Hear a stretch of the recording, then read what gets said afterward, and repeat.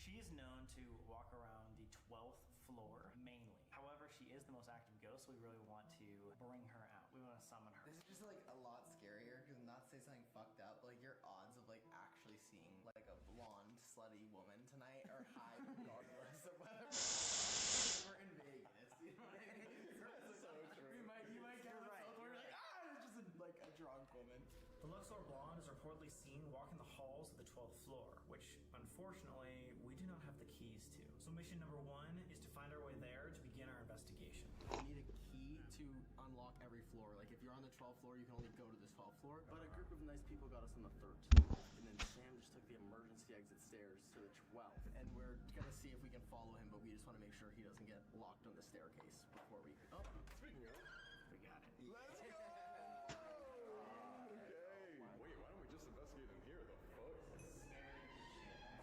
This is actually probably where the construction workers died. The 12th floor is where the Luxor... Turned off behind you, but keep going. The Luxor Blonde is known to roam around the 12th floor specifically. So if we're going to get in contact with Why her, does it look like it's still under construction? You guys do like the crazy shit. I'm like, okay, I'm not there. And then when I have been, it's been like not chill, but like there's been no laws that are. But I don't know. Wow, This is so crazy. I like the Luxor. I like the lights. Getting to like the lights. If that lady was not with her husband, I would have shit my pants. Oh, that's just my god. We need to Yeah, I be able bet to a stay bunch of here people because we have fall no off other that. way to that means we're going to split up. Which brings us to Matt's challenge. Brother. We Wah, were wah, thinking wah. to send you up to the room in complete darkness and night vision. Okay. And go under the Estes for 30 minutes. Oh my god, in the dark with the blindfold. I think that because it's Estes method, I'm fine with that because I won't even know the room's dark. That is That's a good way to look at it. I mean, all your senses are taken. You don't even know what's going on. It could. Hotel room, or is that going to be picked by you guys? What are you thinking? Yeah, whatever you feel. Get in the bed. Get in the bed. It's scary. Like a big nap. tub. A little nappy time. A little nap-a-rooski. So you guys are going to stay here. Us 3 are going to stay here, and he's going to set you up upstairs and let you back in and do the Estes there. And we're going to see if we can get collaborative answers from the 12th floor all the way across in the suite. Amazing. Sounds like fun. All right. 30 minutes in the dark or 30 minutes handcuffed to a toilet? I would easily take 30 minutes in the dark over. I definitely. Really? I would absolutely rather sit. Nick showed me the photo of his like POV the whole time. Do you want to see? This is what I was looking at for the entire experience. This is what I was looking at the whole time. Oh my god. Hearing something from right there. I was waiting for a little kid to jump out and stab me or something. Sometimes the first and the worst, guys. Don't volunteer.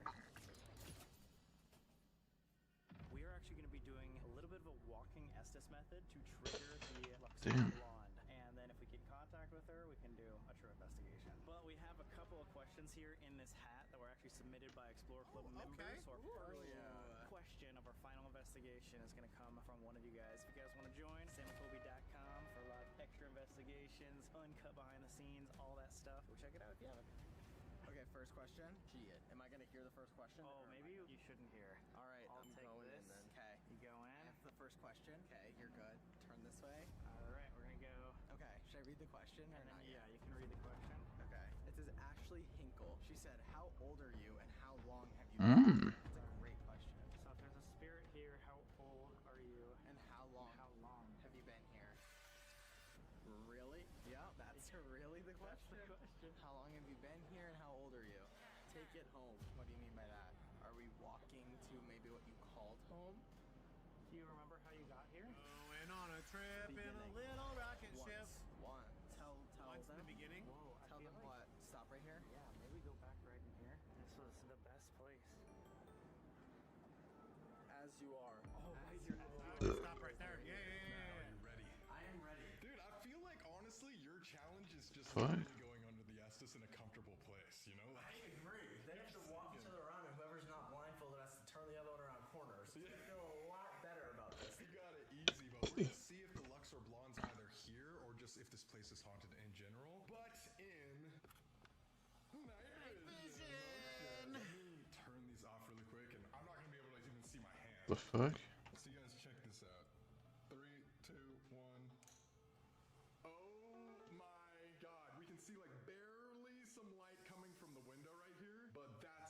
is what it looks like without night vision.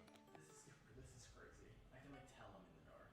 Dude, that's what it looks like. This is fucked up. I can't even see my hand. Gonna try to get over there real quick. Shit. Join. Ooh. Join, did you join us? Are you with us here? With them. With them. Oh, you're with, Oh are you my with, God. with Matt and Colby? Can you be in both places at once? I got like You got a guess, right? They can swap back and forth. Flamingo?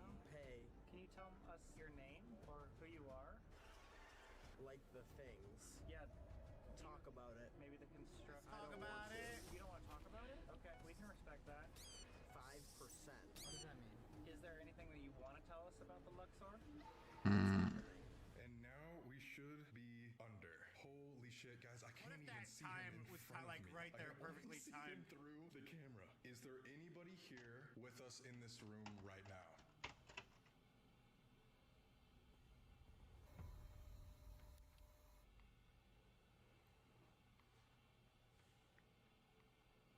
Shit just went blurry. If there's any spirit or anybody that can hear me right now, could you make an obvious noise? Fall apart.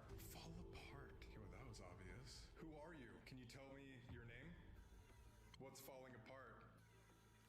I'm not gonna risk it. Whoa! Order the What's biscuit. falling apart? I'm not gonna risk it. That can mean a lot of different things. Could you give me a hint of who you are? After. After I ask more questions? Why are you here at the Luxor? Like after the investigation, after the S's Did you method? come here to escape your life's problems? Maybe to get away for a second, gamble, have some fun?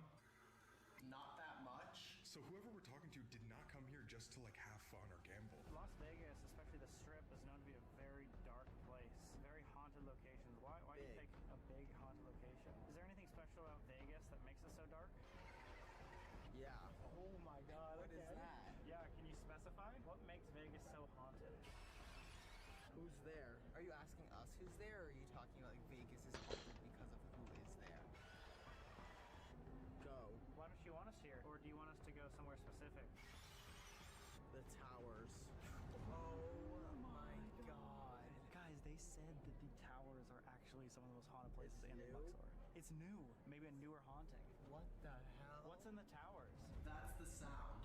That's the sound. What?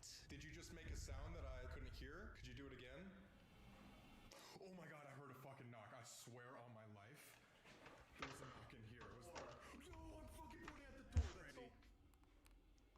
Fast. Again, now mind you, I mean, it's a hotel. There's gonna be tons of sounds, but With money. Fast with money. So many people here were fast with their money Calling me. because the casinos were probably calling them. Like, that's crazy. Why do you think so many people perish here at the Luxor? Is something happening here? It's your head. What? It's like it gets in your head? Maybe Vegas gets to your head? Yeah, that's what I'm thinking. Is that what you're trying to say? Vegas gets in people's head and that's why people perish here? I looked. What did you see?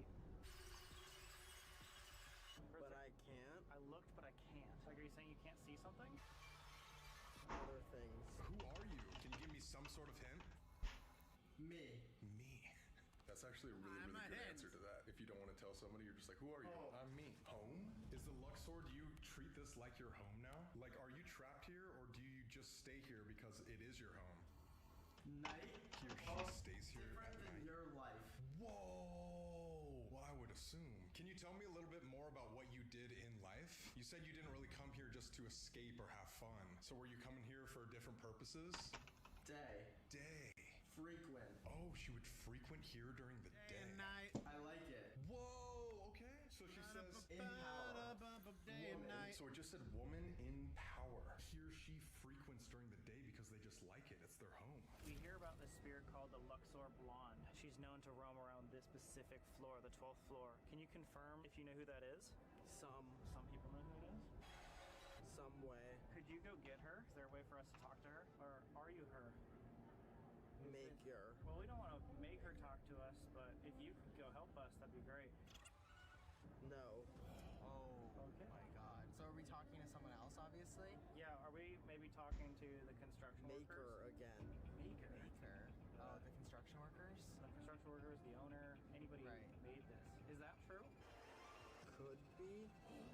Can I just confirm, are you a female spirit who used to come here in life? Chick. chick. Holy shit. Wait, that's too perfect. Okay, so it's a girl that just likes the space. Gotta stay healthy. Gotta stay healthy, okay? Do you have any idea as to like where the most haunted spot in Vegas is? Is it this hotel? That's what there's a lot of rumors about. I saw like a scream. Oh my god. A scream. Could have been. Who could have that This been? could have been the most haunted place in Vegas. Maybe. Either could have been the most haunted place in Vegas or like what was that scream? What makes a place the most haunted place in Vegas?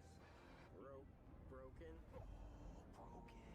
The most broken people. Is that what Vegas does to people? Breaks people down? Windows. Broken windows. Winning. Work. Winning, work, broken. Like they come here to win when they're broken. Again, could you give me a better hint of like what you actually did when you were here? If you didn't like to have fun, were you here doing meetings or something else? Or did you just live here? I don't know. This. It's really not. I don't like think they're that. getting the greatest. Fuck. It's really not like Activity that. here at could this legit just hotel. be a girl that likes to come here to hang out because she just What do you enjoyed it. think? That's what he's saying. My God, I mean, I would assume that it has something to do with the mob, but you tell me. For me, Dude, we're having a full ass conversation right now. talking back to and me? forth. Am I right, or did you literally just come here for fun? took a turn. Is there any hope for Wrong turn? places like the Luxor, Flamingo, or Circus Circus maybe turned around? I got him here. What? What does that mean? Are you saying something specifically caused those places to be haunted?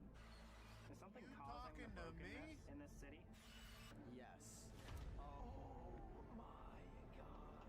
Wait, that's And what crazy. is that? So it's not the gambling, all that stuff that made it. It was screwed up before any of that even happened. Today.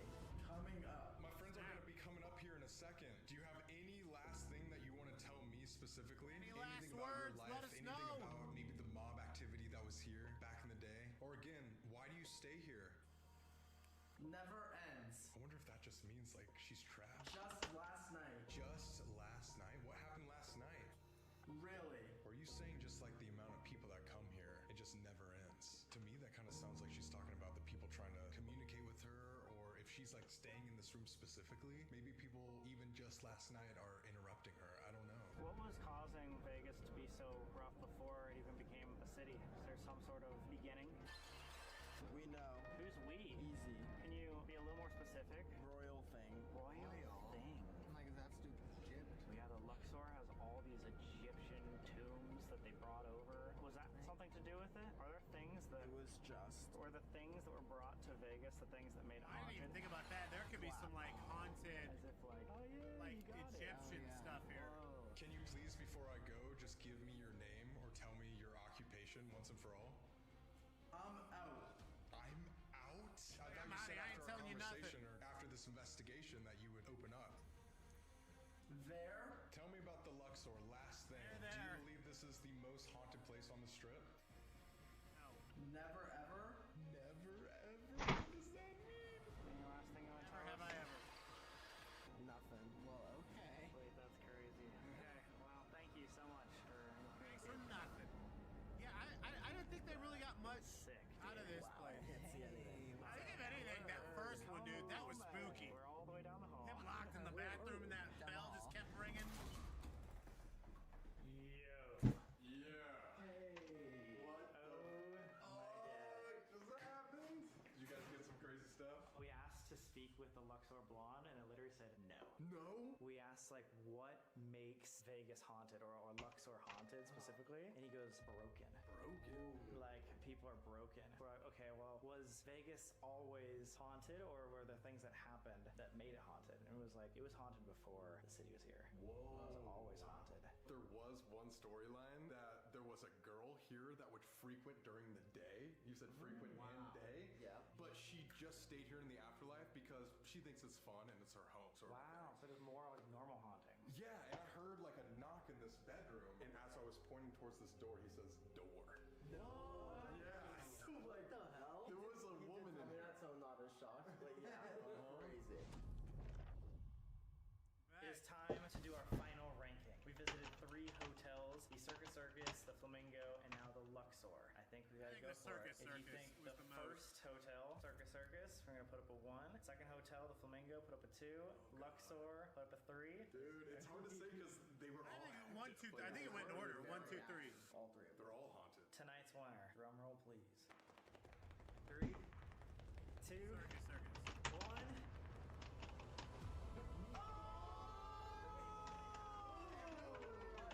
You thought this one was the most haunted. I think the first one was scary, but this one felt more eerie. Oh, okay. I do agree with that, but I think like I would be a fool to not say number one. Yeah, like I was yeah. to no Out of surprise. everybody, you Right. had the right to say number 1. 100%.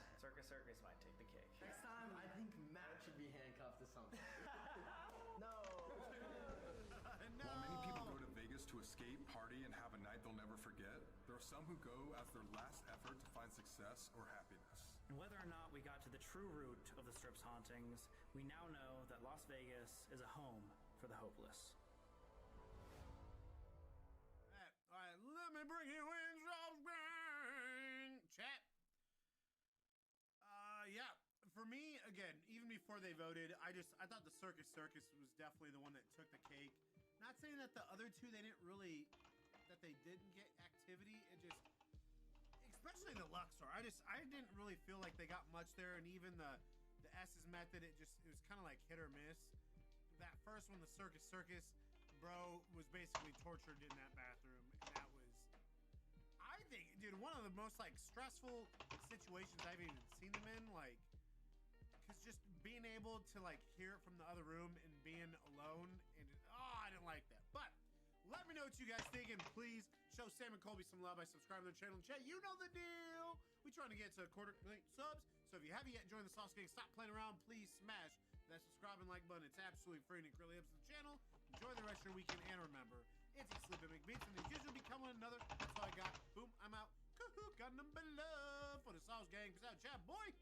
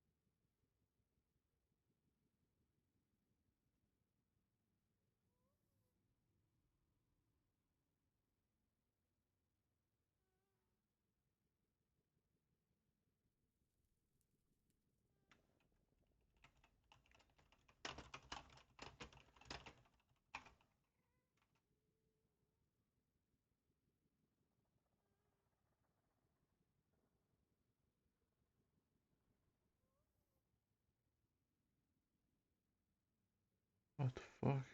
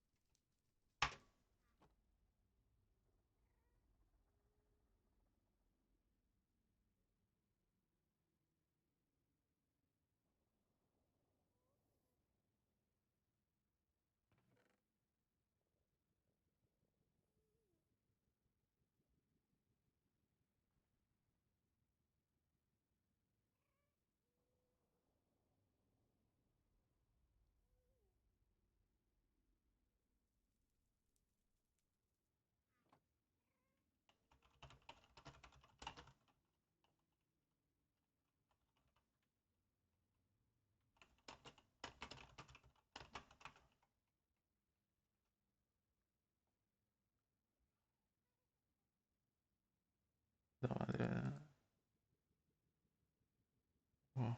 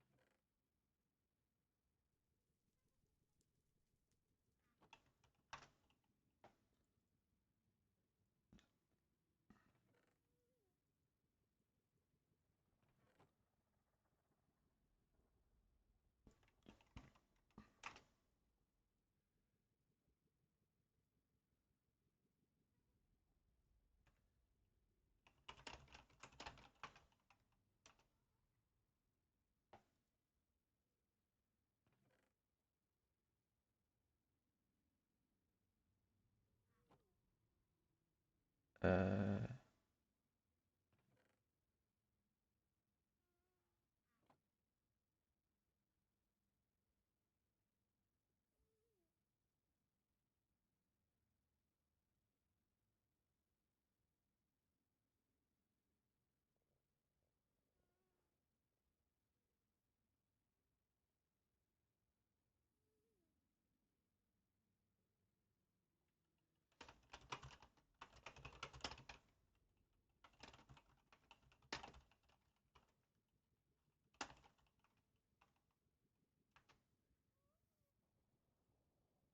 damn.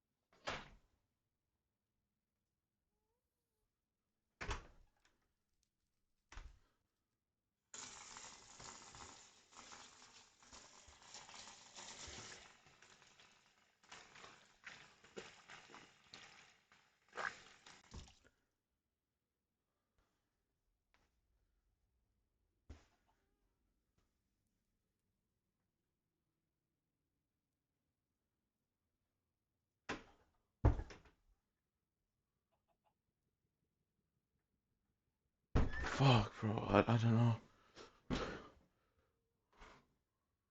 Okay.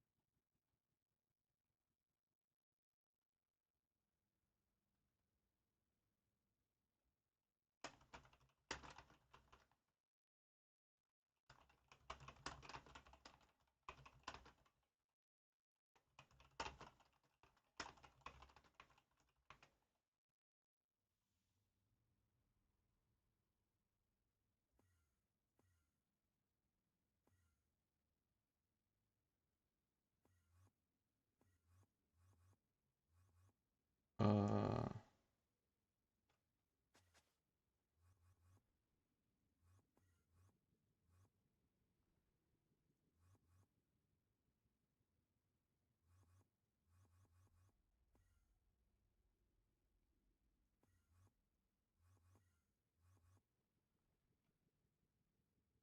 Scheiße. Scheiße, scheiße.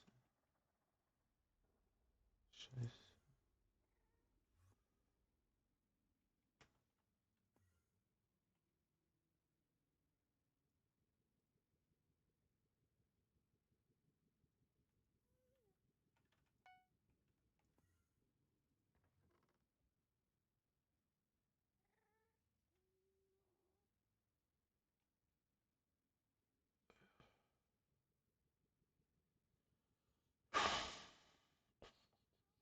We have to break.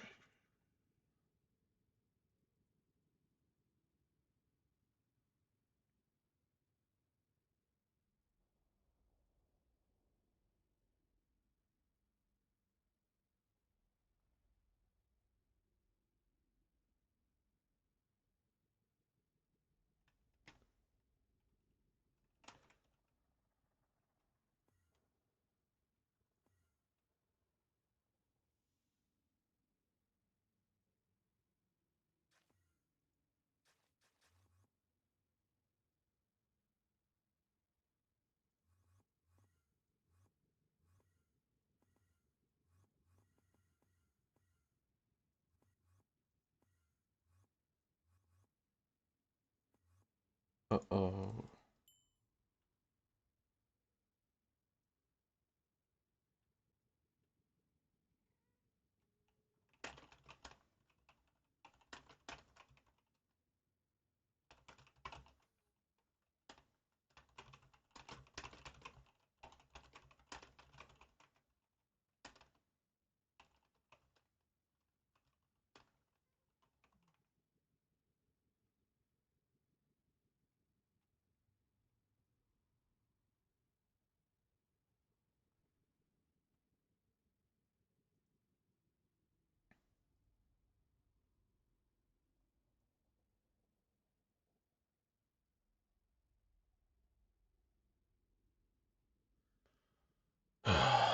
Fuck, scheiße.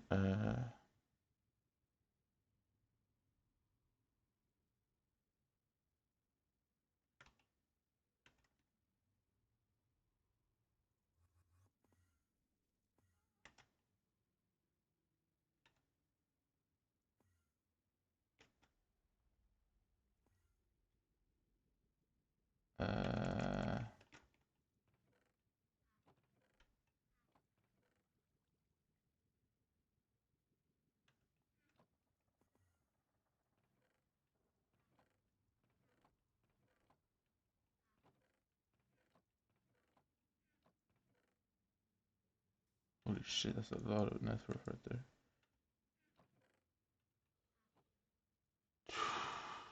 Okay, so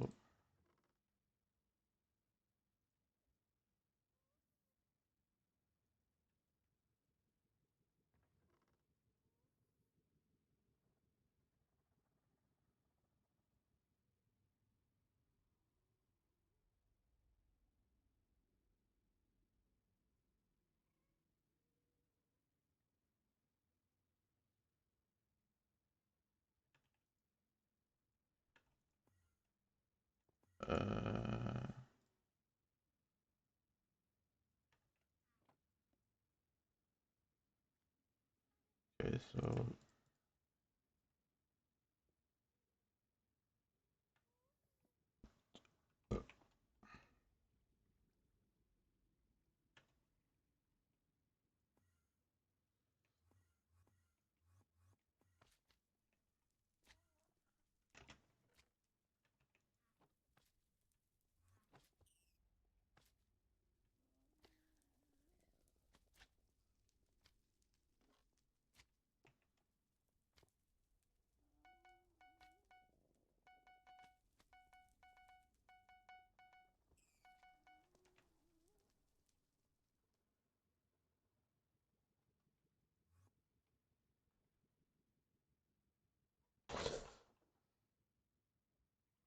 What up, Sauce Gang, and welcome back to the channel. Hot Sauce Beats here with a massive unstable SMP reaction for you. That is right, because the one, the only, Mr. Flame Frags is back with a brand new video chat, and this one is going to be epic.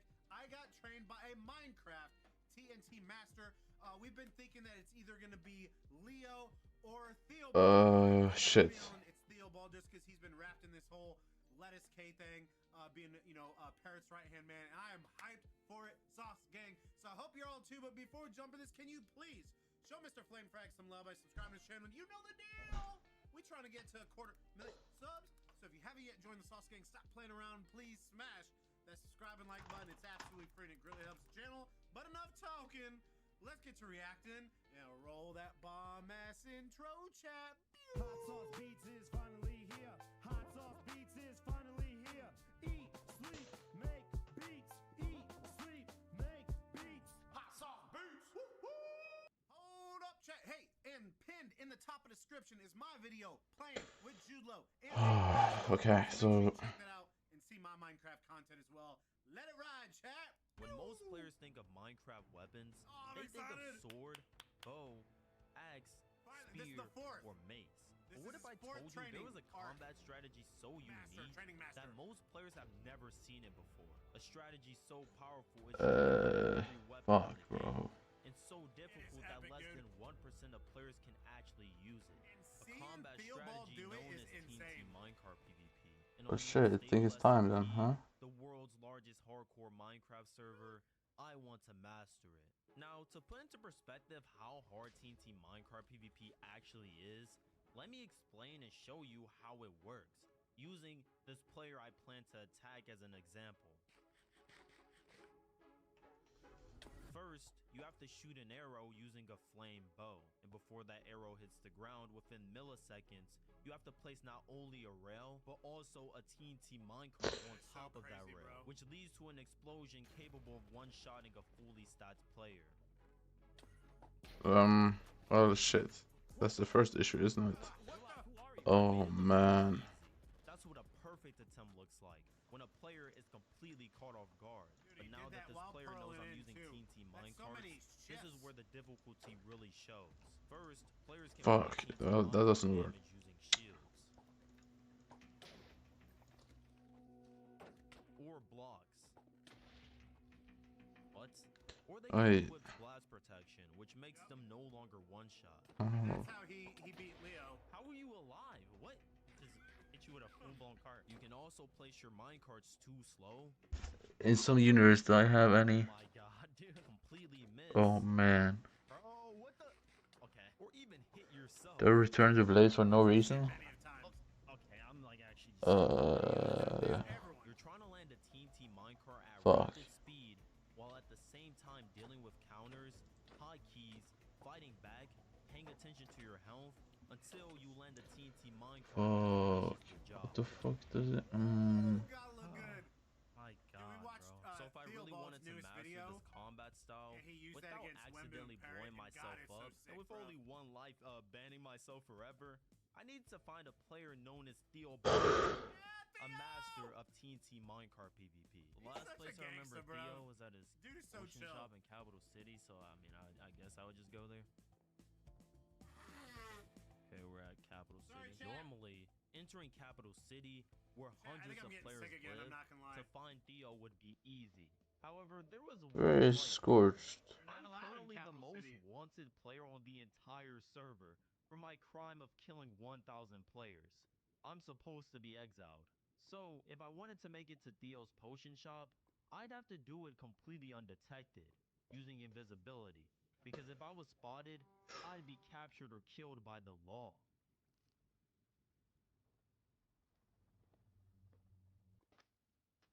Okay, so this is bad, right? Sneaky, sneaky.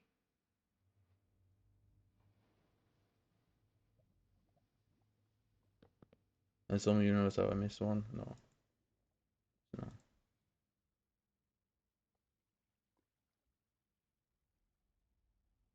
No. Hide them bubbles.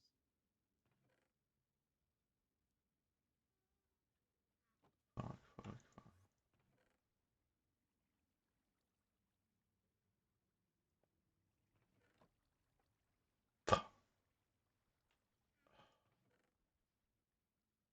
Thought it's just to do here, man.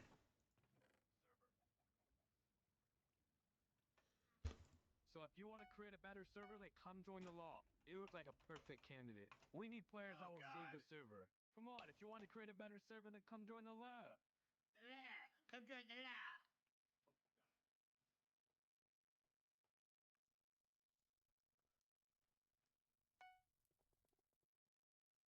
Vote for Lettuce K! Vote for Lettuce K!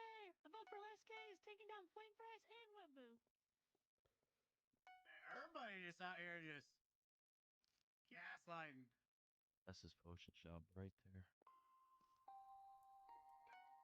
Hey, dude, put your. Oh, I had made put my your way to spyglass Theo's away. potion shop undetected. Theo and his best friend Parrot work at this shop together. However, I didn't see them, so I needed to gather as much intel as I Oh, could wait. Theobald. They caught the. Oh, the law has Theo. about where they could be. Like, this is the poster shop of the legendary Paradex too. I wonder if he's gonna win the election and beat Lettuce. Paradex thousands of votes behind. Wait, well, you saved our city and done so many great things. Well, I guess I'll do good as the second king. Why the second king instead of the first? Because that's going to Parrot. Parrot is incredibly smart. If he leads the server, we will definitely thrive. Yeah, you're right. Oh man, he's so good, bro. Man, I wish I could beat him. Yeah. Parrot does have a chance to win the election in all honesty. Did you hear that all the candidates get a room in the Northern Council? Isn't that insane? Yeah, I mean, that's expected. There's never been a king on its stable before. So whoever wins will be the first king. Oh, First one yeah, ever, that's so chat. cool. Northern Council. He probably, yeah, that makes a lot of sense. Yes. If all the candidates have like a room at the Northern Council, I guess Do I know this guy? there, right? The Northern Council is where the election was originally announced. So it makes sense that candidates like Parrot could live What the there. fuck is To this, get there, bro? however, I had to travel through high traffic areas near spawn with tons of players, and if I got caught, I would have to deal with the law. Fuck, fuck, fuck, fuck. I might be a little suspicious, just a little bit. Oh dear God, there's a Chungus chasing. Okay. What do players? What are, Oh god. What are they doing? I'm fishing. Can you jump up? Can you jump up? Yeah, they're good. oh, He got fish.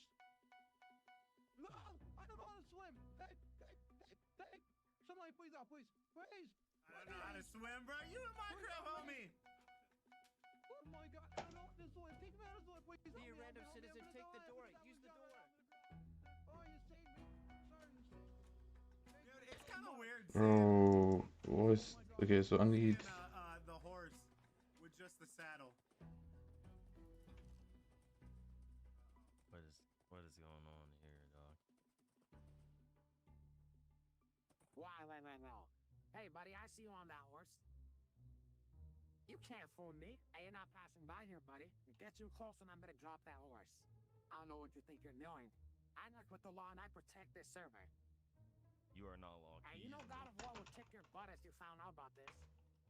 Could you just do me a favor and move along quickly? You know what God of War has done?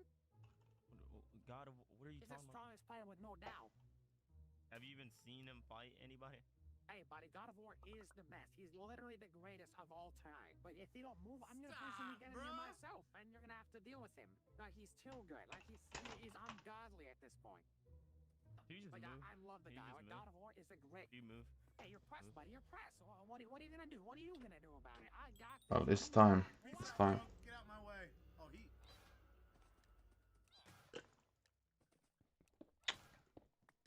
Well, I mean, that kind of had to happen. I wasn't gonna risk my horse dying for that. Who is this God of War? Why is everybody glazing this God of War? I've never seen this so-called God of War. How is he better than Did he not fight? everybody? Who's fought God of War so far? Because we've Should be seen him a kinda couple close. times. He's a commander.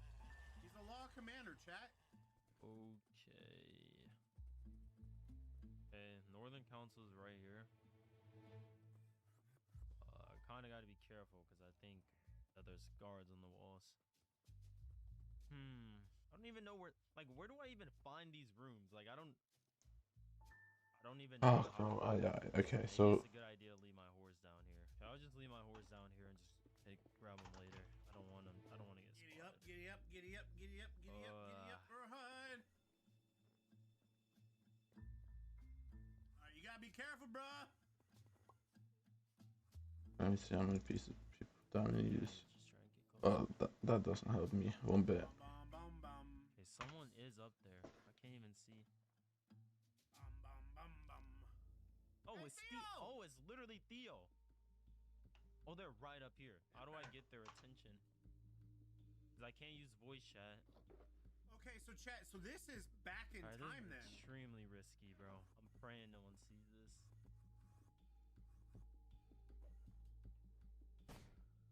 I hope they heard that.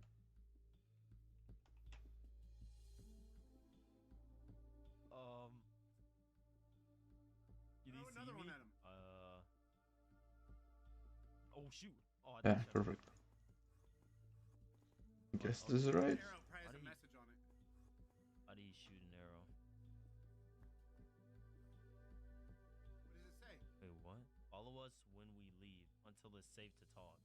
Okay, so he did see. God, do I Yeah. remember that chat? I didn't even know you could do that. Oh, they're right there. There's Theo's literally right there. Let's go this way. Where are we going? You'll see. Nice, dude. 2 for 5.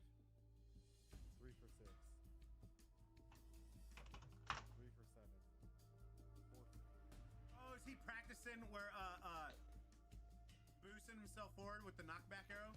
Fuck, bro. I need to just mine. Yo. There's no excuses here. We need to mine. Where we're going? Okay. Yeah. We're getting close.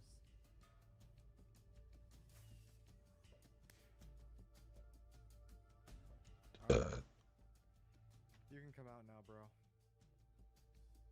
Theo, come over here. We have company.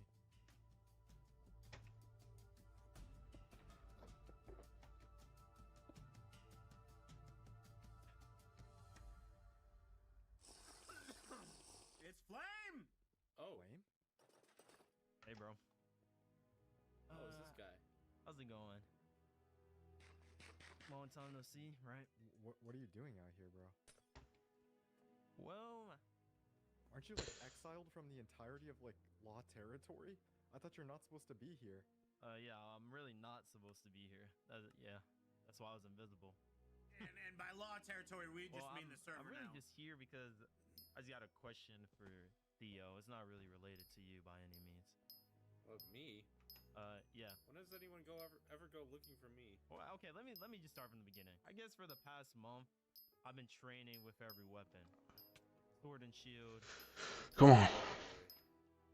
What else? Spear, maces, and all that. Learning tons of different things. And really, there's just one more thing, you know, I need to really get my hands on before I'm a lot stronger. Oh boy. And as you know, that's some TNT minecart PvP if you're trying to help me out, you know? Listen, I might consider it, but I really don't have the time right now. Like, we've got to go to the Great Sea. We do not have much time to win this election.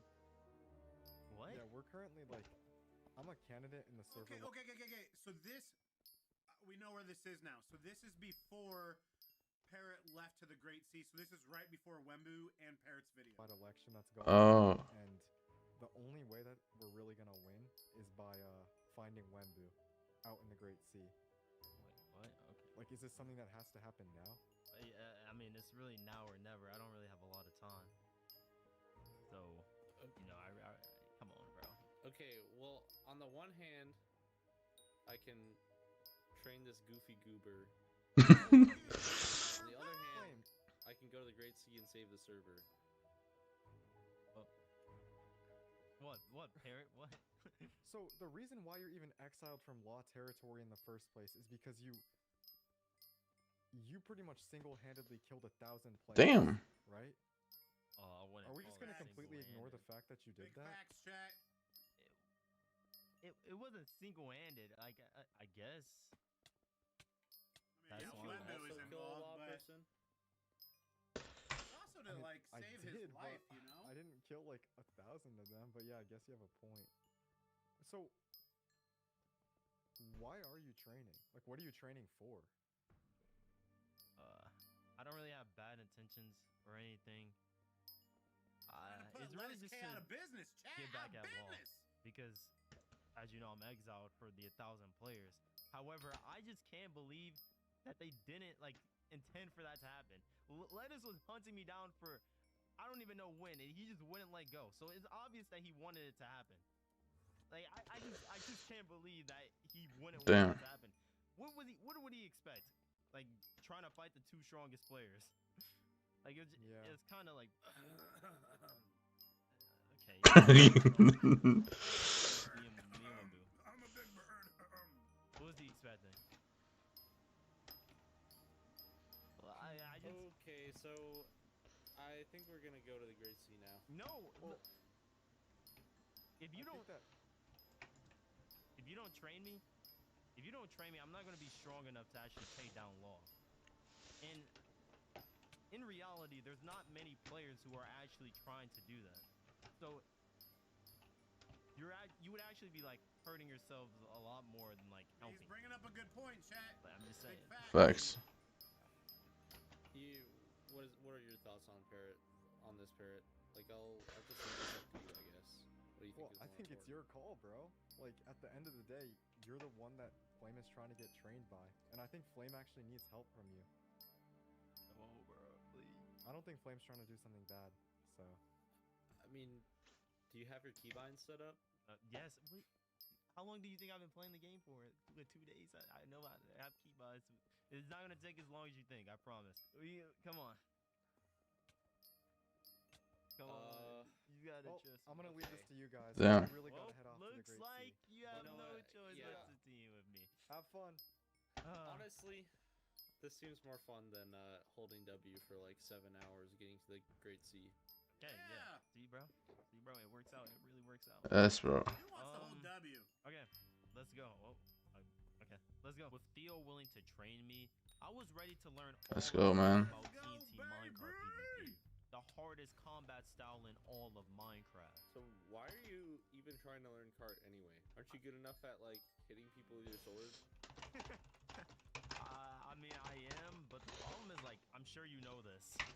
But you know, I'm exiled completely away from like the server. So obviously, so you gotta I'm start beefing with bombing Law. people for revenge? No. I'm beefing with Law, and since everyone knows how I fight, because you know I fight one way, it's just my sword usually. Yeah. I like they just counter me by using weakness, and then I'm just fried. So I need to.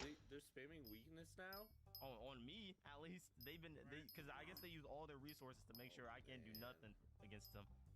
So I need to learn card PvP slow falling on because Wembu.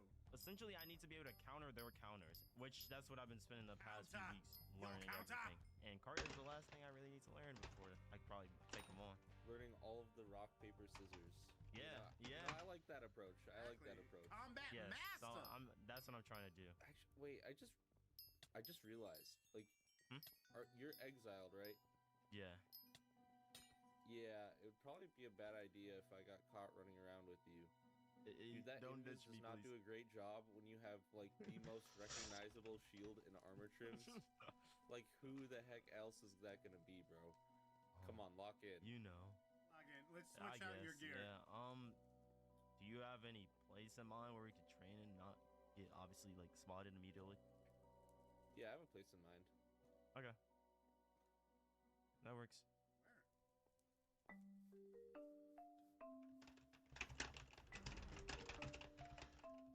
Welcome. Oh, this place is pretty cool. How did you find this? What's this? Course. This is like what I used to train people back you before train people? Yeah, well, you see, I had a few people, a band of little noobs that I was training in cart PvP, and honestly, it was going pretty well, up until a point. What happened to them? They died. They ran into you. Yo. Guys, I think we should just keep moving. What are you doing, Hello? bro? Hello? Bro, where are you? Bro. Guys? Bro. Oh, I remember. This was a while Okay, ago. I'm just gonna kill you guys, bro. Bro, what are you guys doing?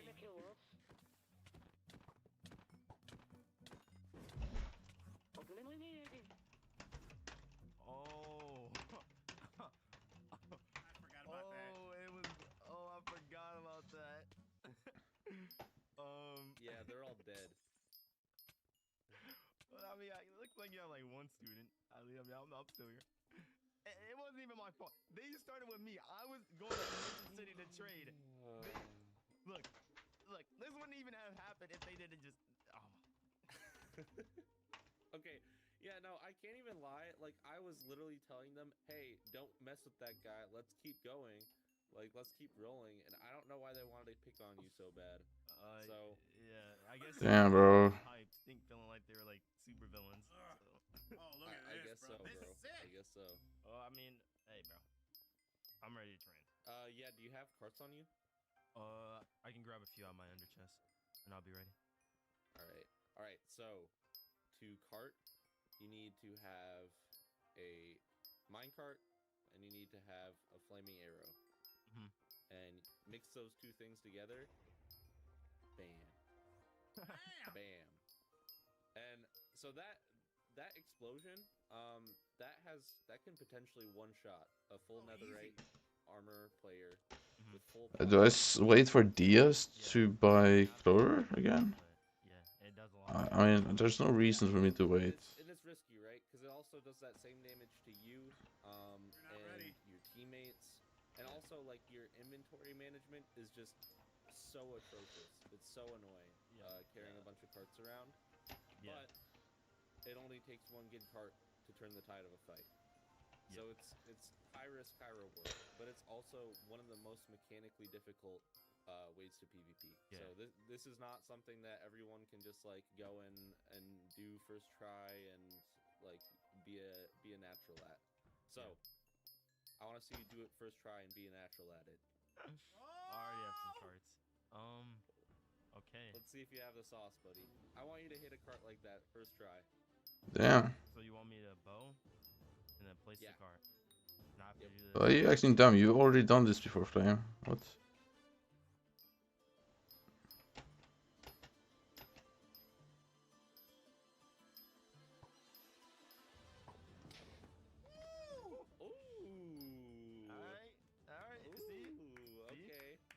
Okay, maybe you do have some of the sauce in you.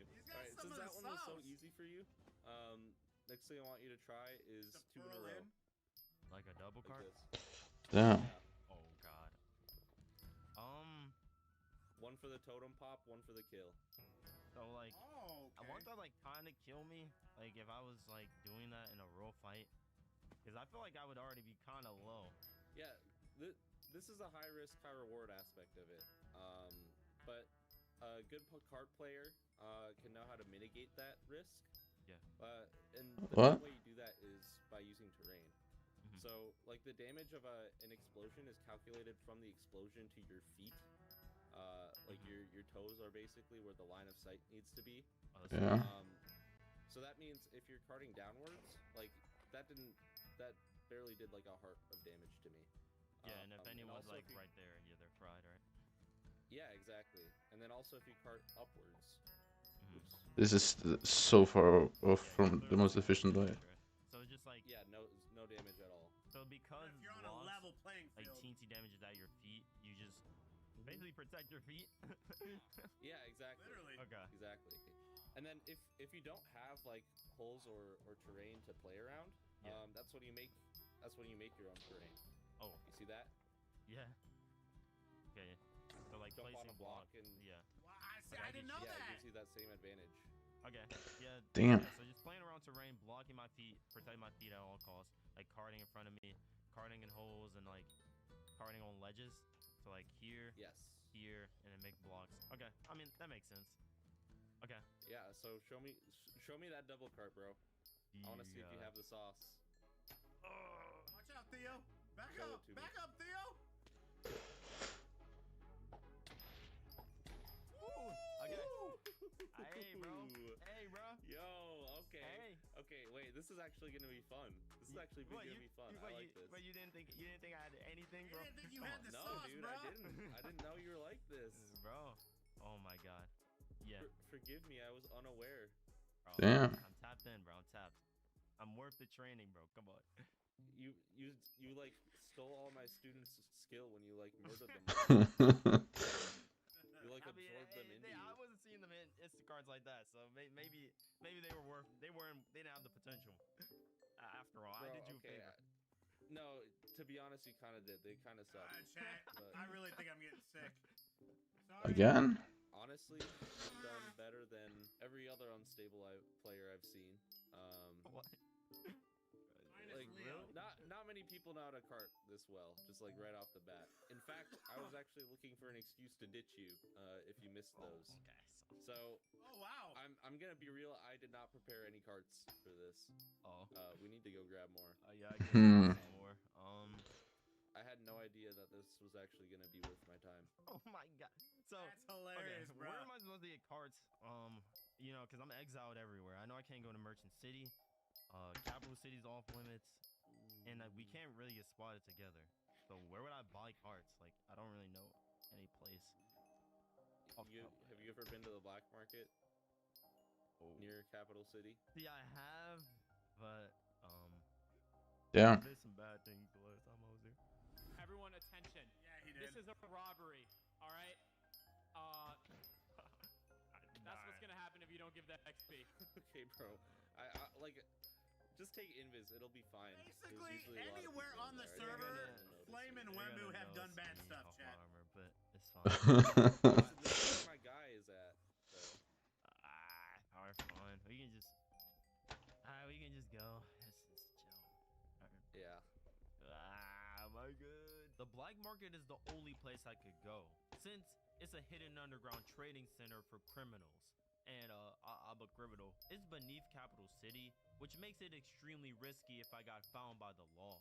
However, we needed carts if I wanted to learn more. For the biscuit. So we made our way back towards the server. So, what has it been like with law Yeah. and you? Like, what's happening there? they've just been hunting me down relentlessly. I still don't understand to this day why, when they exiled me, they started hunting me down again. They literally asked me to leave. I left. I just don't understand. It's just really annoying. So they asked you to leave, and then I kind of want Everest's. Oh man. They want to kill me now or something? Yeah, so I've mainly just been trying to help Parrot win the election. He really sucks at campaigning, so like I've been. I bet you we get Smoke in a day or two as well. I'm sure you're. We need Spoke video, please. What are you laughing about? You don't even know what we've been up to. Yeah, I mean I don't, but I just know Parrot's smart and whatnot. Honestly, I think you have what it takes to become a pretty good Carter. Really? Hey, let's go. Yeah, I really think so. But there's probably just like there's a bunch of things I think you need to learn to just like do dude, it he's about to properly. fly right above him, huh? Yeah, I get what you're saying. And effectively, there are a few tricks I can teach. Oh, that's why he ended up in. Oh. Yeah, I get the cards. We're relatively close, so we just gotta go over this water. Should we can just really just make a boat overall. Okay, I have wood. Do you have wood? Well, I'm guessing you do. Yeah, I always carry wood on me. Hello, bro. What do you think you're doing? Damn. Invis? Seriously?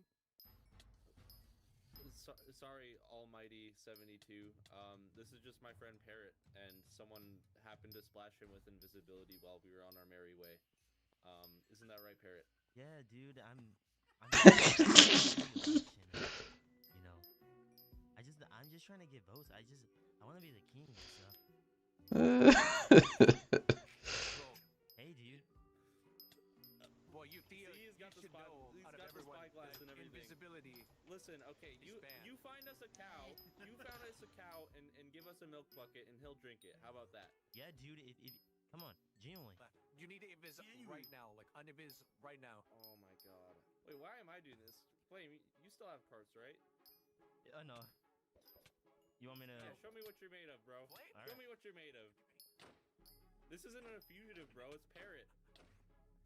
Hey, He's a candidate. Oh, that was a good one. That was a good one. That If was he double carded, nice. he would have took him out. Let's go. No, I guess it didn't pop his totem. Get his ass. Yeah, you let him get too close there. Okay. So I just gotta keep him away. Should I be like really distant with cards?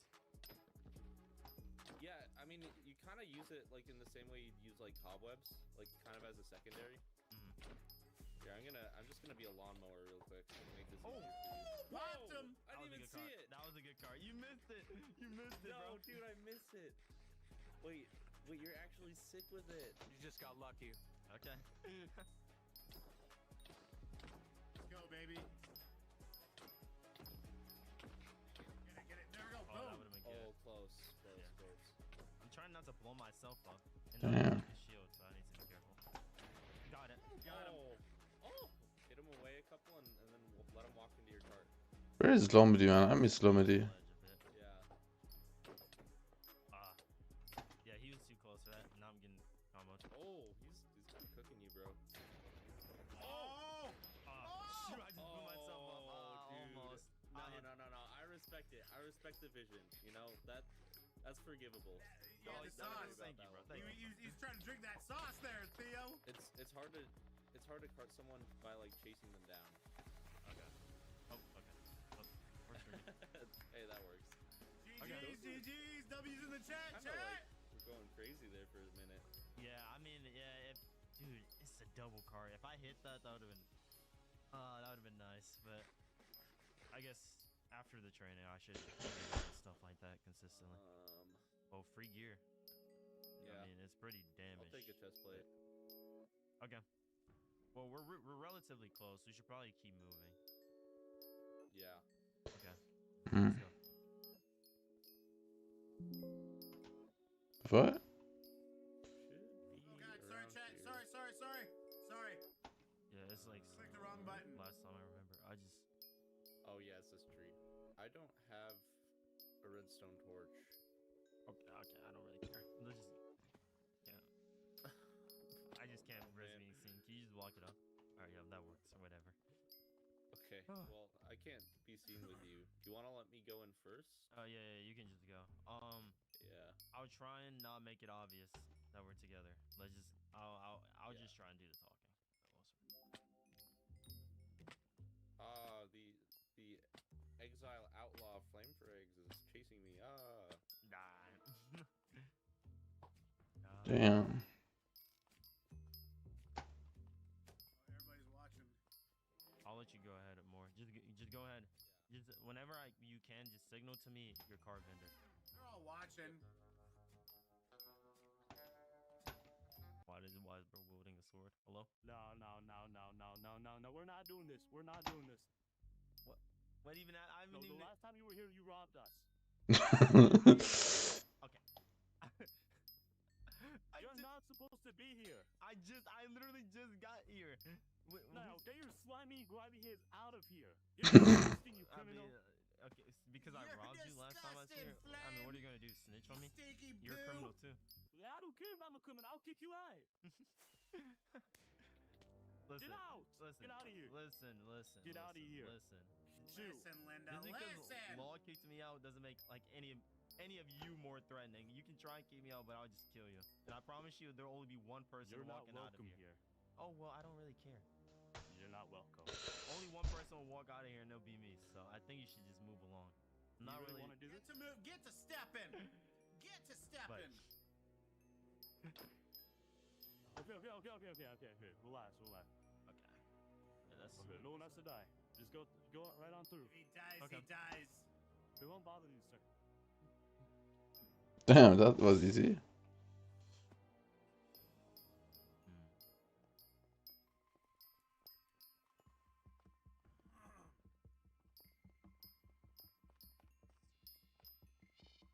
Yo, bro.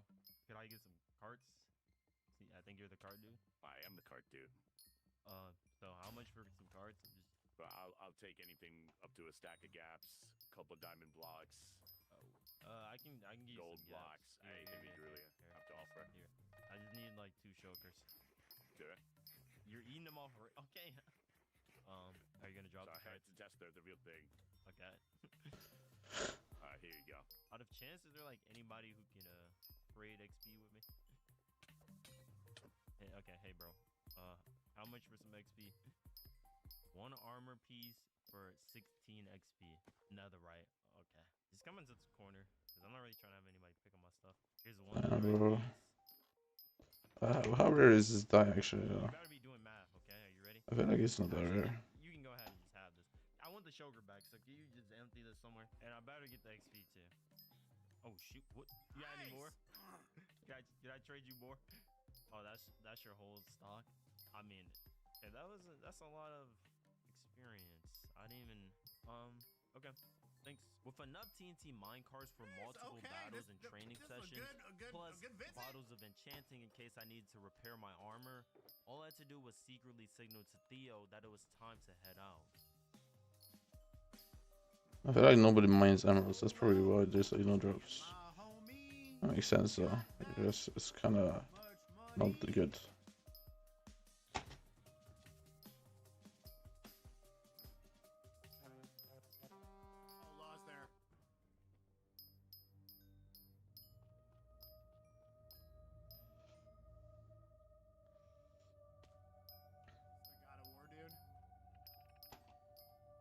God of War is the best. He's literally the greatest of all time. But if you don't move, I'm gonna personally get him here myself, and you're gonna have to deal with him.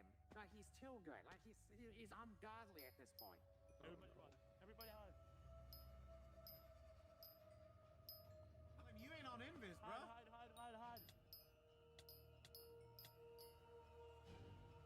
Everybody hide. Everybody hide. What the fuck? Find a place to hide. Everybody. Is he scary, bro? The God of War. Why is everyone hiding?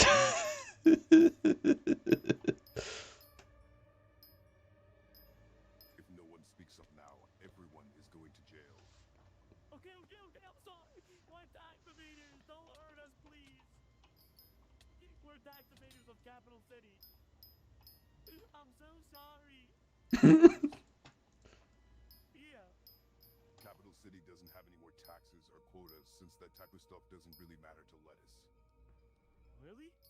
So you are all free to return to Capital City if you want, just as long as the market's open to the rest of the server. Do you hear that, everybody?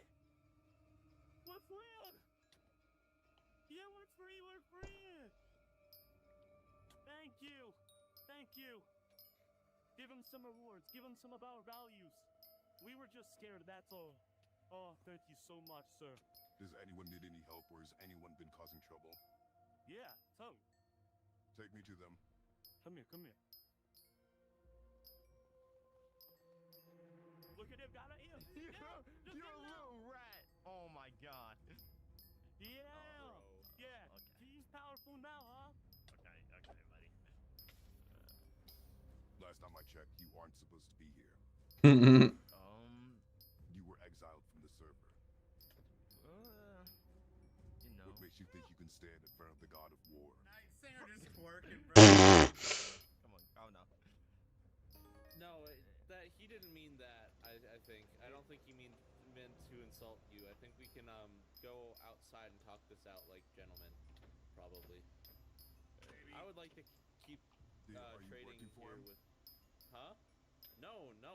I'm just saying that I would like to not disrupt this beautiful market, and I would like to go on trading. I have no idea who that gentleman is, but I would assume that he didn't mean any offense, because that would be bad. You know that working with the fugitive is against the law. Well, I'm just chilling. So I hope not. All right, so I guess I'll leave. I'll do. You are absolutely a fugitive. Oh, I'm leaving now. I got you, bro. Can you stop following me? No, you won't. Hello? You and me are going to duel right now. Okay. Why? Wait, what? You wanna fight me? You don't have a choice in the matter. I'm not really looking for a fight, to be honest. I tried to give you a fair chance. What? So you're mad because I'm not trying to fight you? What? I don't have the kid to fight you. Yeah, whatever. I don't know. Just kidding, bro. The God of War cannot be this good. I will extinguish your flame. I'll put it out like I'm a fireman.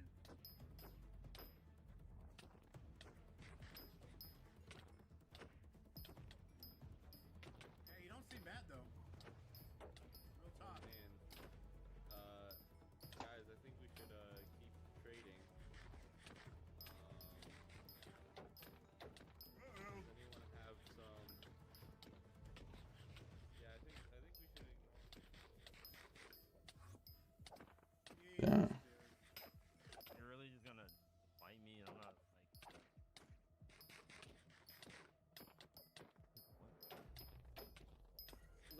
Ladies, you're both beautiful. Okay? We don't have to be doing all this.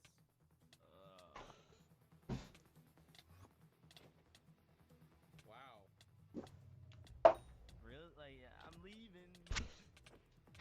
I mean, Fled's trying to be a pacifist here and leave. God of War ain't having it. Wait, so oops. Yo, random dude getting bodied by this God of War guy. Trainer did. Oh my god. Dude, Flame's impersonation of Parrot was epic, chat. God, What I am the so fuck just happened? sorry, chat. This sucks. Oh. Oh. Yeah. From a distance. It's just not really.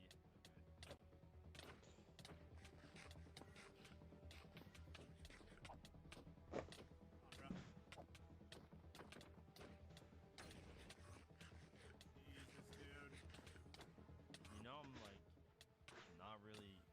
I don't really have speed or anything. This isn't really a real fight or anything. Oh, so you just don't like to talk, huh? Yo, are you guys also trying to get out? I'm also trying to get out. Yeah. I'm also trying to get out. Yo, oh shoot, I misclicked. Wait. Really, bro? I mean, I'll rematch you. I know you probably think you're tough because you're defeating me, and I'm just currently not. Into talking, bro. Oh, knock him down, yeah. Oh man, oops, I accidentally dropped some invis. Oops, my bad. Oops. Accidentally. See, Theo, over here. Hard run. Get on the path. Theo. Dude, that guy is like bodied. Dude. you got absolutely rocked. Okay, let's just keep going. Wait, I don't want him to. Bro, what? Okay. I was just not ready for that. I was just not expecting that. Bro, were you even swinging? War is good, bro. Bro, what was that? He was just hitting like perfect. His armor's probably just like full Dura right now. Okay. Dude, I didn't even it's have not just me who speed. saw that. The entire black market was just watching that go down. That was actually wild. Real funny, right? You're gonna keep blazing him? Dude, he's actually the god of war. Like, I thought his username was lying. It was only because I didn't have speed. I was not ready to play him. If I was in an actual situation where I was ready to fight him, bro, whatever. You know, a good player never drops their guard, you know? Yeah, whatever. We're training. We in that How would you training teach me arc how to actually do something against that? What was I supposed to do? You know, that was kind of a melee problem, but I guess if you gotta learn some carts to didn't have speed. supplement your Orange, your I bad couldn't even shield. fundamentals. What are you even talking about? You gotta work on your fundamentals, Flame. Okay, bro. What was I supposed to even do? Chill. I'll train you, buddy. I'll train you. What? Dude. Do you think I'm trash because I just lost this dude? You know, I didn't say that. I mean, like it would just appear that way to the average observed player in that situation. So you think I'm bad now because of that? Listen. Even the best players sometimes take an L now and then. It's something you gotta learn to deal with. Bro, alright, fine. Just whatever. Train me then, bro. Alright, let's do it. Alright, we back. Alright, so you did a pretty good job carting that one law guy. Not the second law guy that you just fought. I didn't even have got cards. absolutely rolled. You got slapped around by that guy. But the guy before that, you did a pretty good job carting. So I think you know how to do that pretty well. Next thing I want to teach you though is the crossbow cart. You have a totem on. You guys. Yeah. Oh, okay. That did almost all my. Crossbow cart is the thing about carts and like blowing up a cart with a flaming arrow is that the damage from like a really slow arrow is much less than a really fast arrow. Yeah. That cart will do a lot more damage to you if you're standing near it. So what that means is that if you have a crossbow, unlike doing a normal cart, with this like really slow arrow, you're putting down a flint and steel and shooting a really fast arrow. So like the faster, it's basically the more like damage, nuking someone. Yeah, faster than more damage. Okay. That makes sense. So pretty much the way to do it, which I've done it before, I've learned this before, is rail, cart, flame, and then the arrow. Right? Yeah. That's an extra step. You thought I was gonna blow myself? Yeah. Yeah, no. Okay. All right. I want you to do it without blowing yourself up. Oh, without blowing myself up? Without blowing yourself up. All right, so I would place a block like this, right? Dude, it's kind of hard. I'm just kidding. Okay. I missed the arrow. Oh, you had the right idea. Yeah, I was pretty much just did it. Hold on, let me try again. Dude, I did it again. Oh my god. Dude. Yeah, bro, I'm trying so to. many steps. Like, I learned this a long time ago, and I'm like decent. Oh. Well, I hit it, but I blew myself up. Yeah, so like without blast protection, it like guarantee blows you up. Unless you. Buraya daha günsüz yine. Even with blast protection, if you're not like ya. triple gap, like the damage is kind of random. Ja. Even with blast prot, you can end up blowing yourself up. So when do I use this versus instacarting? So, okay. I guess kind of like interesting. Like, I don't know when to use what. I would say for most situations, Ja. Jeg spiser. Det var ett eller to stykker igjen.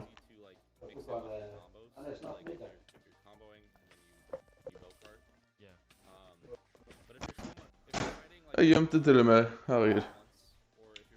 Jag inte det till och med upp på det. Like this, and you know, Yeah. Okay. blow them up like that. These ledge positions are the best for crossbow karting. Okay. So it's like creating my own craters or ledges, and then just almost. Yeah. Oh my. bro, chill. Whoa, that was almost an 07 to field ball, Jack. Feel my life flash before my eyes. Okay, yeah, it's just like I gotta get used to the timing. Yeah, there's kind of a rhythm to it. Dude, I just keep missing the bottom. It's like the crossbow. I guess I haven't. Yeah, and you can practice the crosshair movement by itself. Yeah. Like you're just going down and back up, like by a little bit. I just gotta. Okay, cart. Okay, cart. Dude, I messed up the arrow again. I'm so trash at the arrow. I guess I'm not used to placing it on the ledge. Yeah, when you're placing it on the ledge. Oh, there you go. Yeah. Yeah, you barely have to move your crosshair at all. It's like it's an easy peasy setup. Yeah, see. Oh yeah, now I'm kind of. Yeah, there you go.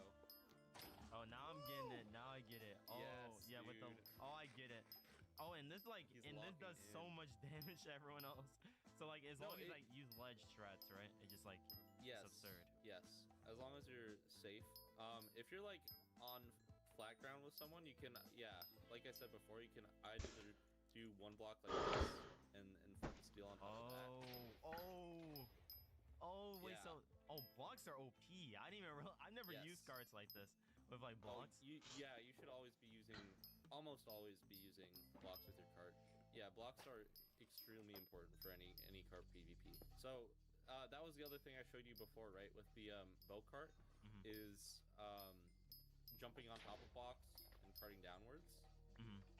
That protects you from a lot of damage, and you can also, to some extent, do it with crossbow karting. So like, karting is just very terrain dependent.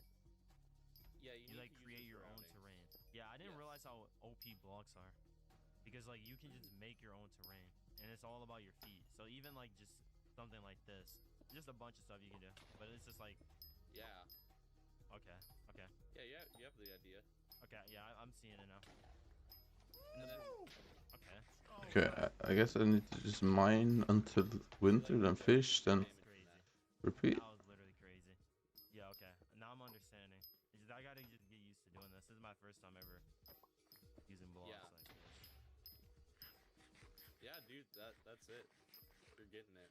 And then also using it with crossbow like I showed you. Oh yeah. But then I would say just like how with bow karting it's really sevens to important the train, chat. And then with I guess a couple more things with bow karting. One way if you really want to aggro someone when you're karting is Please, yeah. turtle karting. I use this all the time. Also, wait. To one tap people. I'm gonna wait like 2 weeks and then sell everything. Throw your pearl and you just get ready to instantly cart. I think I'm gonna just keep hers forever, bro. The pearls in the air. Oh, so how do you even wait? Do it again. I need to see that again. Here. Huh. Theo is so good So at how that. long do you charge it? Not too long, otherwise if the arrow's gonna be too fast, then you're not gonna have time to place the cart. But like as much as you would like a normal Instacart. Okay.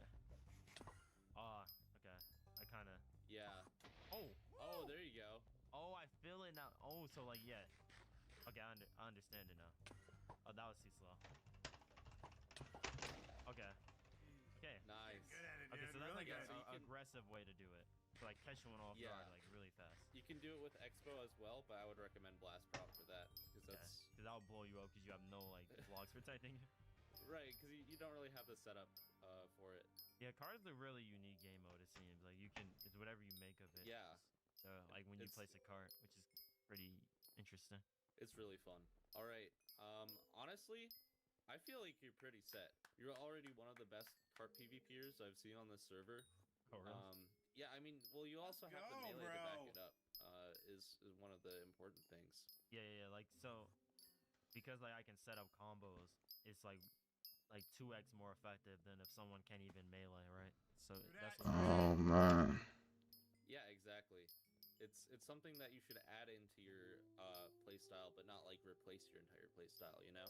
Yeah. So that's why it's like really hard for a lot of people to pick this up because of the fact that you have to already have the melee skills down, and if they don't, and adding way more hotkeys is just basically like like you're just making it worse for themselves because they're gonna just play worse. And I kind of give it you. Yeah. But honestly, like you've gotten the mechanics down real fast. Like I think you have So like a good natural instinct for this or something. I mean, I played a bit, but yeah, I just kind of understand it. Oh my god. Okay, you're not cool, bro. My bad for complimenting you. I shouldn't have. Like, calm down that ego, bro. Calm down that ego. I would say that Yeah, dude, 07's that you should really focus on your consistency and focus on your use of blocks. Yeah, I didn't even realize you could use blocks like this. So just maximizing terrain. That's the most important thing. Okay, yeah, I understand that. All right, actually, I have an idea. What? Since you got manhandled by that God of War guy so badly, you got like completely slapped around. If you want to become an official good card PvPer, Fuck. well, you're gonna go back. You're gonna go find that God of War guy, and you're gonna beat him so bad with these carts, with everything I've taught you. Okay. That's how you become an official cart master. Yeah. I'll make it happen. That dude was really good. So sad. How? It was a little. Really good. How am I sad? He was really good. No, don't even. Something. No, don't even say. Yeah, bro, this guy is getting banned. Who the fuck is this? I'm saying I've never heard of this guy, and it was bad. Everyone's been glazing. Switch. I don't know where this How did I ban someone through here? I guess I haven't been here What for a the while. fuck? All right. Well, now you know how to cart. You go back and you show him what's up. Okay. Yeah. Thank you, bro. Yeah, that was fun.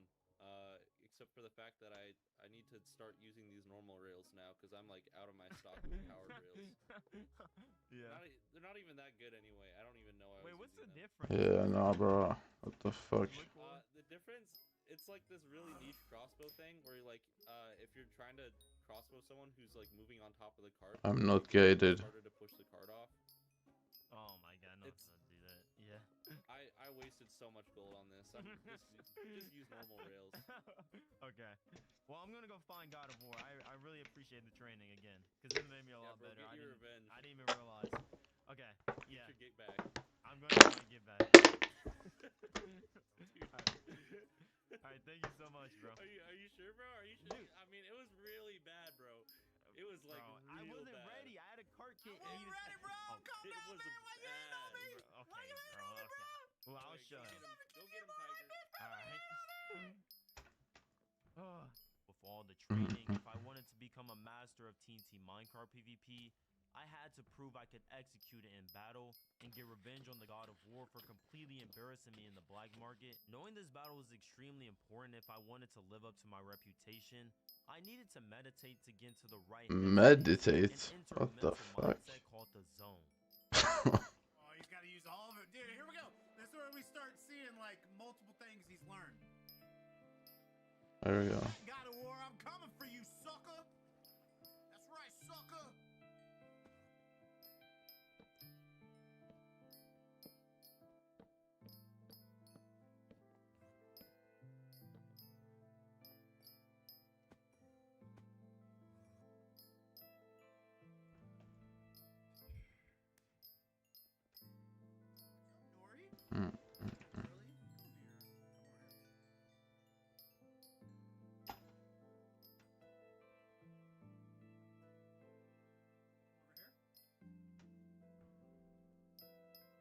The fuck is he saying GG's for, Hank?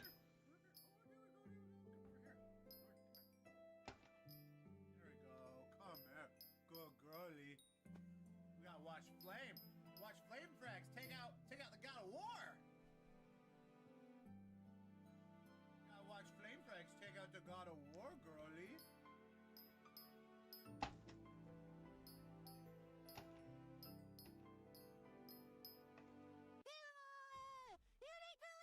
Get away from me! Get away from me! You need to leave! You're a criminal! You're disgusting! I wasn't ready for that, chat. Yo, listen. You just interrupted my meditation. Okay. So I don't kill you. Can you just take me to the God of War? I know you know him. Take you to God of War. Take me to the God of War. Okay, fine. Girly. Idiot. Stop drawing your bow. Relax. Buddy, you just. We're almost done, dude. We're about to hit the big battle. Big battle time. Oh, what the hell? What is this? So this guy has his own desert?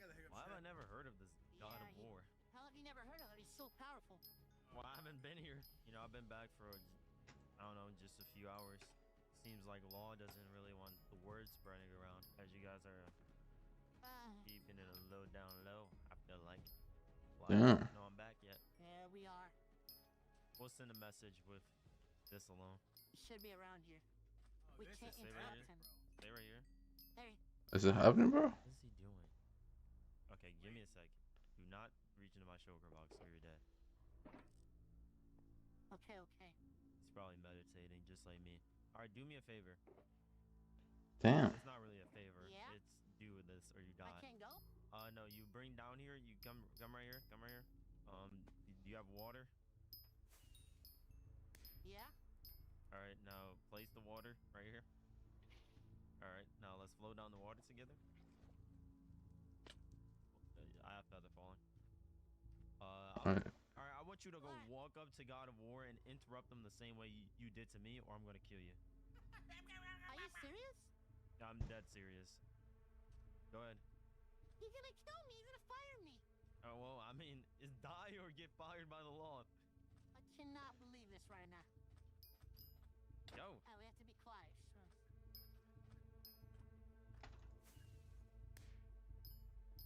The fuck? Just kill him right there. Slam him out.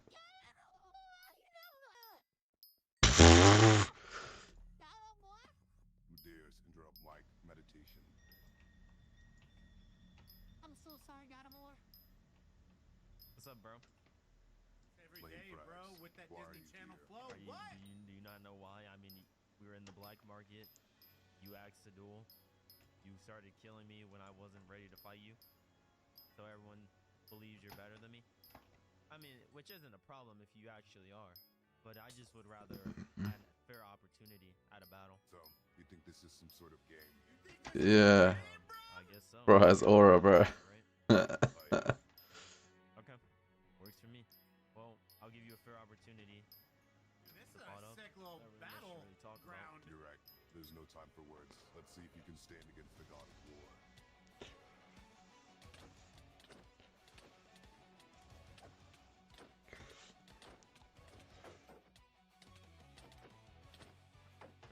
Damn.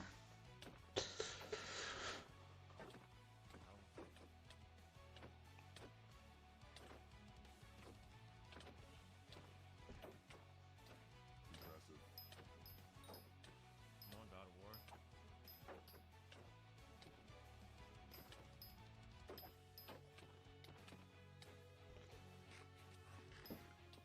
Card town. Come on, Frank.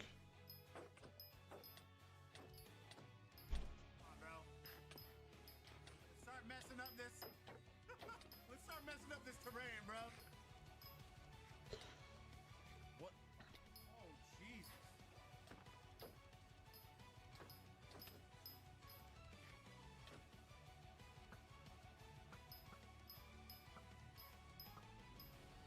What is that debuff? Hey, riddle me this. Why is he like whipping it? Is that a thing? It almost looked like he was like whipping it.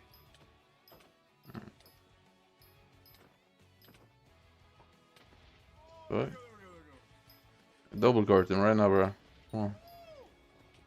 Ooh, come on, bro. The God of War, man. He doesn't got no aura, man.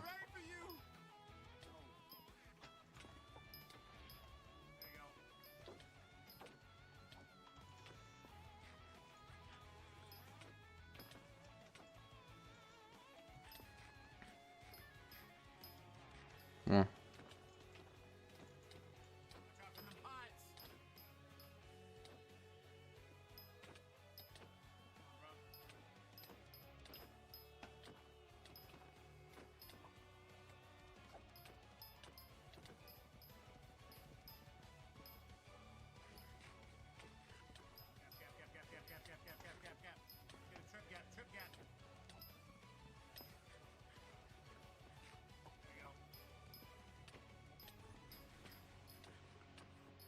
Kinda should have just done nucleus runs, man, when ore was fair. I kinda threw it wrong.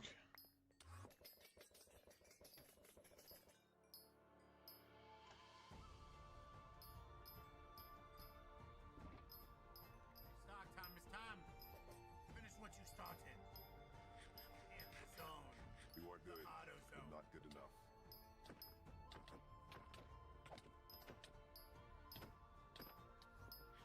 Pretty sick name though. You gotta give him that. Ooh, okay, okay. Why am I mining that iron every time? I'm a retard, man.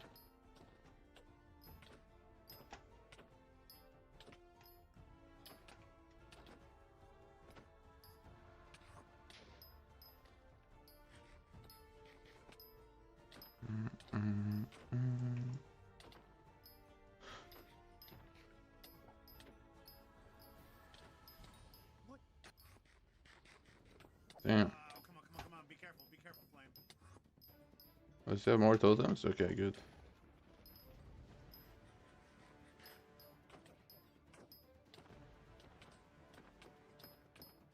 careful, Flame. Don't get complacent. Stay in that zone.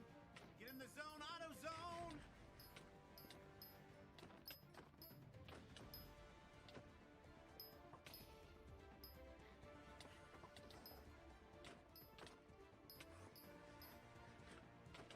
Doesn't have a heart there. I mean, he's got a totem, so it's all good, but notice how he's using the train, chat. Dun, dun, dun, dun, dun, dun, dun.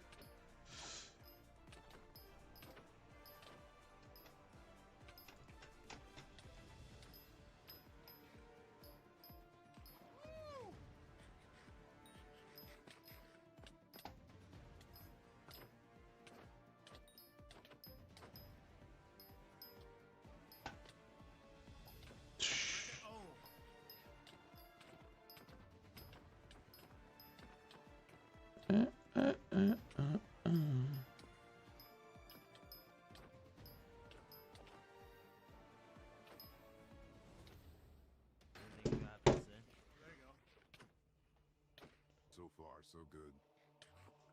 What? Why is he running?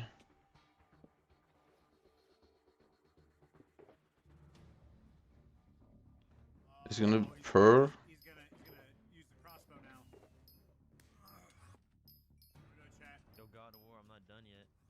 I'm gonna turn around and fight.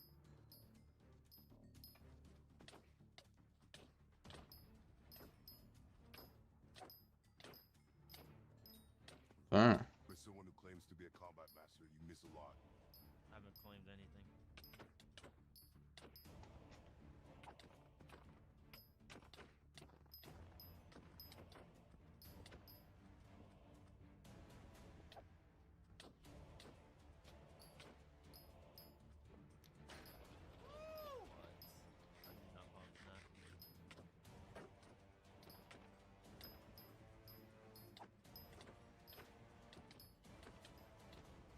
Get by your crater. Get down in your crater. There you go. There you go. There you go, bro. Get him.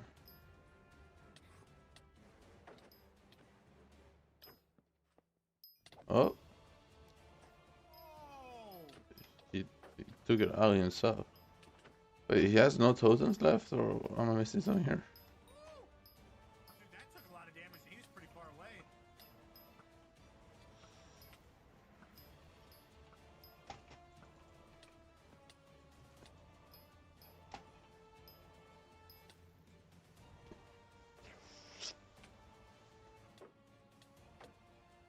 Throw to him.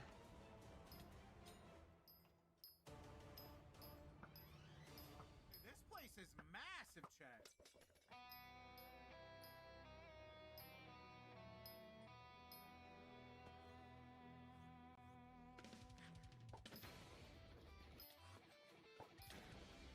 There we go. Oh, yeah, he's locked in. 14. He's locked in, chat.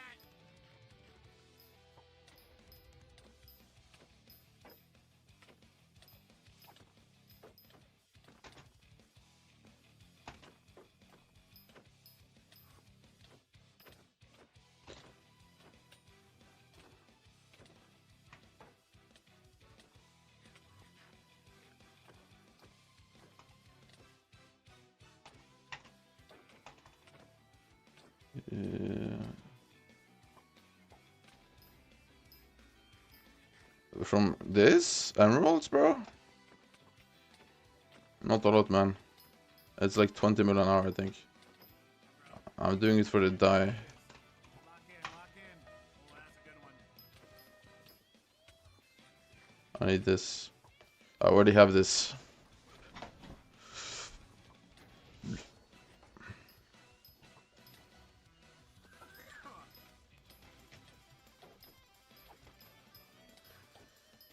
I have 14 billion coins in my sacks though. Which is pretty good. There we go. The end is near, Flame Frags. I feel like he's just gonna like stasis out and be done. For one of us. Oh, there we go. He said for one. Yeah, dude, Flame is whooping his butt now. Oh, there you go. Be careful, dude. Are you really gonna keep fighting me? I think you're. Is he gonna dip like a pussy? Because you need to actually kill him, otherwise people won't believe that you beat him. You're gonna Oh. die. Oh, that's good. Let me kill you. This is all this means to me. This title that I have. It's everything that it's everything. Well, I mean, you're just gonna die right now. Like, I'm not really interested in killing you so much, I'd though. rather die. It was more so beating you, which is what was more interesting to me. I don't know. I just wanted to set the record straight. Everyone was saying how you're this god of war and etc. I just don't want to live with this failure. Damn. Well, I mean, I'm not really giving you many options because I'm not gonna kill you. Because I mean, you're actually a worthy opponent. You're someone who could probably come back and duel again, and I can duel you over and over, and I can keep improving. So I'll keep you alive for that sake. However, remember today, because today is the day that I let you live. Now, Ooh, that's cold. when you're strong enough again, I want you to come face me, but don't like waste my time. Don't even show up if you're not strong enough.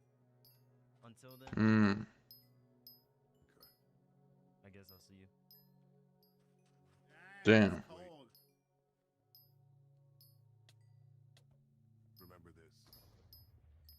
Well, remember you blowing up your items? I'll be back. Oh, okay.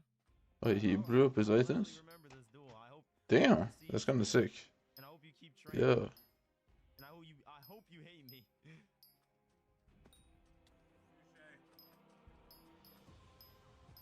Cause that's the only way.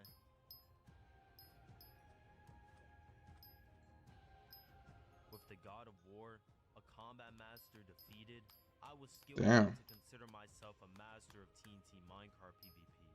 And after a month of learning sword and shield, spear, mace, and TNT minecarts from the best players with each weapon, I theoretically possess the skills of a Minecraft combat master.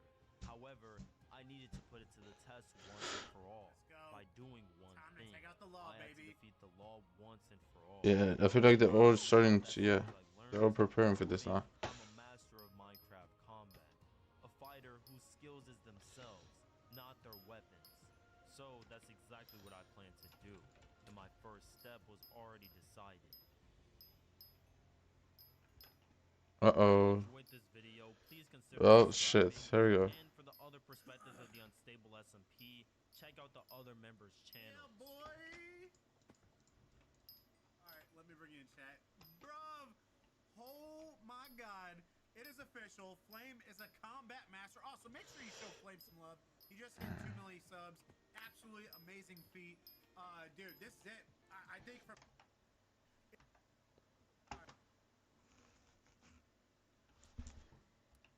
Let me bring you in chat. Bruv, oh my God, it is official. Flame is a combat master. Also, make sure you show Flame some love. He just hit 2 million subs. Absolutely amazing feat. Dude, this is it. I think from here on out is essentially going to be the finale of this massive arc that we've been on for everybody.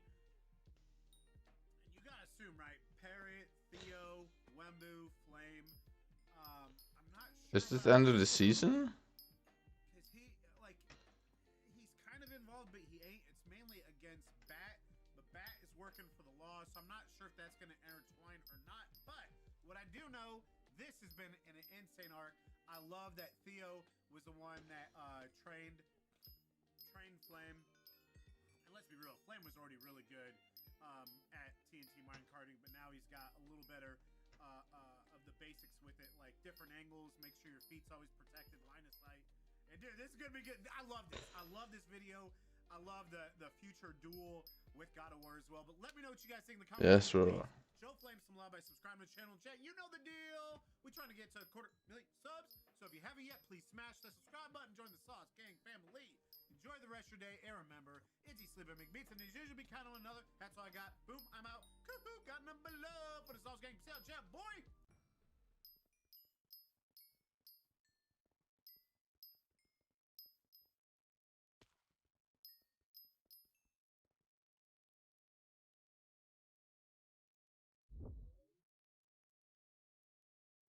I'm staying here for a while. I just hope we get the opportunity to do that. Once again, Courtney composed herself and returned to the matter at hand. Thank you guys for getting me water and fish. Is he okay? He's in the hospital. They're still, I'm monitoring him and talking to him. So we're waiting. Oh my God! So he didn't even have to have surgery. Well, I don't know.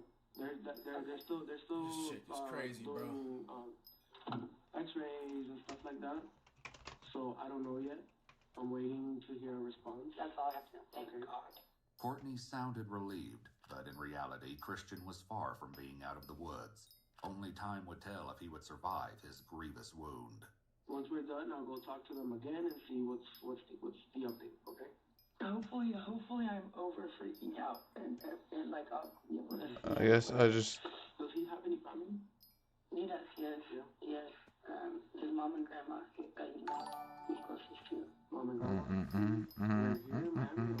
They live in Dallas. I think his grandma may still be in Nigeria. Because they visit a lot, but I think that they're back in Dallas. Crazy. You've met his family before and everything. He has a brother that. How Jinxie saved Rocket League. Wait, what? Hey gamer, this is Zen, the player that's widely regarded as the world's best Rocket League player. And in all of Musty's intros, does he say, "Hey gamer"? I kind of like that. This is Jinxie. He's really popular, but he's only played Rocket League for around 10 hours. Why did that music start playing? When he said, "And here is Jinxie," why did that music start playing? I'm gonna have to move my camera bottom right. No, like legitimately. Chat, did we notice that? Look at the intro he gave Zen. No, seriously, notice it, notice it. Hey gamer, this is Zen, the player that's widely... Zen gets like some dubstep intro with like a flame exploding. And then this is my intro. Regarded as the world's best Rocket League player. And this is Jinxie. He's really... Okay, noted.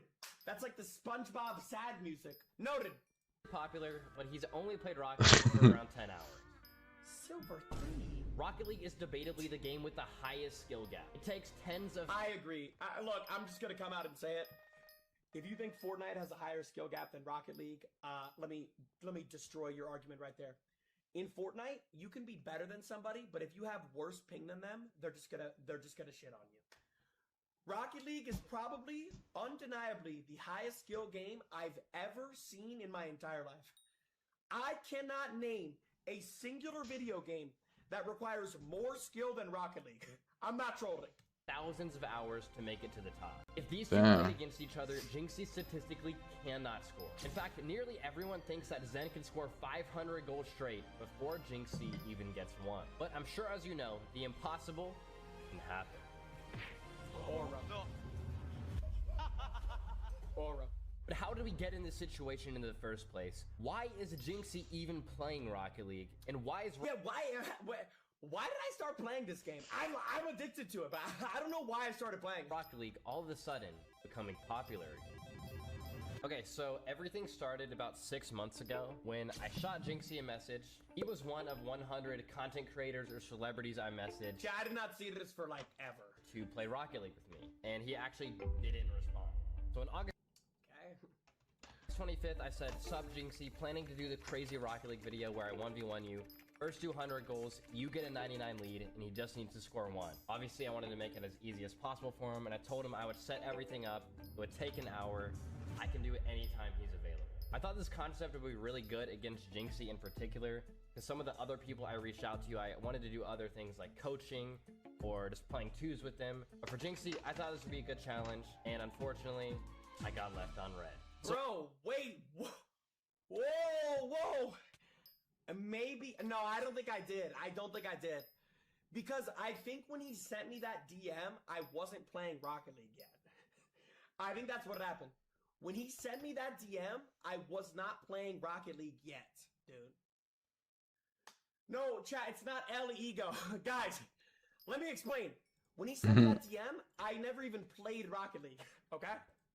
So I ended up scrapping the idea with Jinxie and ended up doing a similar concept where I 1v1 to every Rocket League rank with a 99 goal lead. That video will be right here, by the way, if you want to check it out. At the time, Jinxie had never played Rocket League. He was really big into Siege, as you guys know, and especially Clash Royale. But over those 6 months, apparently Siege had a lot of cheaters, a big hacking issue, and Clash Royale came out with a really bad update. Dude, even Musty knows about the lore? Bro, oh my god. So Jinxie is stuck being one of the biggest streamers in the world with no game to play.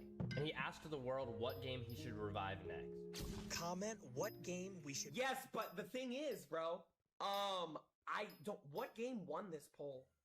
I don't even remember. Revive next. Sea Whatever Thieves, right? gets the most likes is our next revival. He played a few other games over the course of a few months, but eventually he picked up Rocket League for the very first time. Let's go. And that is the day he messaged me. Live on stream in front of... See, I wasn't gonna play Musty if I never played Rocket League. But then I answered his DM, because I'm like, oh wait, I actually like this game. 50,000 people or so, Jinxie asked his viewers who are the biggest Rocket League creators or pros. Obviously, my name was mentioned because of you guys. So he looked me up on Twitter, and he finally messaged me back saying, yo, Musty, want to play Rocket League and teach me. Of course, I was down, but I told him I want to 1v1 him. I want to do the initial challenge. It would blow up. It would be the best Rocket League content ever. And to my surprise, he actually agreed. Musty said... Saturday the 10th. I love it how the chat, like someone said vape cough. Yeah, fuck it. Let's do it. Saturday the 10th, 7 p.m. This is when I was sick. I remember this. Oh my god. So much lore in this video. What a well-made video. He messaged me back on a random Tuesday and it completely caught me off guard, but I posted that clip to TikTok and went to bed. When I woke up, the TikTok post had 3 million views and over 300,000 likes. For me, by the way, that is crazy, nearly unheard of. And Jinxie tells me he wants to play next Tuesday, leaving me about 3 days to prep. And within those 3 days, Jinxie gets coaching from Squishy. Yes. I'm gonna hit it right now. Yes. Hook shot. Missed it. Oh my god. Oh goal. Oh goal. I'm back. That's a good demo. It's about 5 or 10 hours of playtime, but I was also training as well. I found random golds and plats from my Discord, and I gave them a 99 goal lead and made the match first to 100 to see if I could do it. Jinxie at the time was probably bronze or silver, so I wanted to play against people. Hey, dude, chat, have I ever been bronze skilled? Y'all can be honest. Y'all can be honest. I trust y'all's opinion, because y'all are better than me. Yes, 100% yes. Can we not do all caps, please? Still are. Maybe worse. I regret even asking! They were a little higher ranked to make it even harder, and I won pretty much all of those playtests very easily. Anytime I got close to losing during the playtest, it's because I would overcommit doing a speed flip kickoff using all of my boost, landing in the opponent's half. So I actually talked with a Rocket League coach, and we both thought me driving up to the ball, going for a single jump and wave dashing would be the best kickoff I could do going into the challenge. Wait, well, I didn't even know that. He strategized the whole kickoff. I didn't even know that. By the way, the match ended up getting postponed because Jinxie had the flu, so he rescheduled the match later that week, but I already had a trip to Miami planned, so I shipped my entire setup to Miami just to do the match against Jinxie. I did everything I could to prep for the match. Jinxie called me. Of course, I was a little nervous, but I really thought I would win. Here's the first kickoff. When he said he would score first play, I got a little nervous, and he actually won the first kickoff. which was not ideal. Of course, I score once I got possession of the ball. Now it's time for the second kickoff. He starts talking about the bikini bottom goal explosion. I do the kickoff that had worked hundreds of times prior, and he literally scores on me on the second goal. Now, I'm sure you guys are wondering how I felt in that moment. I actually felt horrible. I didn't know how to. Dude, this was bad, bro. If you were in the stream, like, the entire 2 minutes after this was bad, bro. I didn't even plan for that outcome in my head. So I just sat there for about 5 minutes and literally said nothing. I didn't have Jinxie's stream pulled up, but obviously he was really hyped, and I didn't even realize it, but there was like 200,000 people watching at the same time. Definitely not the highlight of my career, I'll say that.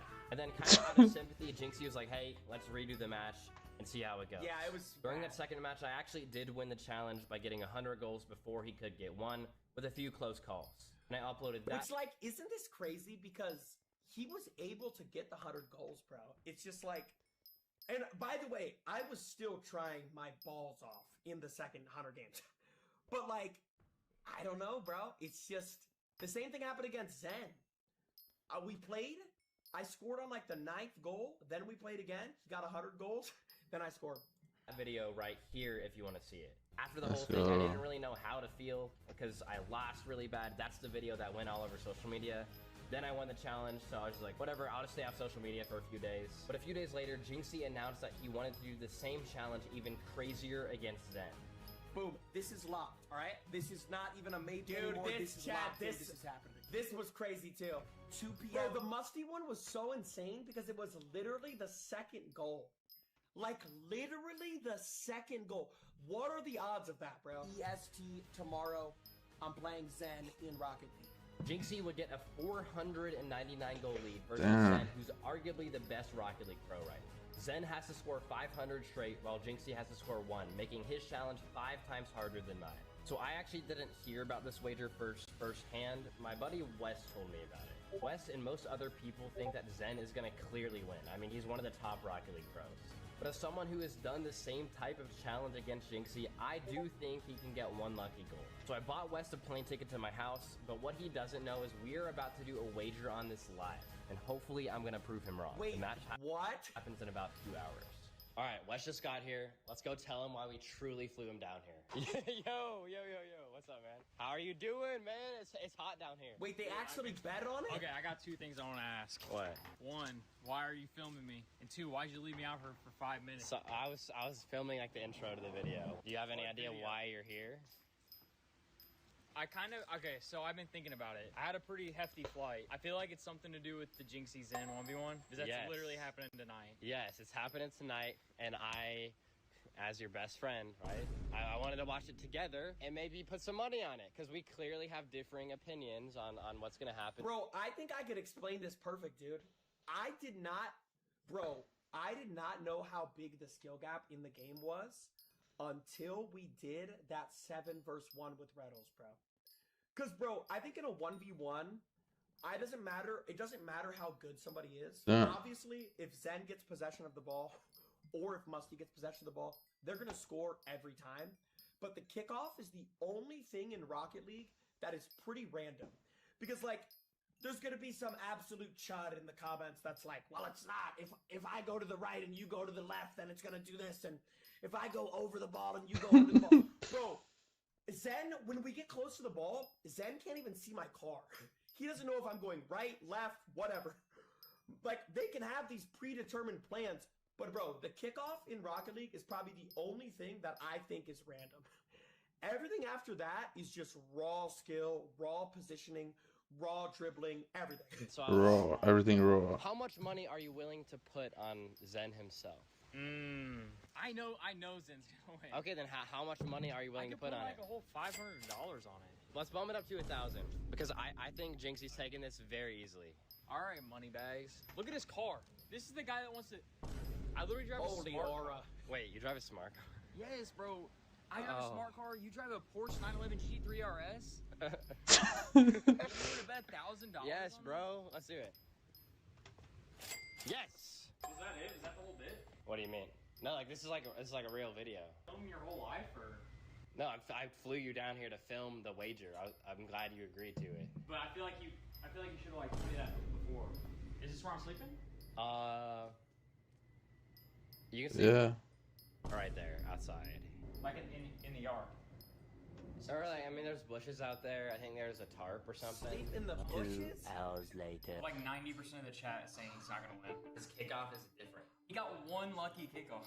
Yo, did you hear what Musty said? His kickoff is different. Doesn't mean anything. But all he needs is one lucky kickoff. He has 500 chances to do so. You got 100 kickoffs straight. You don't think Zen can get 500? What, you think you're close to as good as Zen or something? I'm closer to Zen's level than I am to Jinx's level. I'll tell you that. That is not true. That's so What? not true. That's not. You don't think I'm closer to Zen's level than Jinxie? No. Oh, yo. Hello. Yo, Zen, what is up, bro? Yo, by the way, Zen was fun to stream with, dude. I want to stream with him again, dude. Zen is funny as hell. Oh my god. Zen. How are you? I'm confident, bro. Like, Zen, I'm gonna be honest, bro. Yes, confident.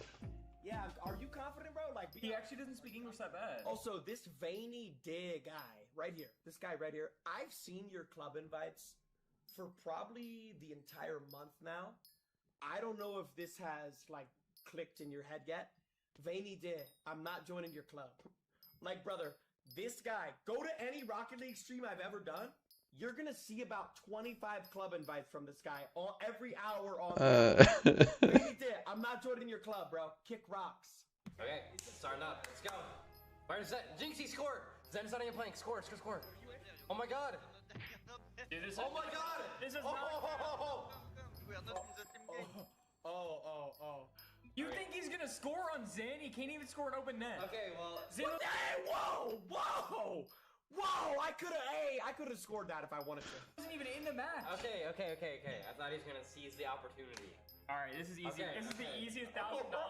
This is the easiest $1,000 of my life. Let's go time. Let's go, Jinxie. Come on. First goal. Oh my gosh. Yeah, his kickoff is so good. Loses the first one. That's just the first one. Okay. I wonder what they're gonna do when we switch to EU. Cause Zen did do way better on EU. Now he basically has no Yeah. chance, I'm not gonna lie. Yeah. Yeah. Pinch. It like It's gonna last a long it might. Okay. Like, you see that? You're not scoring that. Okay, wait. That one wasn't horrible. That one, like, he lost that one. Zen. It could ricochet. So fast on the kickoff. Right here. No.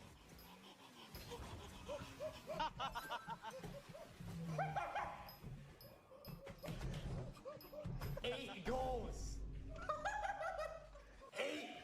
8 against Zen. Let's go. Like, dude, I don't know if I'm just the luckiest guy ever, dude.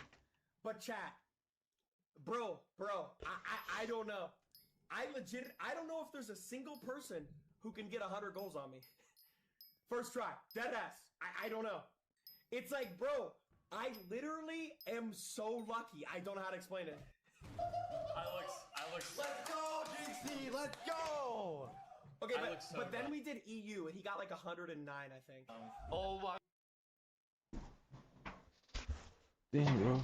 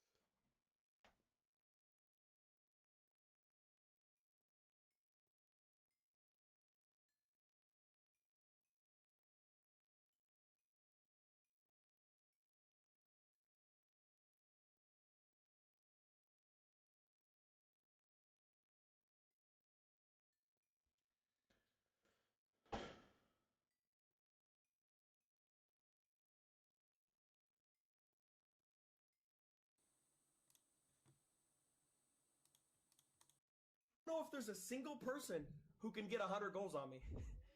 First try, dead ass. I don't know. It's like, bro, I literally am so lucky. I don't know how to explain it. I look. Let's go, Jinxie. Let's go. Okay, but then we did EU, and he got like 109, I think. Oh my god. Did Zen Rage quit? We can't post this, bro. We can't post. We cannot post this, 8 bro. goals. I told you, 1 kickoff. That's crazy because I was Wait, literally what? just saying that kickoff can't work. Oh my god. Guys, this proves to you, all it takes is 1. That's low-key good for you now because if he beats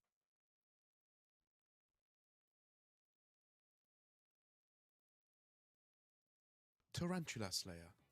Nobody's favorite Slayer, but nobody's least favorite Slayer. But did you know you can make up to 90 million coins an hour with it? That's right. In today's video, I'm going to show you how to do that, plus the full gear progression needed. So obviously you will need a Sting with Chimera 5 and all tiers 7 enchants, 4 Habanero Tactics 5, 15 Star Inferno Crimson Armor with a 1 billion coin Crown of Avarice. Whoa, hold on. There's no way we actually need all of that.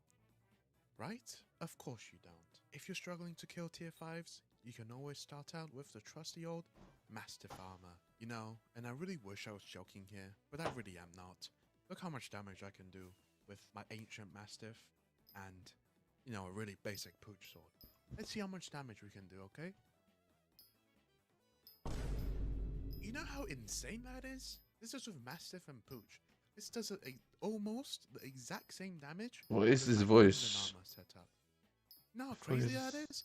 And then you get so much EHP, you basically just won't die to the boss. So yeah, to start your Spider tier 5 journey, I would suggest to start with Mastiff Armor. Fuck is So, this obviously voice? you will need to invest a little bit of money to the gear, but it won't be that much. You'll Definitely just need exit of the full bomb. Ancient Mastiff, you can put the gemstones on it if you want, and a Pooch Sword, and make sure you have Suspicious on it, purely because of the ability on the Mastiff Armor. You gain 50 health per crit damage, which also means more health. And on a Pooch Sword, you get 1 damage per 50 max health, so you need to make sure to maximize your crit damage. So, that also means have your magical power up to at least 500 or maybe 600, 700, and make sure all your tunings are on crit damage and your selected power is on Silky. That will give you the most crit damage possible. And for equipment, you can do anything that gives you the most crit damage. The reforge you should want to put on it is Menacing, and for the pet, you can easily just get by with using a Tarantula pet. A legendary one will do. Or, if you have a lion pet or a T-Rex pet, I will just use that instead. Now, for the utility items you will need for the boss. I would obviously suggest get a bow because you need to shoot the sacks, and a mana flux or an overflux, and obviously any healing wand. Okay, so I'm going to start a boss here and I'm going to show you how to kill the boss in quick succession. Jesus. You see how I can even one-tap that thing? That's crazy.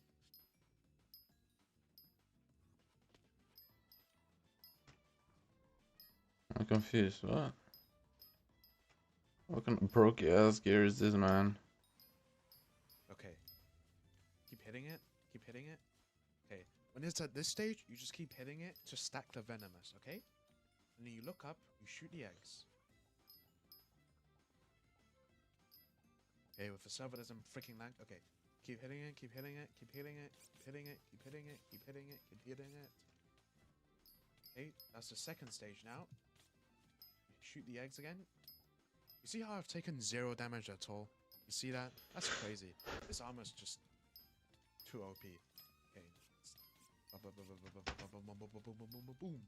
Okay, now it's at the final stage. This stage is probably the easiest, so you just hit it until it's dead.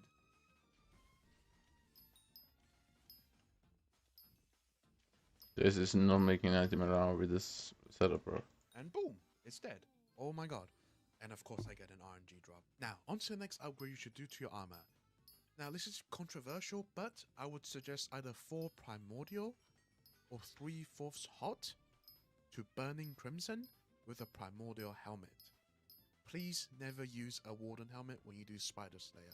You are incredibly slow, and the helmet is trash nowadays. And for the sword, you can either go for a Giant Sword, or a Claymore, Or you can start using the scorpion foil.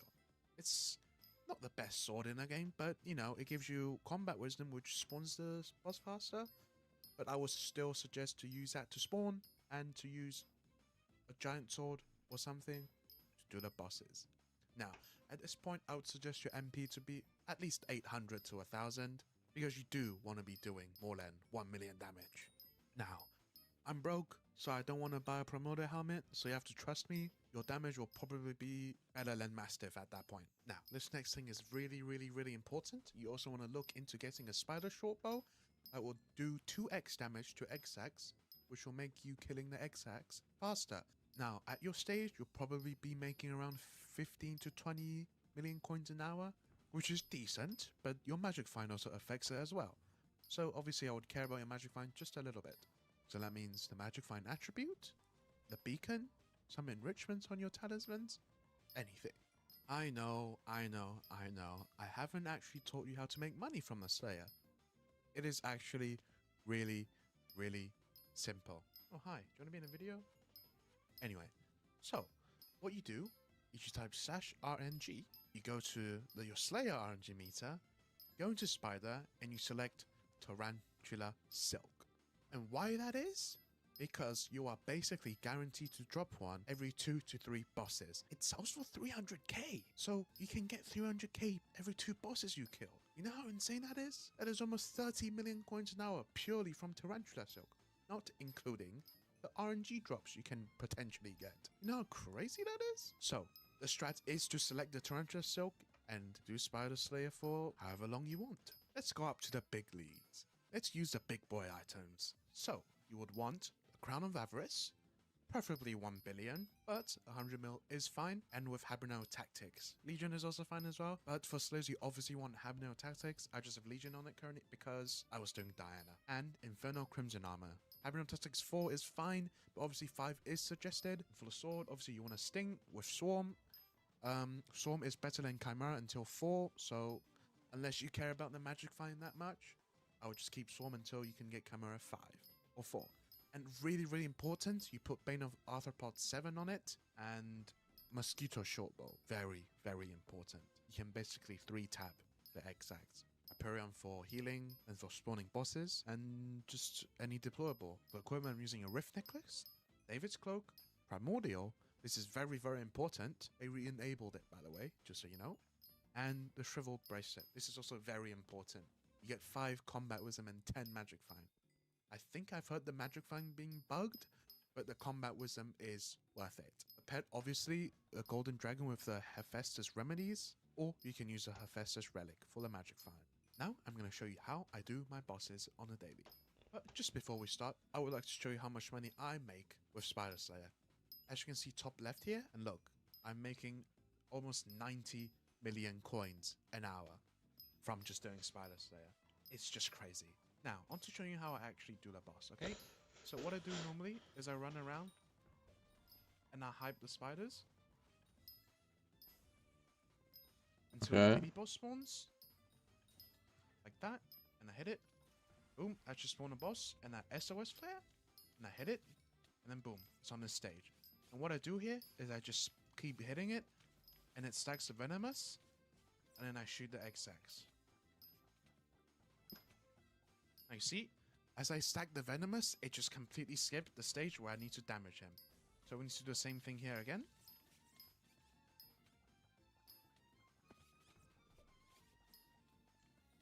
And look, boom. Keep hitting until it's dead, and it's dead. There we go. That's how I do my boss. It's quick. That's why it makes so much money. Okay, I'm going to do another boss now with no commentary, and I'm going to show you guys how fast it actually is.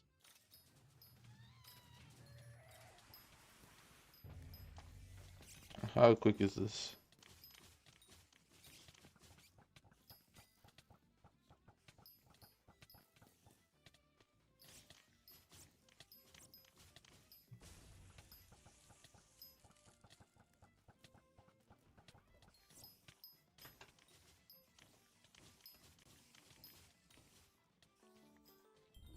Like that. Boom. Oh yeah, and another thing I completely forgot to say, your attack speed is extremely important for your bosses to have good rates. You want it above 82, as that's the melee cap of attack speed, but you want to shoot for 100 because you can shoot your bow as fast as possible to kill the sacs faster. Now, for some really helpful attributes you should use. Warrior. Unlimited energy. Unlimited power. Veteran. Elite. Magic Find. Attack speed. Tuning box. Pity. Payback. Vitality. Blazing. Dominance. Storm Elemental. Echoes of Echoes. Almighty. Wind Elemental. Lightning Elemental. Stone Elemental. Light Elemental. Arthropod Ruler. Ender Ruler. Veil. And Undead Ruler. So yeah, that about wraps it for the Spider Slayer guide. Please make sure to like the video and subscribe. This is my first time doing videos like this, so please don't judge me too much. And also, you can comment about any questions and I will reply to them. Thank you for watching, and I will see you guys next time.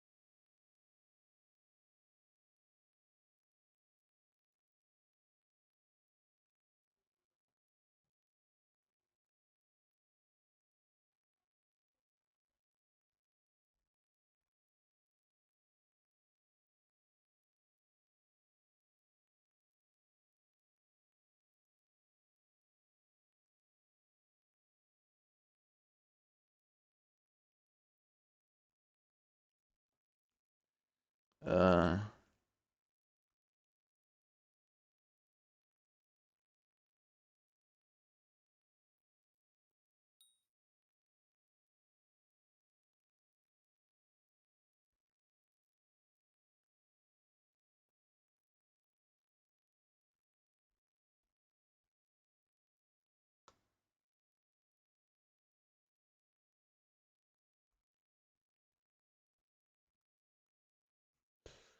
Bro, this even makes no sense.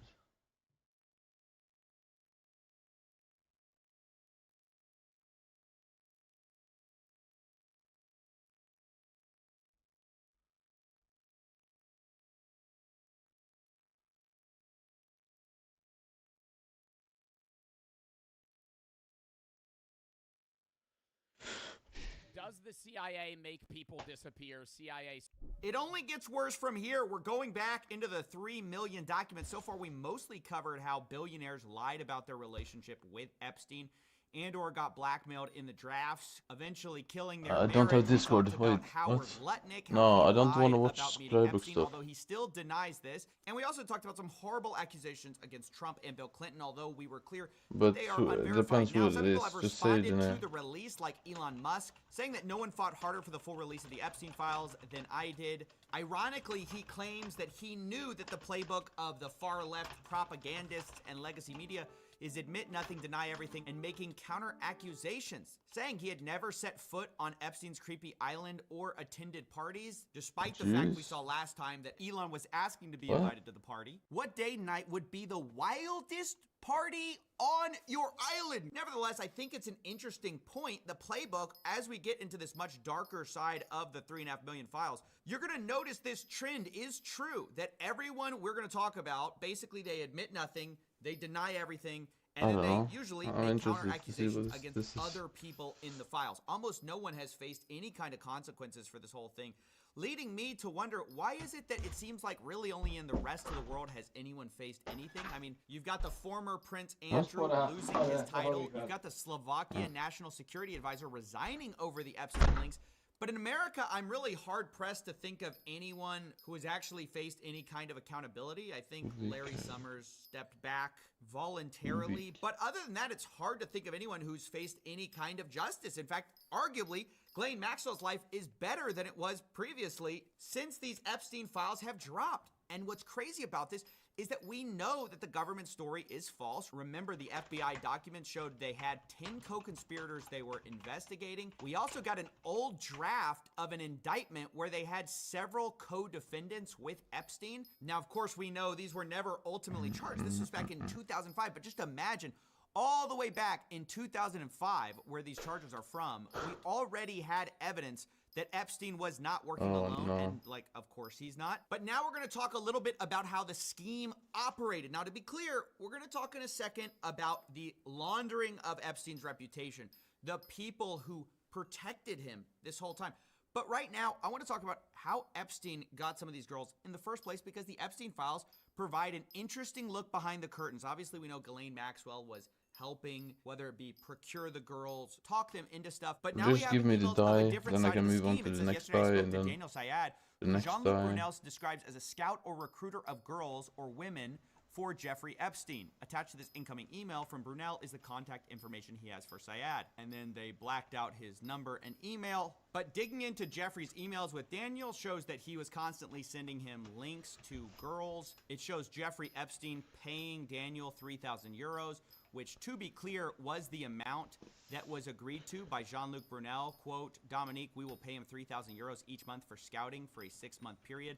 On all models we will get him, we will pay him 5% commission on their earnings. Imagine it's like baseball or it's like basketball. You're scouting for, I hate to use the word talent, but that's really what this guy was doing. He was going around the globe trying to find people for Jeffrey Epstein and Jean-Luc Brunel. According to one lawsuit, Epstein trafficked a Jane Doe to Jean-Luc Brunel many times. It describes their operation as this: many of the girls came from poor countries or impoverished backgrounds. He lured them in with a promise of making good money. Quote, Brunel has been a model scout for various modeling agencies for many years, and he was apparently able to get U.S. passports for young girls to work as models, eventually, of course, being sent to Jeffrey Epstein. Now, it should be noted that Jean-Luc Brunel himself died in prison by hanging, and that's while he was being accused of horrible crimes related to trafficking and minors. So this guy is not a good guy. He was part of the op, along with Daniel Syed, who was also scouting on behalf of Epstein and Jean-Luc Brunel. Wait, scouting for a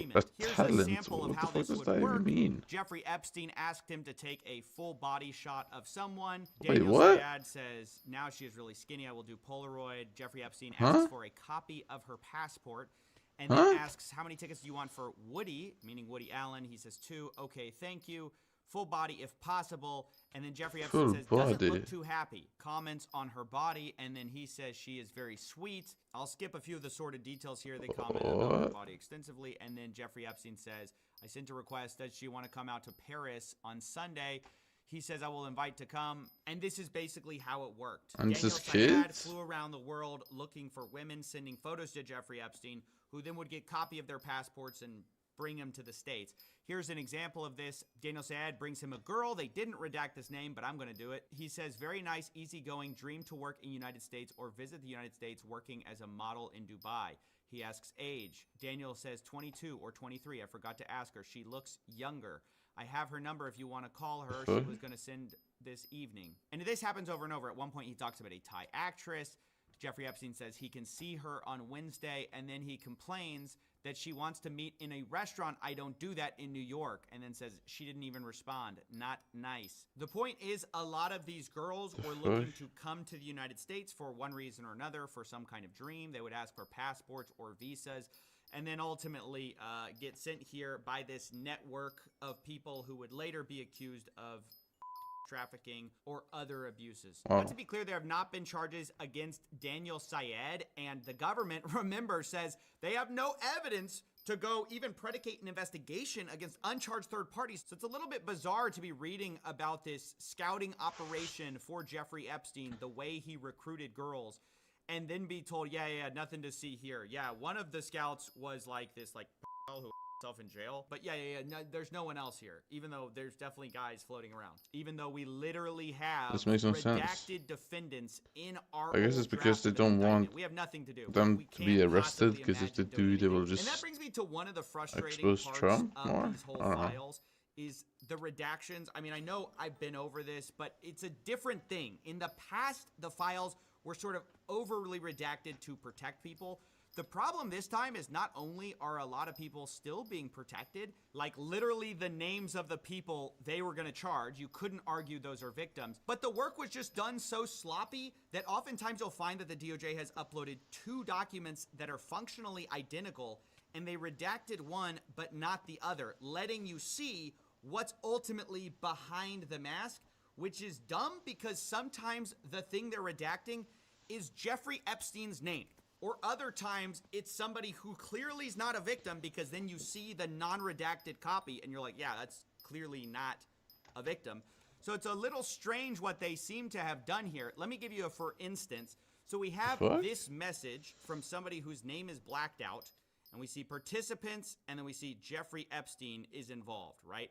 And it says, we need to work around your 38. We need to push back on the lies, then crush the pedo trafficking narrative, then rebuild your image as a philanthropist. Now, I want to know who's doing that. Who's trying to rebuild Jeffrey Epstein's image, right? Well, we go ahead, we scroll down, and we see that Jeffrey Epstein sends something. He says, in any bar where drinking age is 18, and you see the participant is once again blacked out. But underneath it, in a separate file, we see Steve Bannon, a famous political figure, is in here, and he's saying the same thing. He says, first, we need to push back on the lies, then crush the trafficking narrative, then rebuild your image as a philanthropist. Guys, why did you censor out his name? Or, like, why was that censored at all? I don't understand. And I certainly don't understand why Jeffrey Epstein's name in this one is censored. So, Jeffrey's not censored in this one, but Bannon is. And then Bannon's not censored in this one, and Epstein is. And sometimes this creates the bizarre impression that they are censoring for victim names or for some like kind of victim status or for some reason. And then you see the other file and you're like, wait, why did you do this? It's just very poorly done throughout. That's just something I wanted to comment on, is not only did they once again not fully redact things because they were sloppy, but also like victims' names got stuck in this. Like girls' names appear sometimes, and like I'm not sure, are they supposed to be redacted? Because they're redacted over here. They're not over here. I can kind of figure out who it is. It's just kind of a mess. I needed to point that out. You know, other times we have things like this, like Brock Pierce, the co-founder of Tether, also known as the biggest stable coin in the world. He sent a message to Jeffrey Epstein with the subject line Anastasia, and then it's just a bunch of redacted stuff with a few untitled JPEGs in here. And so, you know, you're thinking to yourself, what is this? Is he sending some illicit media? Like, what is this? Well, then we have this page where it wasn't redacted. I put that little dark square that I didn't know if this should have been redacted or not. It's like a bunch of JPEGs. Now, does that contain victims? Is Brock Pierce sending photos of victims? I don't know because of the way the government did this. But underneath, it says, the Ukraine is now my favorite country, smiley face, Brock Pierce, with the subject line, Anastasia. I don't know what to make of that. I'm just saying, the redactions, like the way they did this is not good. But now let's return to Steve Bannon and his, we're gonna crush the trafficking narrative. Because this guy, oh boy, has been revealed in the files to being like Jeffrey's right-hand PR man. I mean, this guy was filming basically a documentary about Jeffrey Epstein in order to rehabilitate his image. And some of it has actually leaked to the public. It's been interesting to watch how that's been received. But the funny thing is that originally Jeffrey Epstein's plan was to just do a YouTube video, like an apology, like a old school 2016, turn on the camera for authenticity and saying, you know, he says, do you think I can do my own video interview and upload it to YouTube? No sandbagging, interview format or like a diary piece. Steve Bannon says if you do an interview, it can't be like Johnny does a YouTube. It has to be amazingly professional and perfectly cut. Then Jeffrey Epstein responds, Woody, we assume Woody Allen, because they were close, said he would help edit. Not sure how to stage, what points to make. But better than trying to do an interview that I have no experience doing. Goal is to humanize the monster. Anything written carries little weight. To which Steve Bannon replies, yes, Jeffrey Epstein. Should it be an interview format, interviewed by me? They start talking about, like, how do we do this? Humor, apology, how did I get rich? Question mark topics. Their brainstorming, how do we trick the public into seeing me as more than a monster? Now, funny enough, right before this, Jeffrey Epstein asks about a dinner with Woody, and then he says, or too many pedos in one place.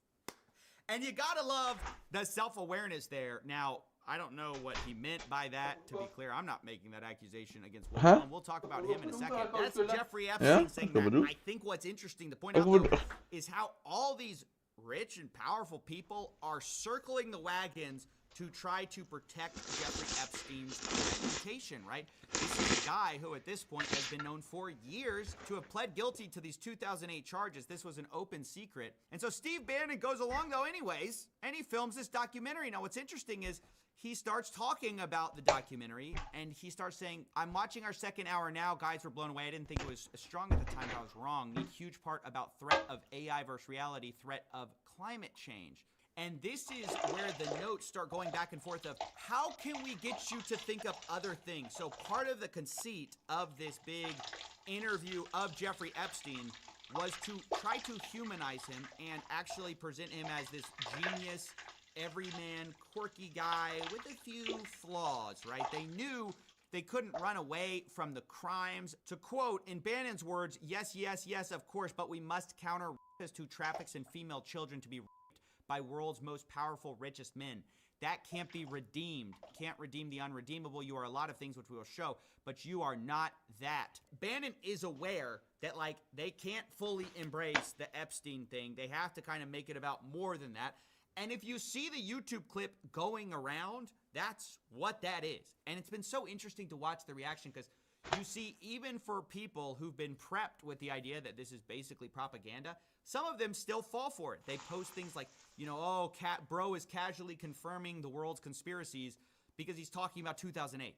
But guys, that's the whole deception. They're like trying to be like, hey, this guy, this horrible monster, he's going to tell you the secrets of the inside club. So you think more, that's the whole thing. That's how they're getting away with this. It's not some kind of, oh, he happened to want to talk about this. This is all premeditated. This has gone through revisions. They even called Jeffrey Epstein the smartest guy in the room. Look, you're the smartest guy in the room, right? You know that.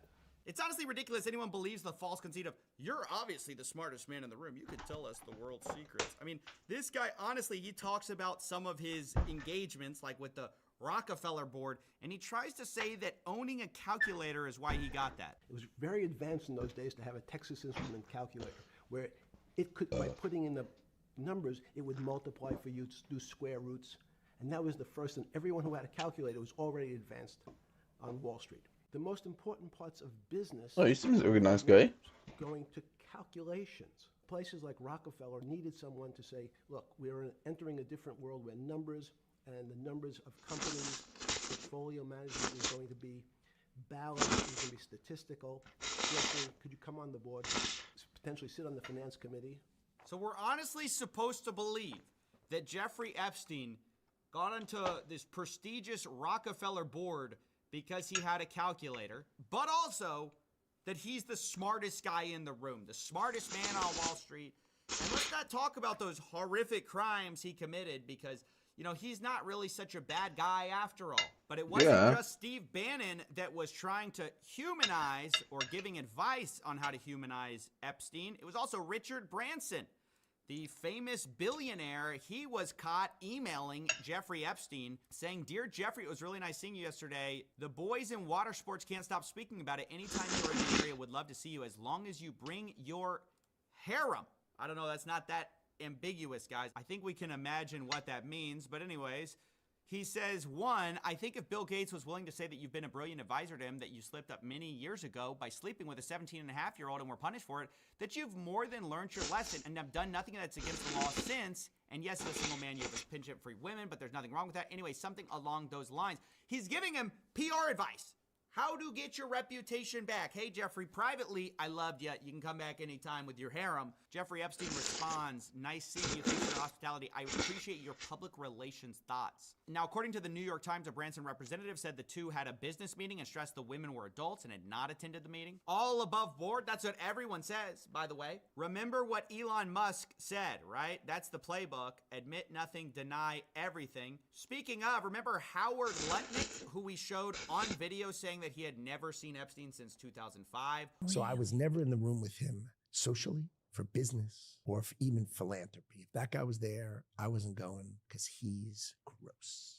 Although also calling him the greatest blackmailer ever. This guy was the greatest blackmailer ever. Well, also according to the Times, Lutnick said he spent zero time with him, even though there are emails basically to the contrary, where Epstein is saying, nice seeing you after the conviction.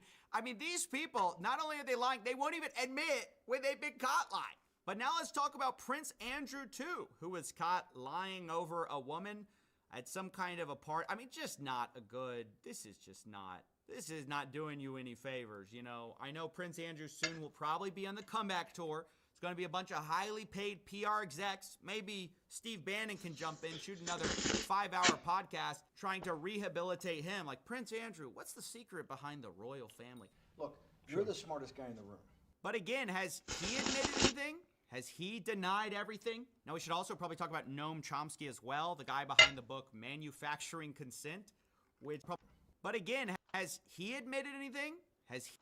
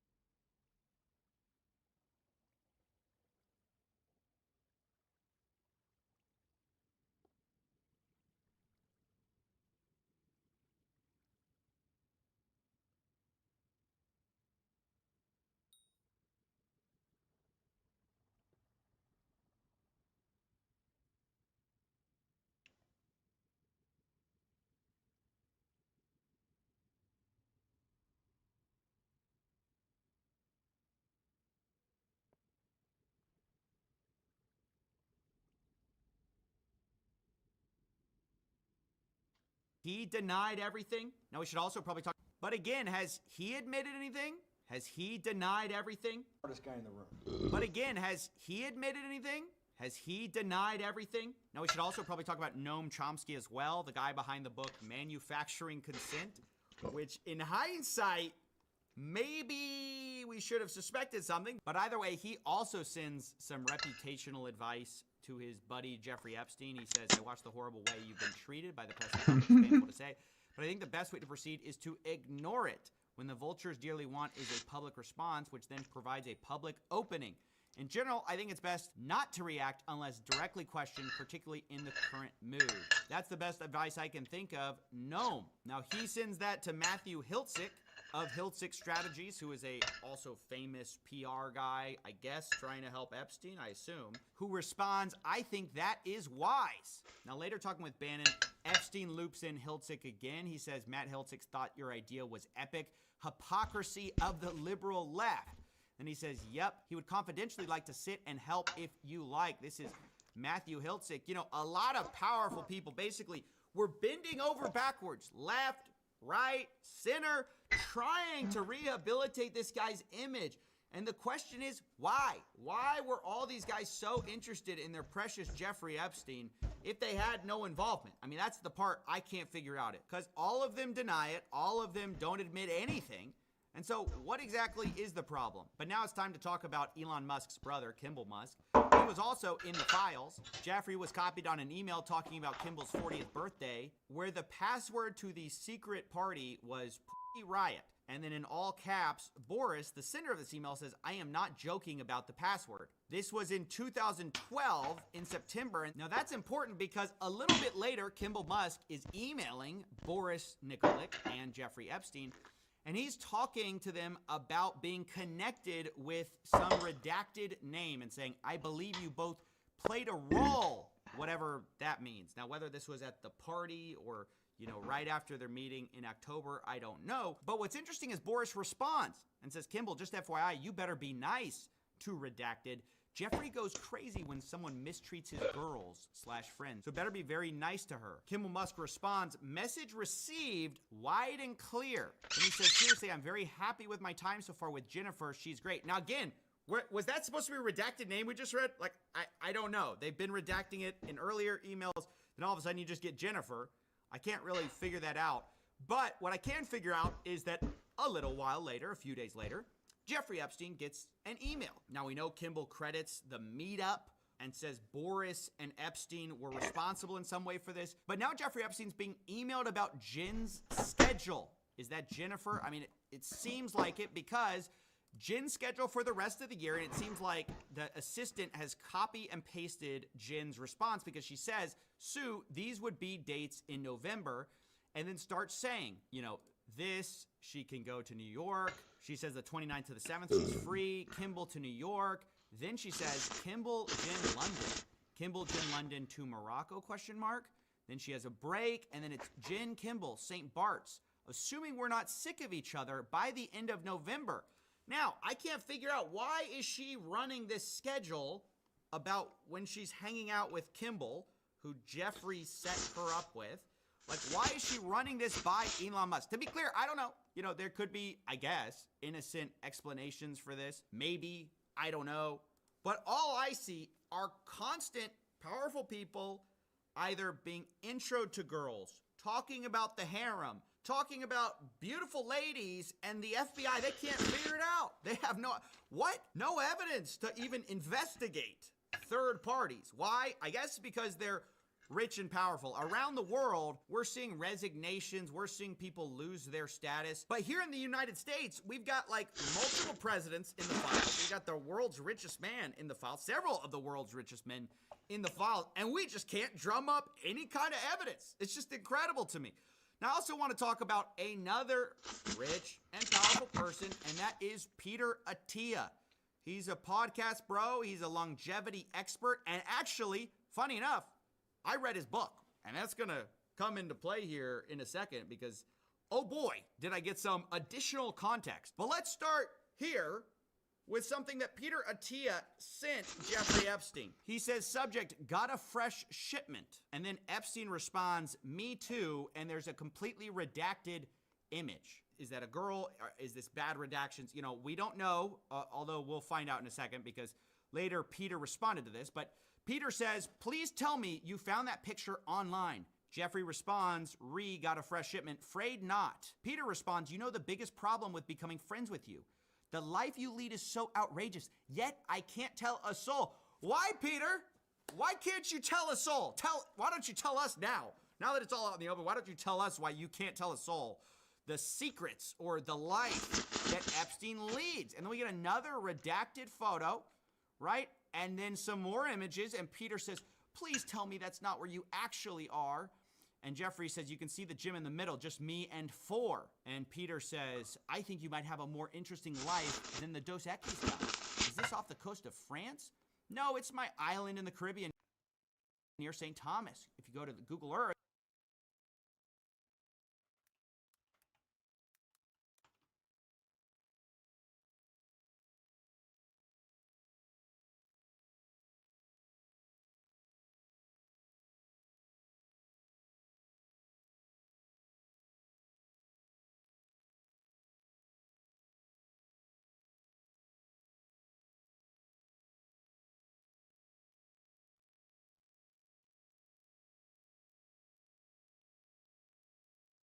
We're going to talk a lot about Alzheimer's disease today, and we know that Alzheimer's disease occurs disproportionately in women. It's about 2 to 1.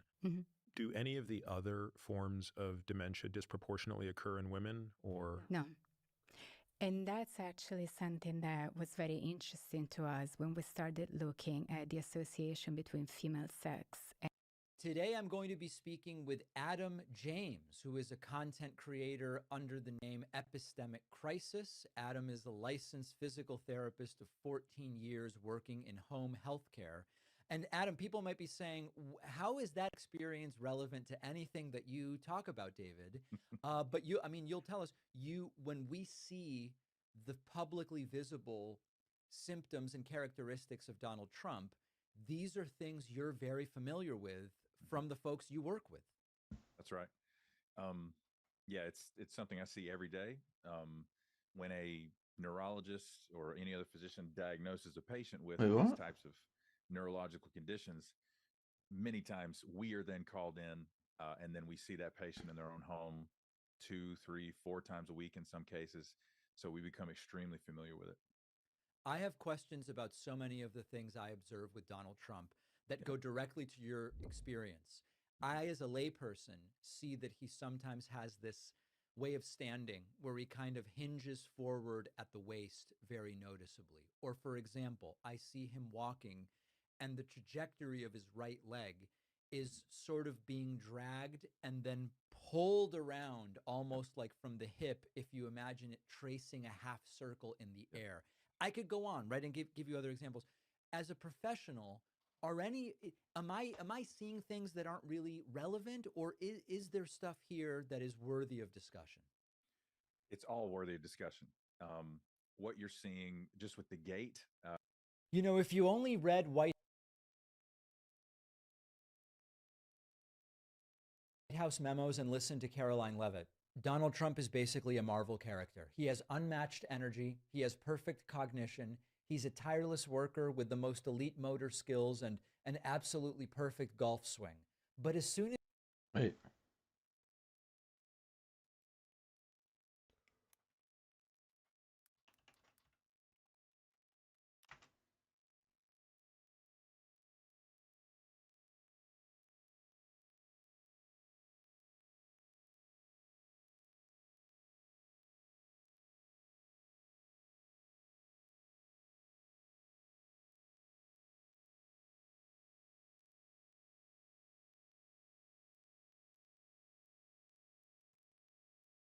Welcome once again to The Daily Show.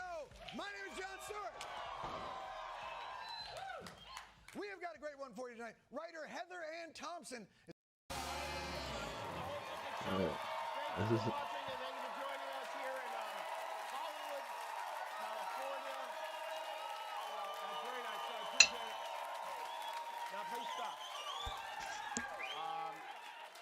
Tell you something, it's Groundhog Day today, and I had to explain Groundhog Day to my kids this morning. They didn't know what it was, and I told them, and they looked at me like I was nuts. I don't think they even believed me. They were like, yeah, right, Dad.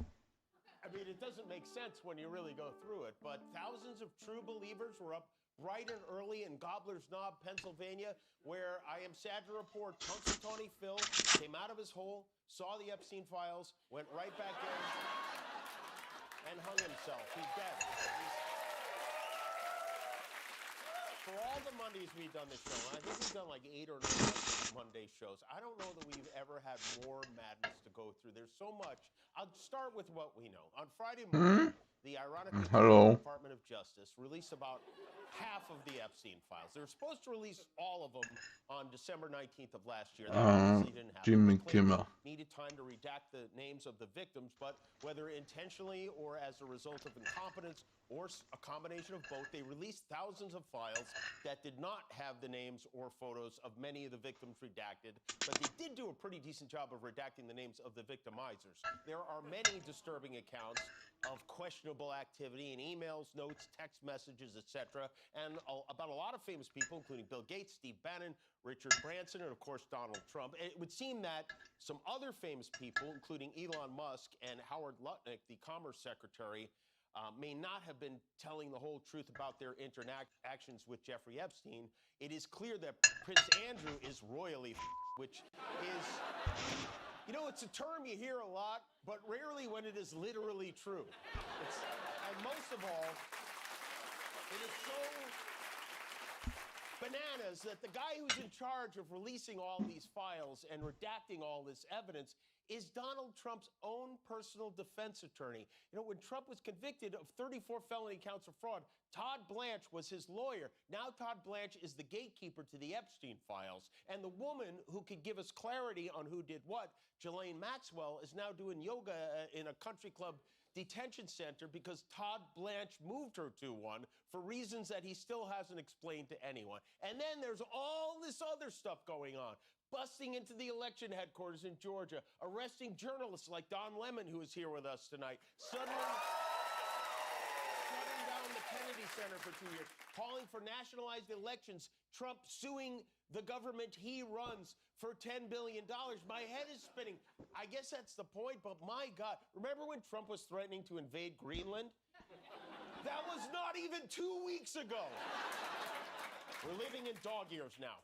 And it's only going to get now that the Skyblock files is out. The Distractomatic is cranked all the way up. The DOJ released 3 million pages on Friday, which sounds like a lot until you realize there is another 3 million pages that they haven't released and do not plan to ever release, even though they are required to release all of it by law. And it's important to remember the Justice Department is a completely independent agency from the White House when anyone other than Donald Trump is president. Trump put Pam Bondi and Todd Blanche in charge of the DOJ, which is kind of like the IRS hiring your mom and dad to do your tax returns, okay?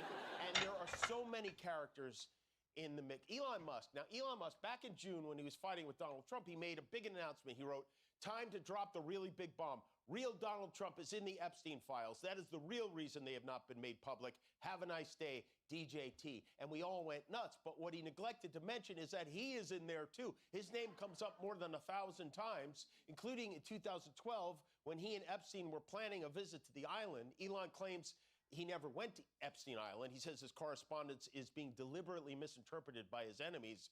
For example, when he wrote Jeffrey Epstein, a registered sex offender, by the way, to ask, what day night will be the wildest party on your island? He was asking so he could avoid that night. He had a lot of work to do. He didn't want to be distracted by wild parties. You understand?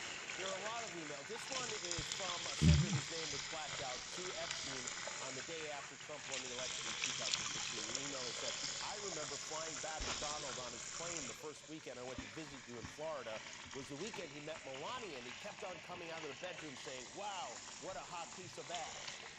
Yeah, I don't think they mentioned that in the Melania documentary. The word Trump comes up 4,896 times when you search the Epstein files, which is interesting considering this testimony from FBI Director Kash Patel back in September of last year. You said you don't know the number of times Trump's name appears in the files, so it could at least be 1,000 times. Is that right?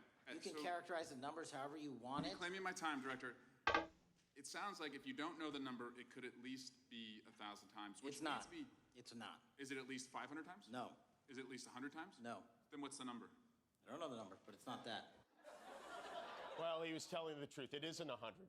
It's 4,896, and we still have 3 million files to go.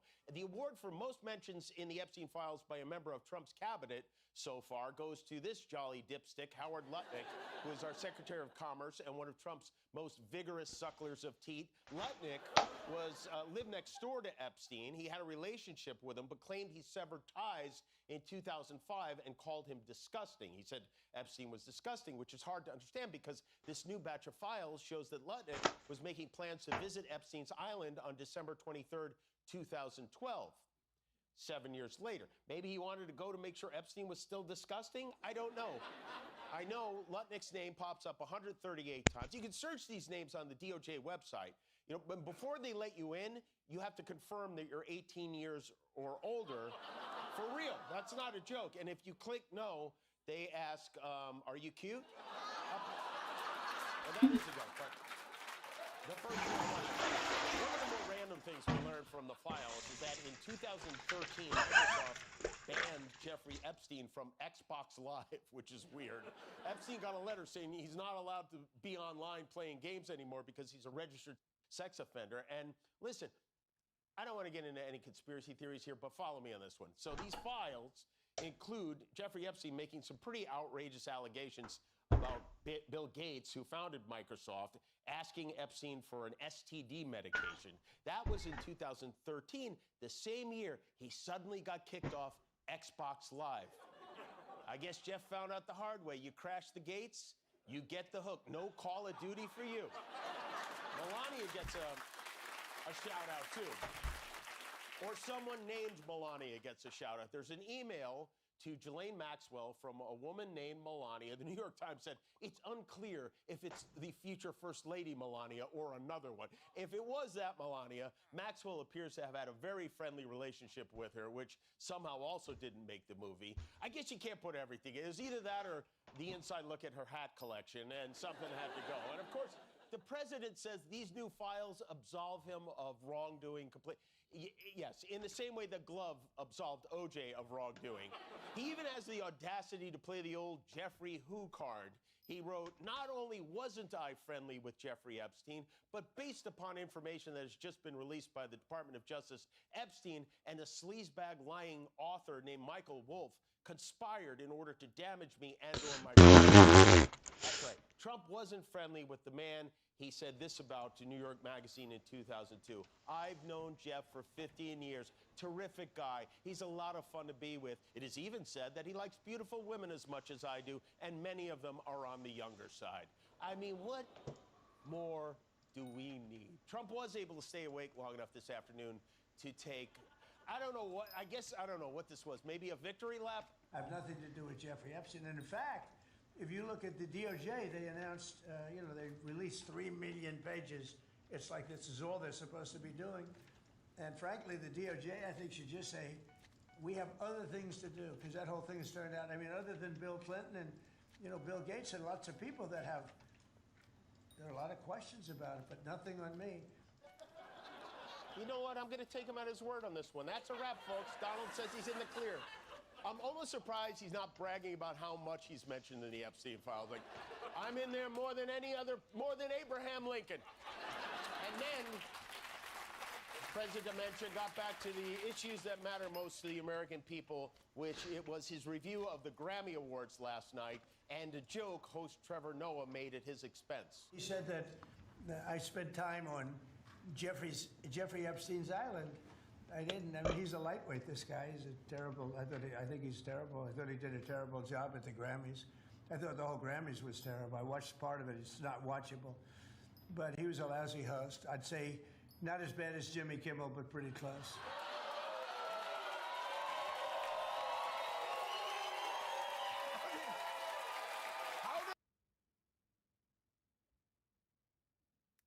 Get in there. I was at home last night minding my own business. Boy, he really got up his ass. I mean, he posted about me last night.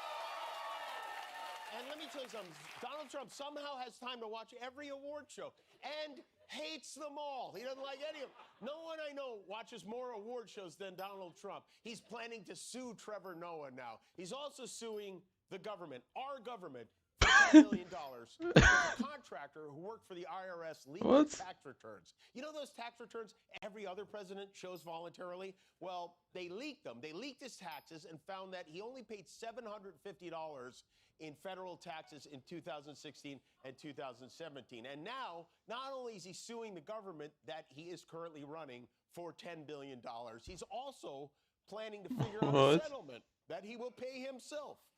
This is the first time a sitting president has sued his own executive branch, and it's also one of the nuttiest lawsuits ever. He's suing the IRS for $10 billion, 2/3 of their total annual budget, because his taxes were leaked while he was running the IRS. You're suing the IRS. Talk a little bit about what it's like to be on both sides of a lawsuit. It's very interesting. I have another one where, I've virtually won the Mar-a-Lago break-in suit. And I have to work out some kind of a settlement. I'm supposed to work out a settlement with myself. Yeah, I'm going to offer myself $1 billion and see if I go for it. We'll go from there. What? He's finally figured out a way to sue himself. It is the ultimate form of financial masturbation. But don't worry. I want you to know all your hard-earned taxpayer money he's suing for is going to a good cause. I think what we'll do is do something for charity.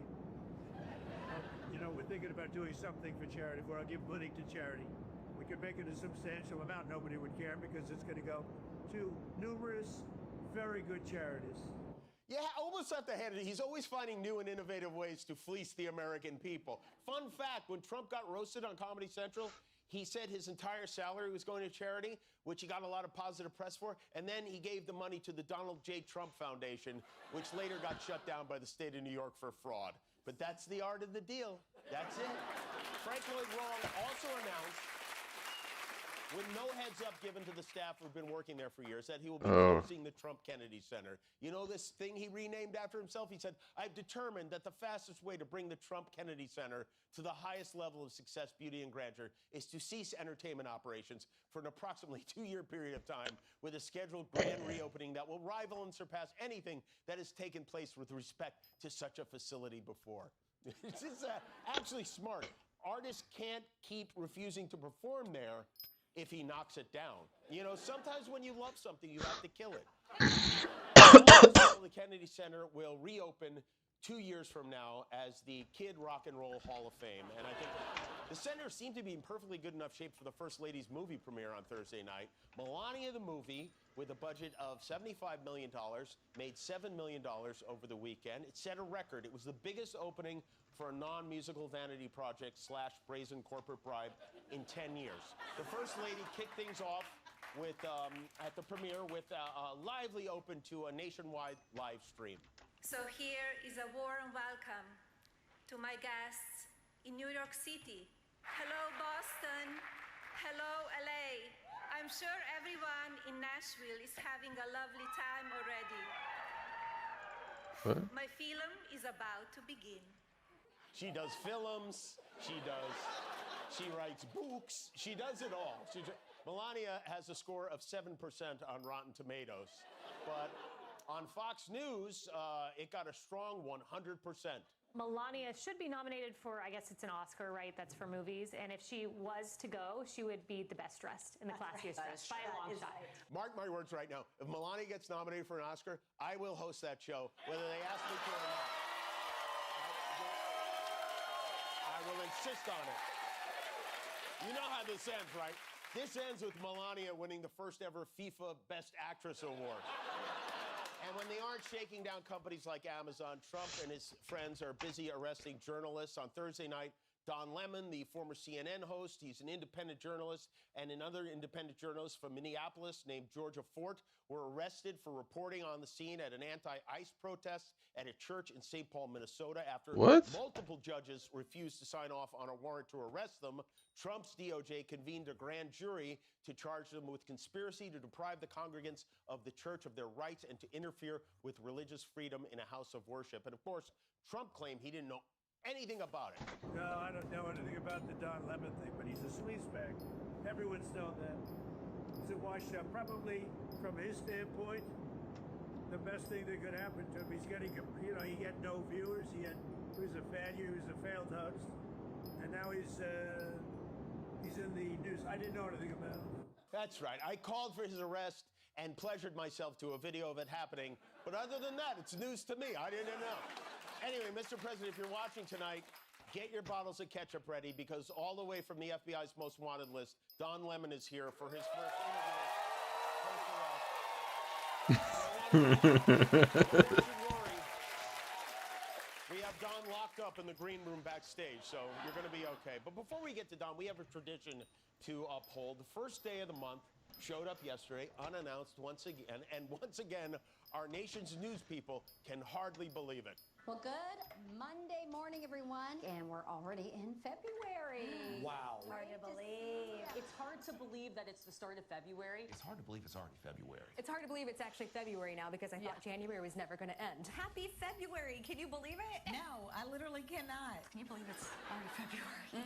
Just happy February. I know. Can you believe it? It's wild. I'm so glad we're done with January. Sunday, February 1st. Can you believe it? A new month. We made it, Clay, to February 1st. Can you believe that? It has been a while, hasn't it? We are in the month of February. Can you believe it? I can't believe it. I can't believe it. Well, it must be true. It says it right there in the teleprompter. But how? How then? How? How can it be February? It was just January. I don't know, Cheryl, okay? I don't know. Is that what you want to hear? Well, we got a big show for tonight. Alex Honnold is here, and we'll be right back with the recently incarcerated Don Lemon.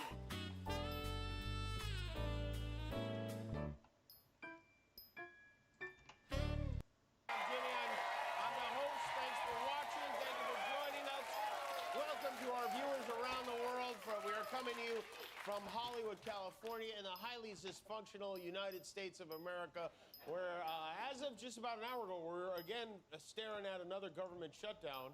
The last shutdown was only 2 months ago in November, went on for 43 days, and we almost wound up with another one because Republicans were reluctant to make an agreement that would require ICE to comply with the same rules that other law enforcement agencies have to follow. For example, not murdering innocent people. The Democrats were refusing to fund the DHS until that happened. The good news is they were able to make some kind of agreement without having to pull an all-nighter. Bad news is that means they had no excuse not to go to Melania's documentary premiere tonight. The good news is bigger than the bad news. What is Melania? Melania Trump, as you know, got a movie deal. Amazon paid her $28 million for a doc. Everything is just so deeply corrupt, but also preposterous. Case in point, Donald Trump has a new celebrity friend. I don't know if you've seen this, but her name is Nicki Minaj. Nicki Minaj is in the Oval Office. You can see her there grouping with a group of men who would normally call the police on her. Donald Trump just delighted, taking it all in. He's so happy. This relationship has been brewing for quite some time, ever since COVID nearly exploded Nicki's cousin's friend's balls. And of course, Trump was delighted. He's never happier than when a rapper shows up to lavish him with praise. Hello guys, I'm with my favorite president, the best president of all time. And I'm with the queen of rap.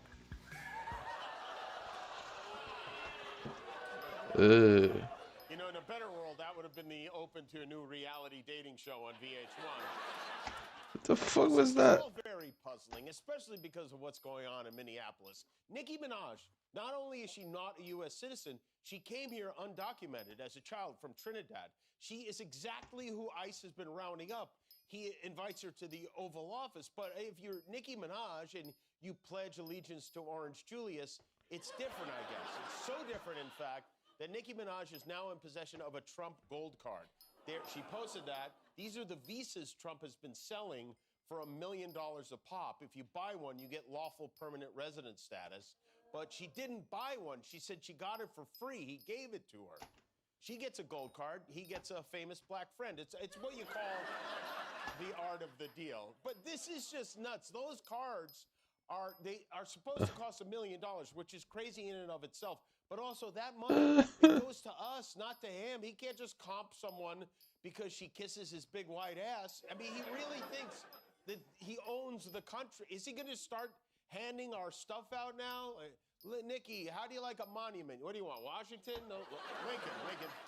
Take a Lincoln. Or what about a nuclear weapon? You could use it on Cardi B. What do you think? You know what Obama used to give out? M&Ms. You go to the White House, you get a little box of M&Ms. Trump's swag bag is full of citizenship. Trump also has a new word he's been using a lot lately. You're going to be hearing it regularly. It's boom. He and his minions keep saying, look out, economy, get ready for the Trump boom. They gave us doom and gloom, and I'm building the Trump economic boom. It's a boom. When America booms, the entire world booms. Booming like it never boomed before. You go here and boom, boom, boom. It goes up. Boom. The Just fuck? before we landed. Boom. It just went boom. This guy gets up. Boom. You go boom, boom, and now you're in Qatar. It's called President Xi. Boom. Abdul is the head of the Taliban. Boom. Get out of here. Get out. Boom. Boom, boom, boom, boom, boom, boom, boom, boom, boom, boom, Boom. boom, boom, boom. The other day I made a boom, boom. Well, that's something you can be proud of. That's good. Meanwhile, Trump's FBI, you know, the FBI that had been working against him for so many years under Obama and Biden, the liberal FBI. Well, now he has the FBI raiding the elections office in Fulton County, Georgia, as part of an investigation into his widely debunked and ridiculed claims of voter fraud in the 2020 election. Yesterday, the FBI went in.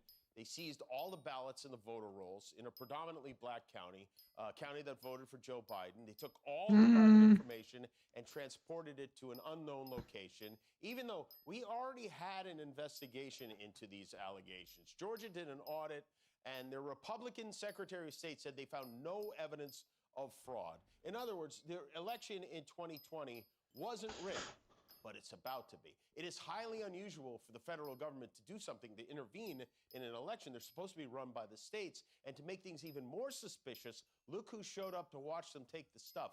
That is former Democrat turned conspiracy theorist turned National Director of Intelligence under Trump, Tulsi Gabbard, whose department should have nothing to do with something like this, lurking in the shadows on her phone, and no one knows why. Actually, we do know why. Trump didn't fix the economy or grocery prices or health care, so now he has to fix the midterm election so they can win, which has local officials in Fulton County concerned. Now, we do not know where our election records have been taken. I kind of want to know if it goes into stash. While they were here, they were safe and they secure. Once they left Fulton County, our election center, I don't know where they are. I don't know who has them. I don't know what they're doing with them. Don't worry, I'm sure they're safe and sound in a room with the Epstein files. They're going to be okay. And then we have the new sheriff of ICE, Trump's border czar, Tom Homan, who is in Minneapolis now doing his best to right the ship. President of the United States called me Monday morning and asked me to deploy here. Got here Monday evening.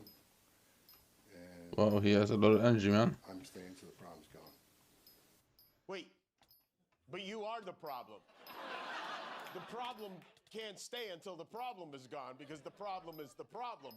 It's just physically impossible. Homan spoke very highly of his Proud Boys in ICE, but also gave his word that officers who don't act with professionalism will be dealt with like any other federal agency. Yep. The guy who took a bag of cash with $50,000 in it is going to make sure they behave professionally. A smattering of Republicans have stepped forward to criticize the damaged brains behind this operation, including Senator Tom Tillis of North Carolina, who's not running for re-election and also not getting an invite to the Mar-a-Lago Super Bowl party this year.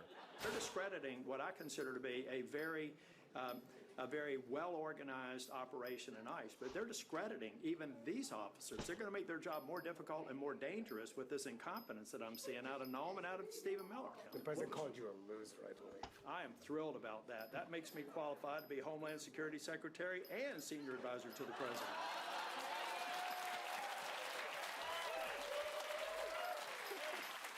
What you talking about, Tillis?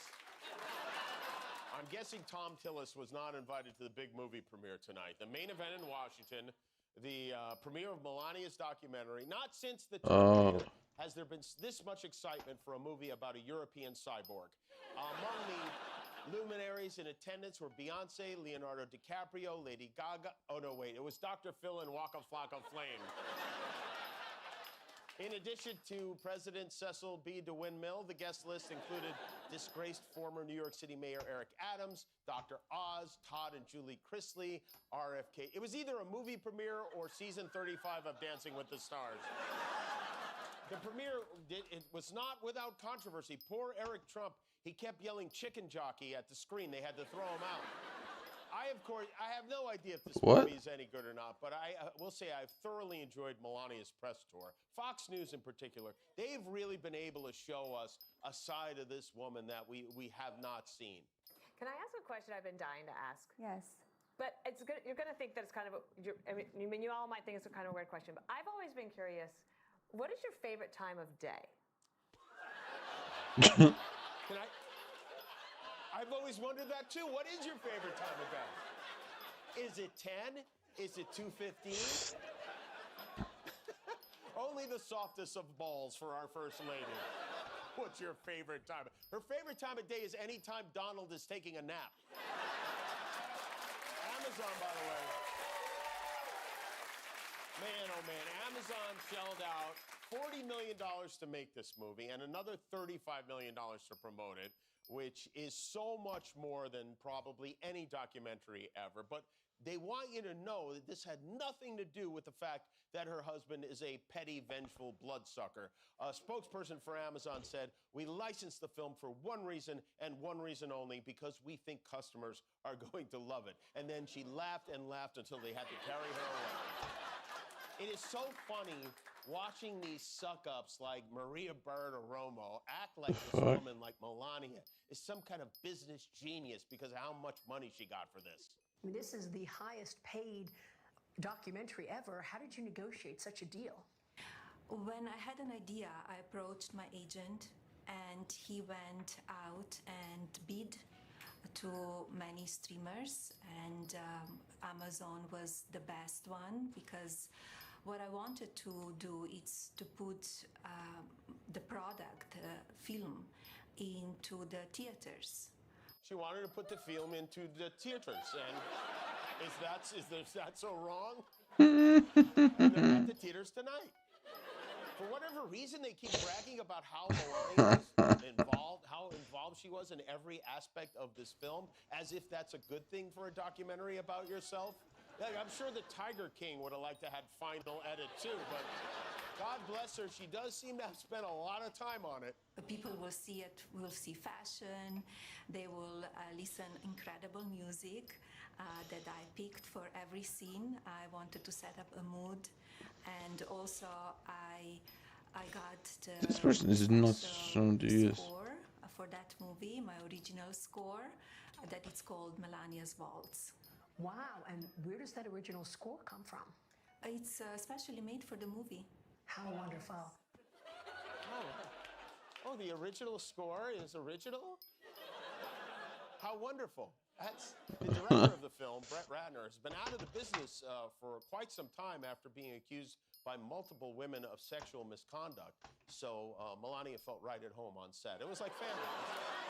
There appears to be some kind of an embargo on reviews of the film. They are not allowing reviews, which is what the studios typically do when a movie's really good. But reviews alone don't always mean success at the box office. So to give our First Lady a hand, we sent our team to the local theater. We asked people passing by to be part of, you know those audience response commercials that people come out of the theater and they say, "I love." We asked people to do that for Melania, even though they haven't seen it yet, in the Be Best edition of Lies, Camera, Action.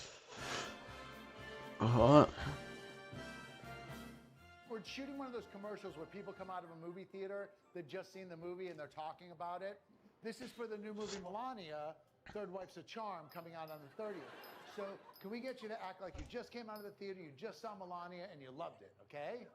There's no way. Ma'am, did you just see Melania? Sorry, I'm so anti-Trump, it's not even Oh, funny. no, and this isn't pro-Trump. This isn't pro-Trump. It's I'm- pro-Melania. You, sir, did you just see Melania? I did. It was amazing. What did you like about it? That's pretty good. What did you think of that intimate scene in the bedroom where Donald asked Melania to spank him with the Epstein files? It was uncomfortable, but appropriate. You know what? For people who haven't seen it, can you do me a favor? Can I just get you to reenact it for a second? Here's the Epstein files, and let's bring in our Donald. Now lean over, Donald. You are a disgusting pig. You are a disgusting pig. You are a disgusting pig. Talk a little bit about that bedroom scene. Were you surprised by the length and the color of the president's nipples? Yes, his nipples were very long, and I was very impressed. So they have one of those collectible popcorn buckets for Melania. Oh, wow. But since it's Slovenia, they don't eat popcorn there. They eat sauerkraut. Just pop that open and take a bite of the sauerkraut. I'm a Melania. Big bite, big bite. It's all about the crowd. It's all about the crowd. We're trying to appeal to all the different conservative groups who might go to see the movie. Right, I got it. Can I get you to throw in a costume or two as all the different demographics who might go see it? So here, put that on. Oh, God. This is going to be the death of me. So you're going to say, MAGA, this movie makes Melania great again. As a diehard MAGA, this movie makes Melania great again. Okay, we're going to change up. As a proud boy from Peoria, I'm storming the theater to see Melania. As a flat earther from Fargo, I'd follow Melania to the end of the earth. As a gay conversion camp counselor from Cucamonga, I'm going straight The to fuck? see Melania. As a QAnon from Carolina, Melania made me horny. As an anti-vaxxer from Annapolis, I'm not immune to Melania. As a trad wife from Tampa, I'd love to see Melania if my husband says it's all right. As a Cracker Barrel Karen, I demand to see your manager and Melania. Okay, now let's try a couple groups from the left. As an Antifa from Atlanta, I say no kings, but yas, queen. As an illegal immigrant from Illinois, Right this way. Let's go. I want my daughters to grow up and be just like Melania. Our melanin melts from Melania. I can't believe how long the president's nipples were. Melania, it grabs you by the and never lets go. Brett Ratner's done it again, and this time I don't mean denied multiple assault allegations. Damn. It looks great.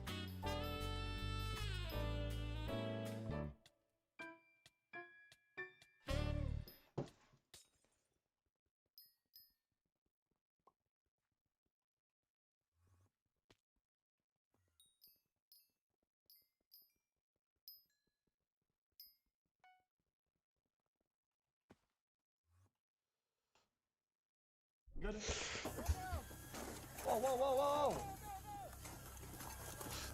The fuck? On August 1st, 2024, No, looks Columbus interesting. police in Ohio responded to a disturbance at a home involving 40-year-old Benjamin Wheeler. According to the caller, Wheeler was irate and threatening family members. When officers first made contact, Wheeler briefly stepped into the doorway shirtless and made a series of erratic statements, at one point stating, "Martial law has been declared." After several minutes of conversation, he told officers he had weapons in his room, saying, "I'm armed. I will defend myself." Moments later, Wheeler retreated back inside and Yeah, stopped last time I did responding. With an Ohio, active but I felony think it's warrant to because serve and growing concerns about they a probably made a gunman round now of barricaded inside requests his home. for The department case requested a files. SWAT team, who arrived with a heavily armored military-grade vehicle known as the Bearcat, built to withstand gunfire from rifle rounds and breach fortified structures. Its arrival marked a turning point in the standoff, and this was only the beginning.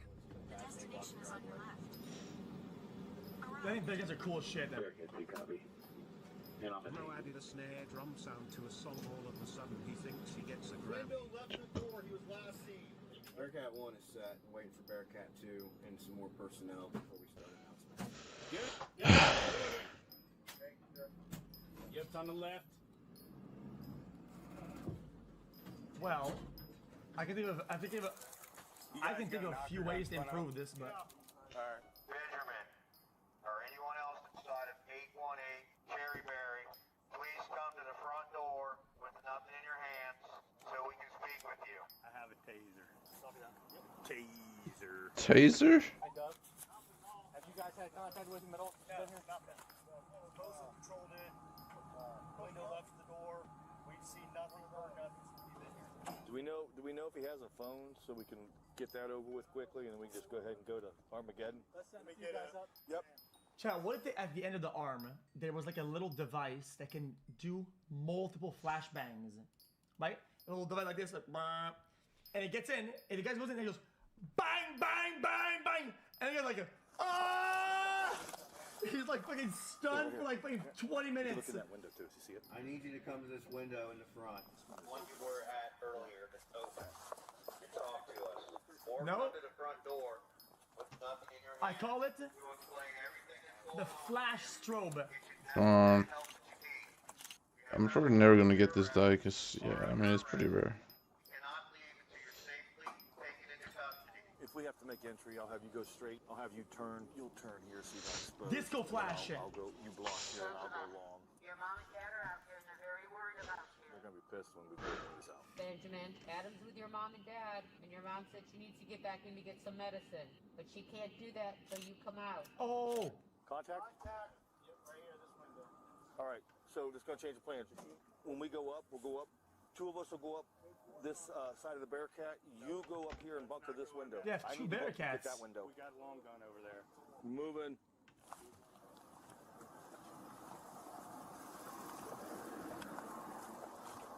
Just break the house, man. I don't get it. Faster. All guys fighting his family. They can remove the fucking the side panel of the house easily with this one. That's fucking. They were just checking to see if it was open.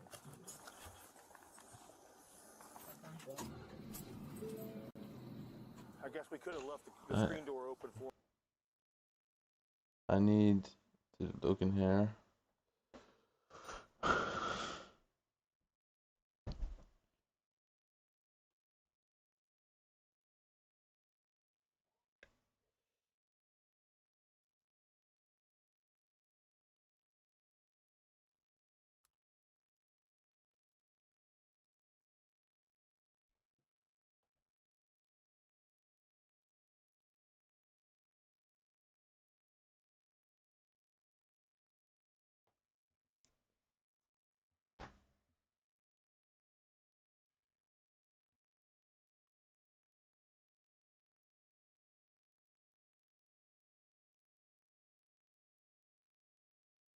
What? Why is it taking on?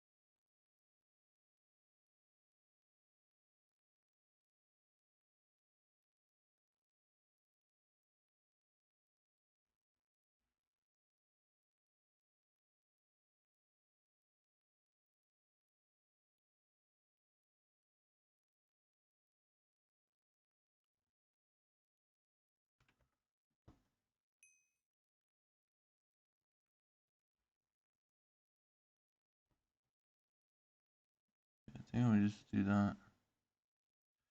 Is there a reason to not?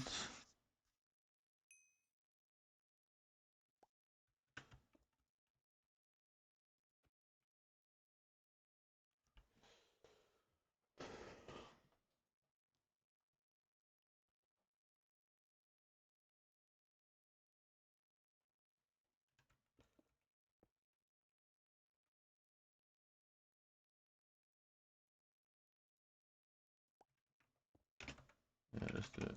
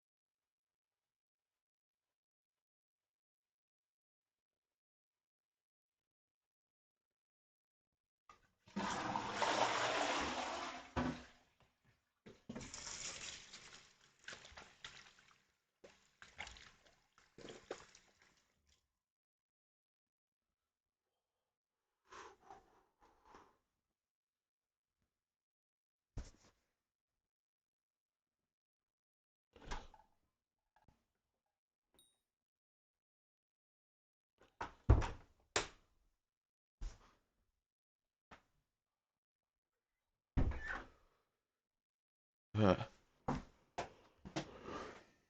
Cheese bite snacks. Okay.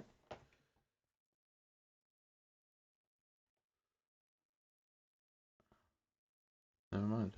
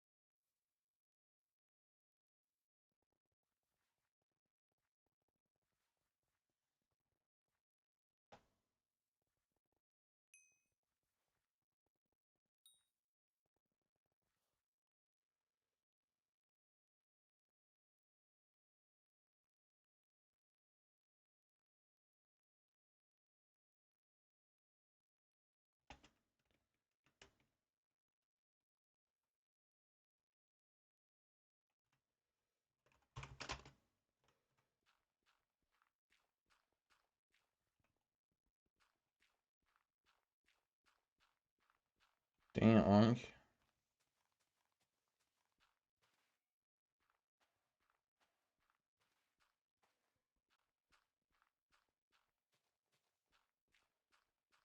Okay, so Omaha 5 rows all the way. Oof. Okay.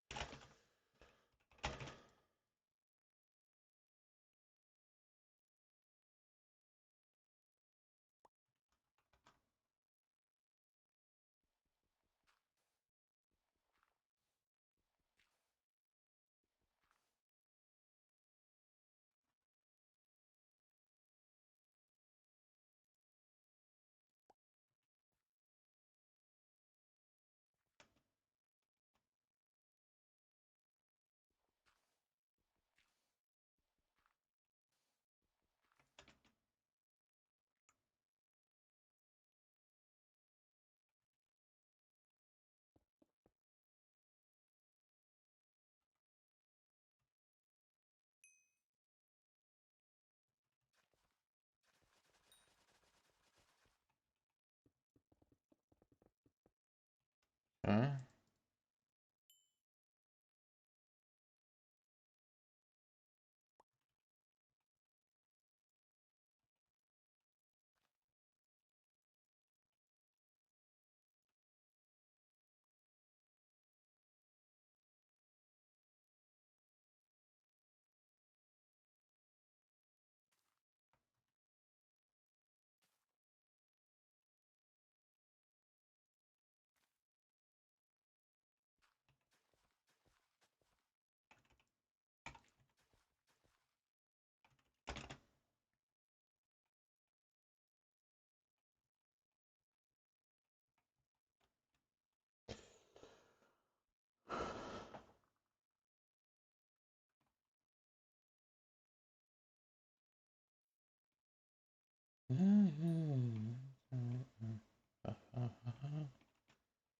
Okay, so this gotta keep running for ages. Next is Chlor. Cool night. I have this, man. No. Cool night. Holy shit, I got many. So many.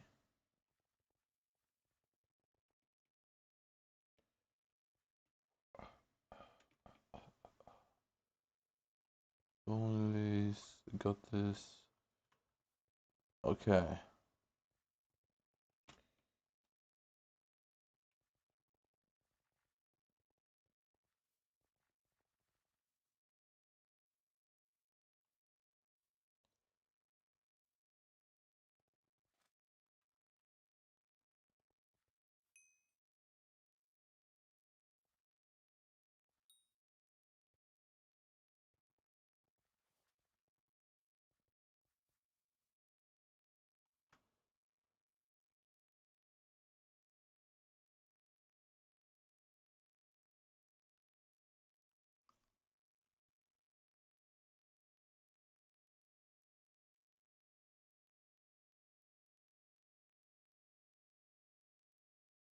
Wait, what?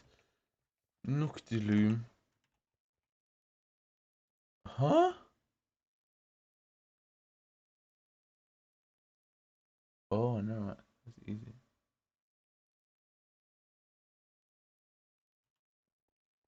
Yeah.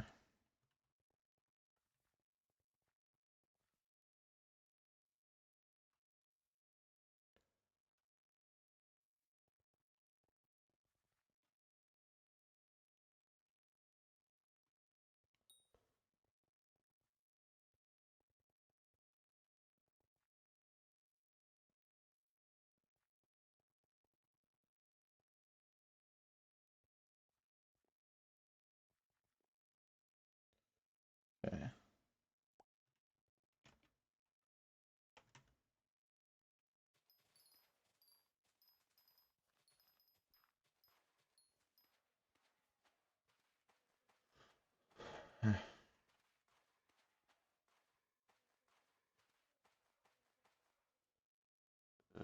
Sucks.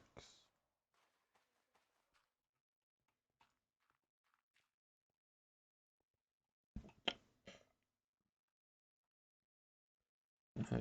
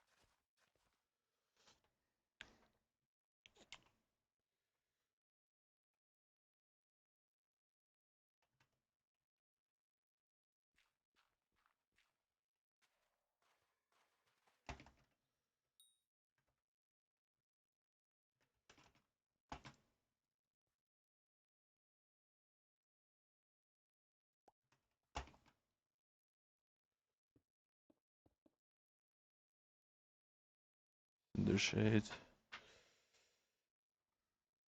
Loneliness.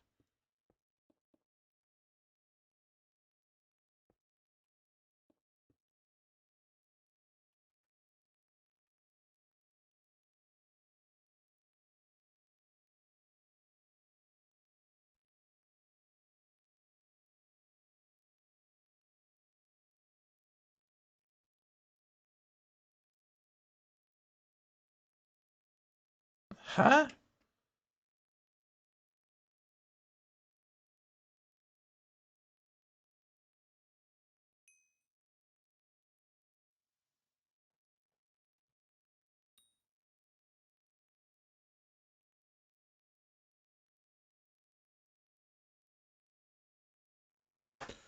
This cap, bro.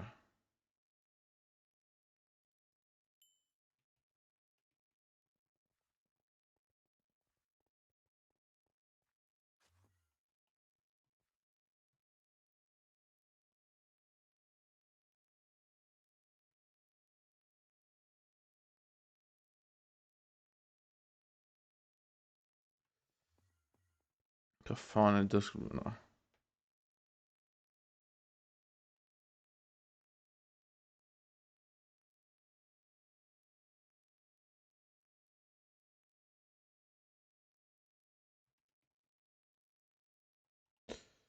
Okay.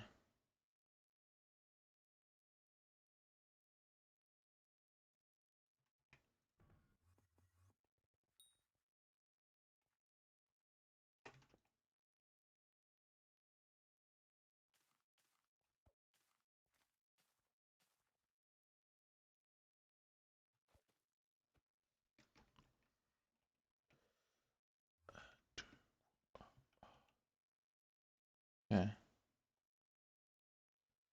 Dödsgubbar.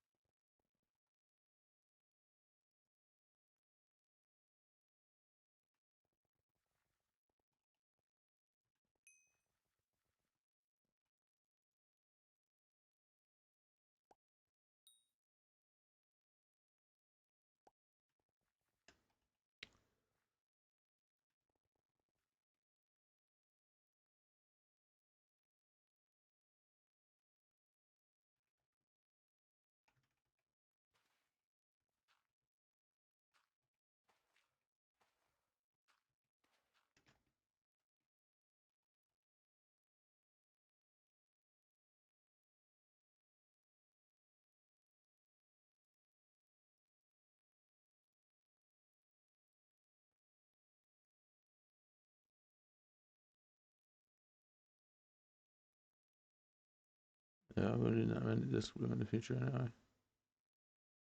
Excited.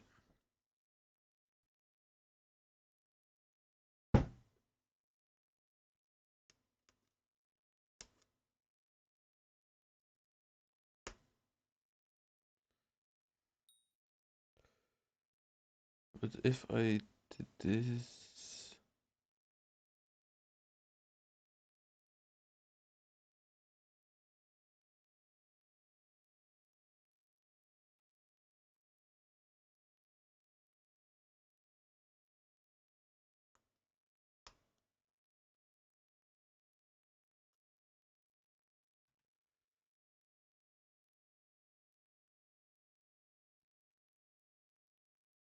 Five by five.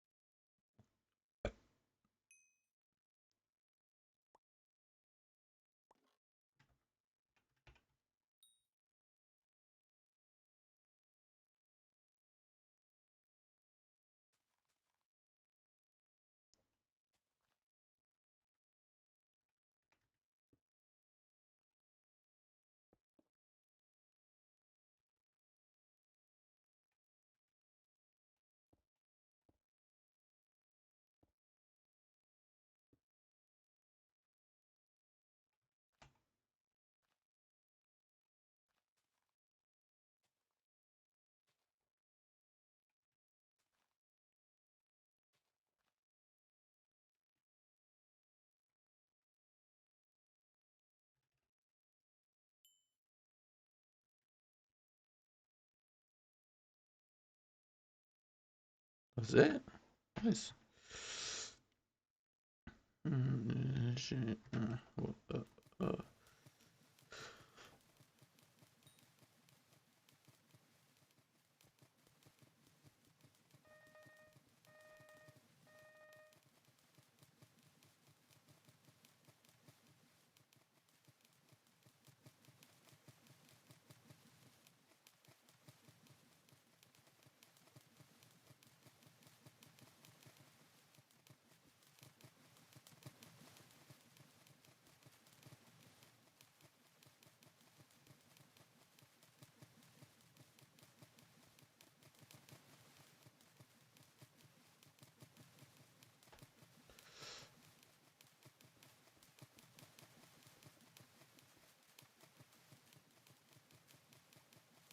Okay.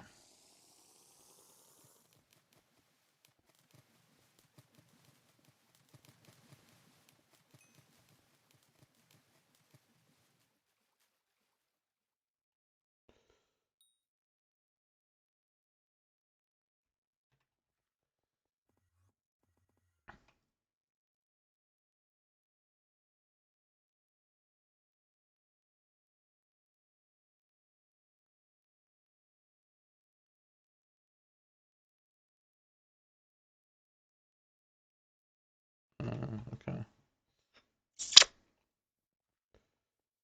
Negotiate. Well, fuck.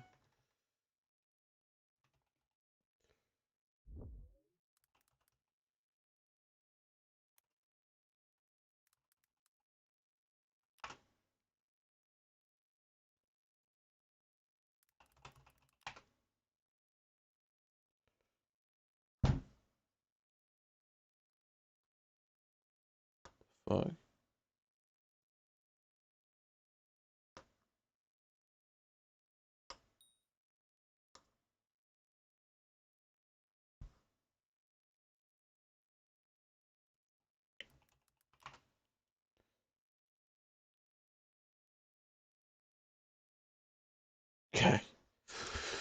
I'm 10 bill behind, bro. 10 bill. To breach it. Man, I missed that thing by. You could have put a piece of paper there. Benjamin, I gave you a little break, but it's time for you to come out now. Breach it. Oh, a 9 bang, yeah, I get it, but I'm talking about a disco ball, but so whatever though. No. Okay. We'll once we get back, we'll have her make the announcements. Hey, we put a throw phone in. On my call. I'm moving. Breach.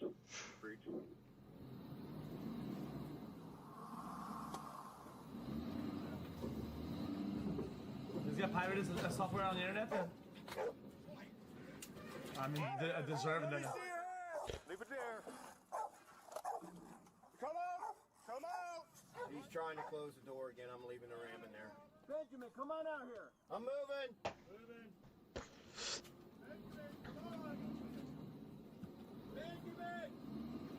Chad, why does human right not surrender here? When you see a fucking tank piercing your front door with a fucking spear. Benjamin, come out right now. Show us your hands. Will your spot work in there? Anybody see that spotlight? I see you just went to the left, Rob. Went towards 2. Where you at, Rob? Front spotlight. I got it. No one's here to hurt you. Ben, that's not gonna work. Ben. Show us your hands and walk out, buddy. Okay. He is trying a dart at the end throws poison. In front of the front door. We've got visual Slow it down, bud. No shirt, green ball cap. Come to the front door, Ben.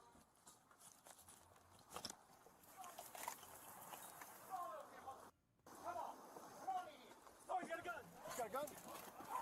Back up. Wait, he's a gun? Where's he at? Go lower. He's got it. Holy shit. What was that? All right.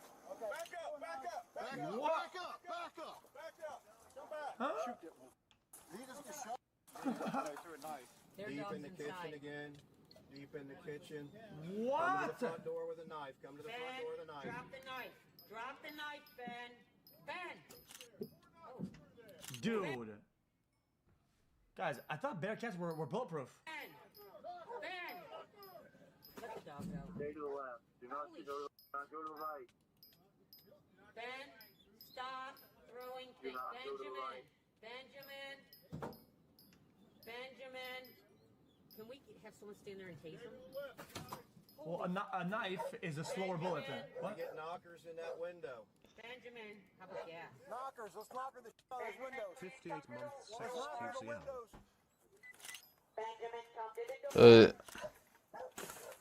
Is there someone here?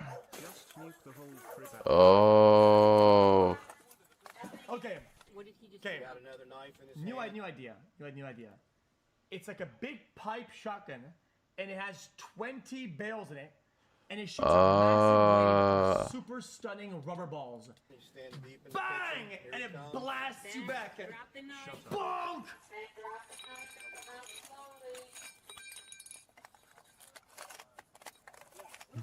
Like an RPG. Oh my God! How are we supposed to get up there then? Well, let's go on the inside here. Let the snipers have this whole pass inside. Back up, coming up with you. Inside door. Go. Watch that teaser. We're good. I don't know why they didn't have a 40 for him there when he was visible. Go lower. I think in other videos, when they have the Bearcat out, they always have 40 ready at least. No one's here to hurt you. Three side knockers. Ben, right now he's probably so paranoid. I can't believe he Look broke where. the windshield with a knife. Did you see it, Sean? Yeah. But you can feel it's that second layer, but... I want to rail a Twinkie. It's supposed to be 50 cal rounds. What? On those windows, This is truly the sanest America. And we're going to deploy a... I mean, they got scammed. Let's do it while he's there. All right, we'll check these. Who scammed them? Gas grenade. Happy 25 months. Can I get a welcome to the jungle? Move. Oh. Get your gas mask. Gas deployed. We're going to deploy knockers.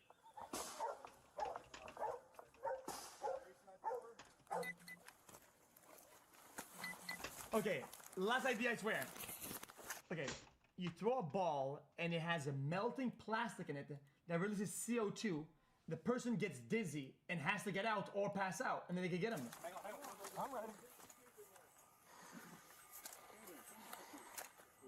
Are they ready to come out? I don't think so. They're all over the... Dog's ready. That's about it. Do we know where the guns are supposed to be? The glass already failed before the knife strike, otherwise it's faulty production. Yeah, that's what I was thinking too. Uh-huh. I got some medics out here. Let's get some fresh air and some cold water. Okay, so he's also mine for this shit. As soon as you said lower, I lowered, and that's when it came across. So these guys are not as efficient as some of the other videos we've seen. These guys are Yeah, he had a pole. It looked like a gun, yes. not great.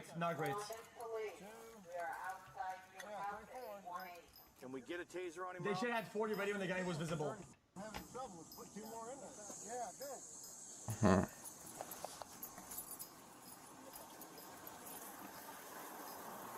Can you get in there?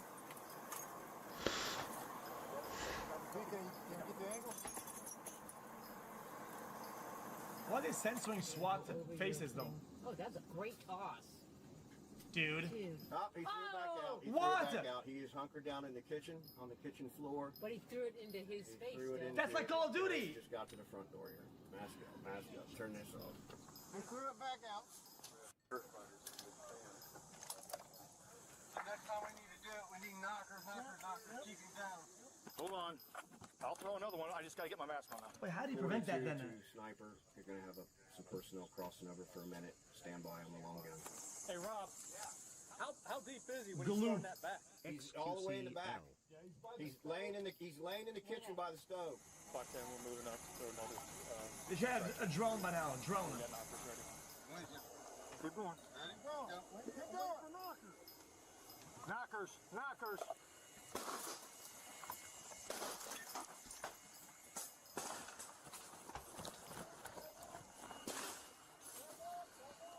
Get ready for him to come out. That's a and get ready. He's probably going to come out on that one. What Benjamin, the fuck? we're still here. We've asked you to come out peacefully. I'm going to ask again. that door with nothing in your hand. The only way this ends is with you in custody. He just threw something. 2 more executions. I don't think they're taking a risk though. They're just throwing knives and shit. Like. Right here. Where we go? Up to the Bearcat side. Bearcat, got it there.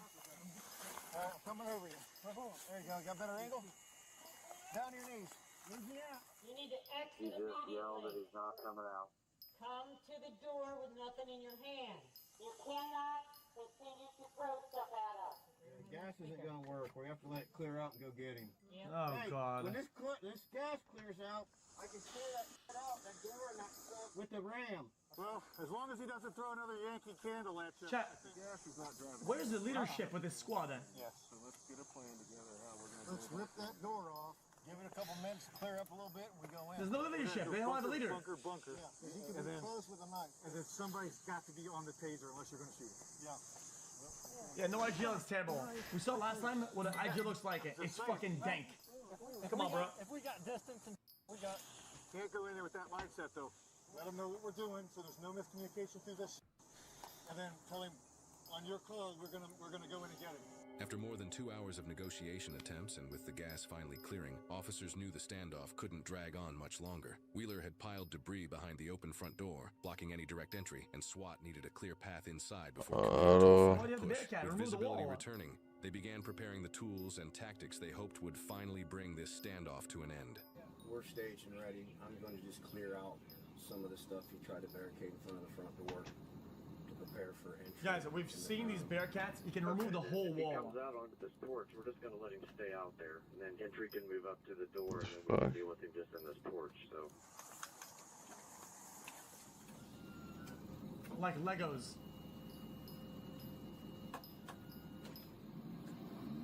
Redeem. What? The fuck does that mean? Coming back.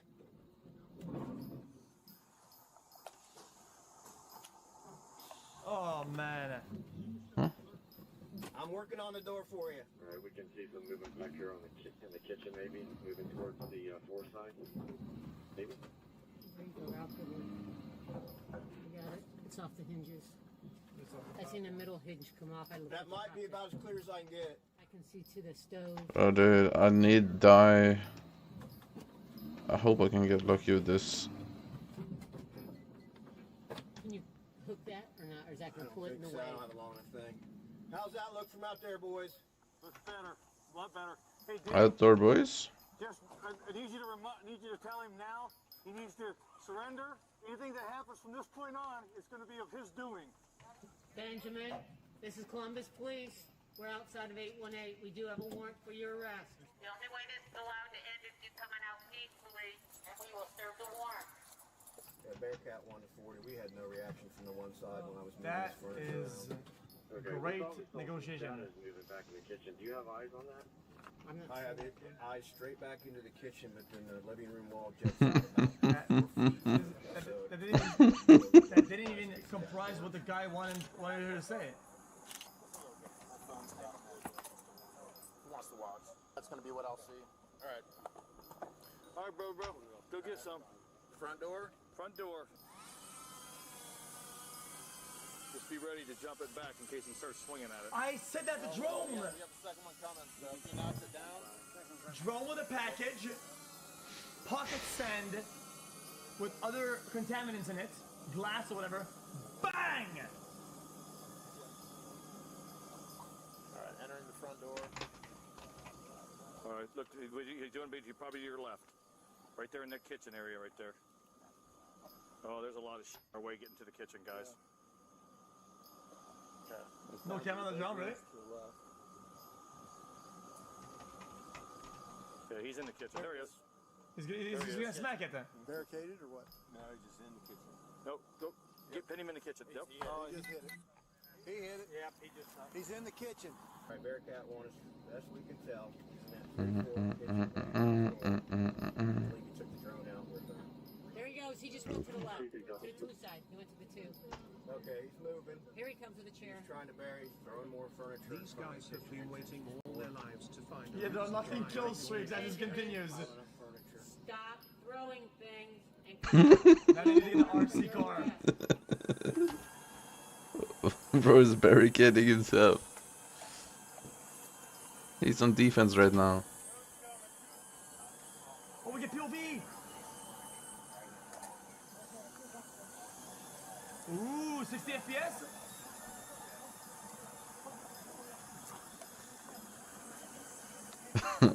Nah, that's hard. That was close. I almost hit the wall. Wait, what is this? Let's go. What the fuck? I'm saying to sniper, we gotta come over to this side to make entry.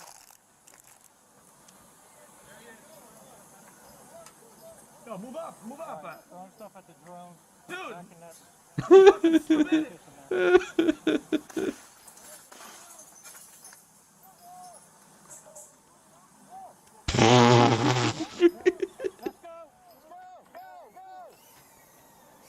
John's stuck, I think. Caesar.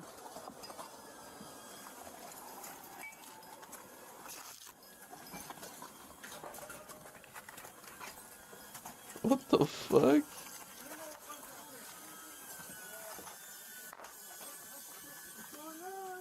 Man, not just fucking turn the corner of the drone and fucking distract him or something, you know? Why is that drone just making noise, man? The drone is useless! The drone is just making noise, man! I just want to let you know I eat ass from behind while she's chest down ass up. Cheers home.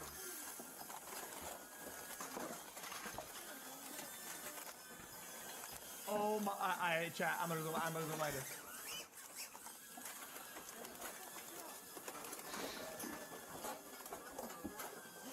Oh, the POV though! Hold on, he was doing a movie! He was doing a movie!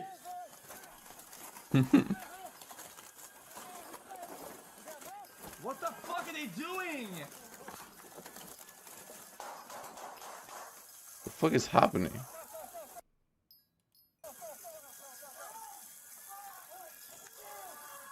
What?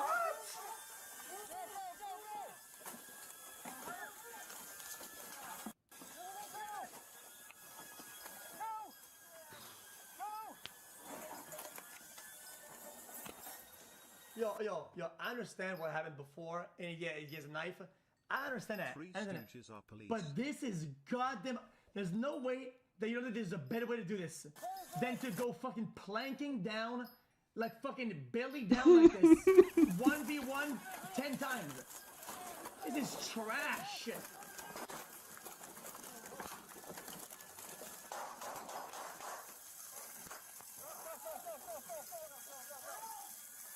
Payday 2 props. First time using that kill streak, yeah, it makes sense.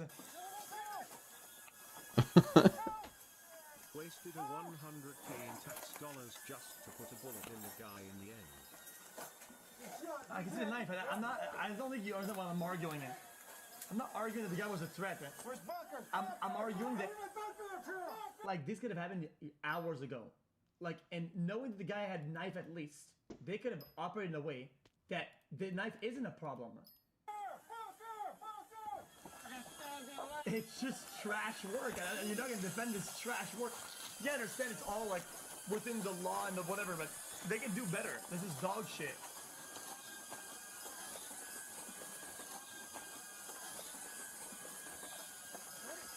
He is hit! He is hit! Benjamin, we cannot help you! Mr. Lee, still! Try chambers! Try chambers! Is he tactical? No, he's in the base. Which leg? Is he stabbed? Yeah. Lower left leg. He's bleeding. That's awful. Well, still, he's bleeding out. Right. Benjamin, can you hear me? You also could be lying awake. I know that. I'm saying. Benjamin! Yeah, I mean, like I said last time, knife against gun. A lot of times, knives win. It is what it is. If you are injured, I need you to come to me. No, I fired. The other two did not. No, they were too busy getting stabbed. I mean, you think you hit him? Oh, 100%. He said there's massive blood loss in you. I'm not saying shit. It's true. Chet was mad at me since the beginning, like way back. I was getting tweeted back on that. Dude, He's been hit. This guy with a knife. Come on, bro. Some shoulder, because he was like stabbing from behind the corner. Yeah. So I don't know. He's probably hit like in the shoulder. Keep the air clear. Ready? Don't move. Don't move. Benjamin. He is down. He is down. He's down, Troy. I'll cover with the bunker. I got him. He's down. His hands are right there. Chat, I always make jokes about like what they can use as util, but why not just flash it there? We need a medical. Get him back in here. Chat. 510. Send a medic in. Hey, look out. Hey, don't move that, Troy. Don't let him move that knife. We've seen them use flashes all the time. Zero flashes used there. Pop right on the corner. Bang. Damn. Remember and eat up your crumbs from your mums. She'll buy you drums. You did? The suspect, Benjamin Wheeler, was pronounced dead at the scene. The standoff ultimately lasted more than 6 hours and involved multiple attempts to make contact, deploy gas, and safely clear the home, but it ended in a violent struggle as officers attempted to take him into custody. Multiple SWAT officers were stabbed. What I say, but what if you go to the corner with my idea of the fucking RPG rubber bullet and just fucking bonk so nobody gets stabbed? I mean, yeah, it causes damage. The guy's he's gonna hurt a lot, but during the confrontation, but all survived their injuries. Ultimately, the standoff ended with Wheeler's death, bringing the case to its final conclusion. Yeah, it's kind of crazy, but it's better than just fucking, you know what I mean? No, bro, he stabbed multiple officers. What? Today, wait. He is facing 25 years in prison for attempted murder. A few years ago, he won a Super Bowl with the greatest quarterback of all time. Antonio Brown's downfall on the day is that I was there? insane that if you wrote his life story as a movie script, it would be criticized for being too unrealistic. Sideline temper tantrums, threatening statements to reporters, tweets that sound like they came from a 13-year-old boy, celebrating losing $30 million, public meltdowns that nearly killed a child, and firing shots in a crowd of innocent bystanders. And on top of Chat, I swear to you, I'm not kidding it. The studio of Aiden is literally right here. Okay, we heard the shot, they fired shots right there. We're literally behind that wall. That's insane. All of that, he brutally disrespected the only man who believed in him when nobody else did, Tom Brady. This is how Antonio Brown went from a future Hall of Famer to a Twitter troll facing prison time. A player like Antonio Brown was never destined to be a Super Bowl champion. He was drafted in the 6th round of the 2010 NFL Draft. This is sad. 194 players were selected before him, and 21 of them were wide receivers, which is the same position he played. Most players selected this late pretty much never expect to play outside of practice, so when he arrived to the Pittsburgh Steelers practice camp, he did everything he could to make a good first impression to the coaches. We're in practice every day, and he's torching our #1 corners, like our top guys, and we're like, is this practice or is this for real? Like, you know, you don't naturally pay attention to a 6th rounder, but you noticed him, like when he's walking around, his focus, like his gaze is there. If somebody's speaking, he's really listening. You can feel him taking that in. The very first time AB got his hands on the ball in an NFL game, he took it 97 yards for a touchdown. Despite the amount of talent he clearly had, Antonio spent a majority of his first season on the sideline. In his sophomore season, he got to play more. Holy shit, can we have a passes, and racking up over 1,000 receiving yards. He had also proven to be an exceptional kick returner and was selected to take part in the 2012 Pro Bowl. By this point, he had proven himself to the Steelers, and they offered him a 5-year contract extension worth $42 million. By 2014, he was already ranked the 23rd best player in the league by his peers after putting up an impressive 1,500-yard season with 8 touchdowns. But somehow he managed to outdo himself the following year with nearly 1,700 receiving yards and 13 touchdowns. Antonio Brown was seemingly unstoppable, already on pace to become one of the greatest wide receivers in NFL history, but then a single play drastically changed his fate. To the head, Lewis Harris is going to be flagged for this on the hit on Antonio Brown. During a playoff game, Cincinnati Bengals linebacker Vontaze Burfict violently charged into AB's head, knocking him unconscious and giving him a severe concussion. This play... What? I mean, I hate football, man. Charged into AB's head, I knocking mean, him on the hit. That's just on not right. Antonio Brown. During a playoff game, Cincinnati Bengals linebacker Vontaze Burfict violently Oh my god, the lag. his head, knocking him unconscious and giving him a severe concussion. This play was the catalyst for a handful of rule changes that still exist in the league to this day. Vontaze Burfict was also fined $50,000 and suspended for the first 3 games of the next NFL season. Like Many consider this hit to be the moment that everything went wrong for Antonio, and that now he is suffering from the degenerative brain disease known as CTE. But it's not exactly that simple. Research suggests that CTE is associated with long-term exposure to repeated hits to the head. There is no strong evidence that shows that getting 1 or more concussions or other mild traumatic brain injuries or occasional hits to the head leads to CTE. Then again... Wait, that's false. Huh?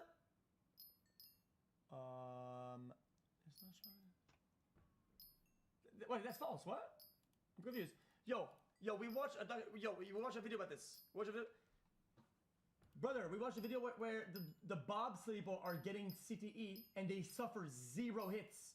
1 or more concussions or other mild traumatic brain injuries or occasional hits to the head leads to CTE. Then again, AB has been taking hits to his head his whole life. This was just the biggest and most brutal of them all. But the biggest reason why people suspect Antonio Brown is suffering from CTE is because of his behavior. The Boston University CTE Center is one of the leading authorities on the condition and has affirmed that there is no way to diagnose CTE until someone passes away and their brain is examined by pathologists. However, they have published numerous studies that say becoming emotionally explosive, having a short fuse, or being out of control, physically violent, and or verbally violent is consistent with those suffering from CTE. Damn. And usually those symptoms occur slowly over the course of years. In a way, I think people secretly hope he is suffering from a degenerative brain disorder, because AB went from a focused, determined, and hard-working young man to a dangerous, violent destroying everything in his path. As I've gotten older, I sometimes think it's time to start taking my own health.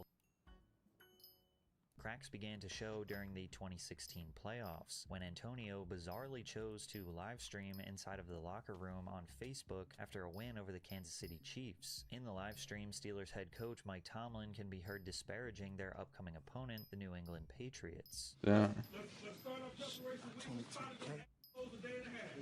They played yesterday. Our game got moved to tonight. We will touchdown at 4 o'clock in the morning. So be it. We'll be ready for that. But you ain't got to tell them they constantly coming. Because some of us might not like the damn Wolfskin.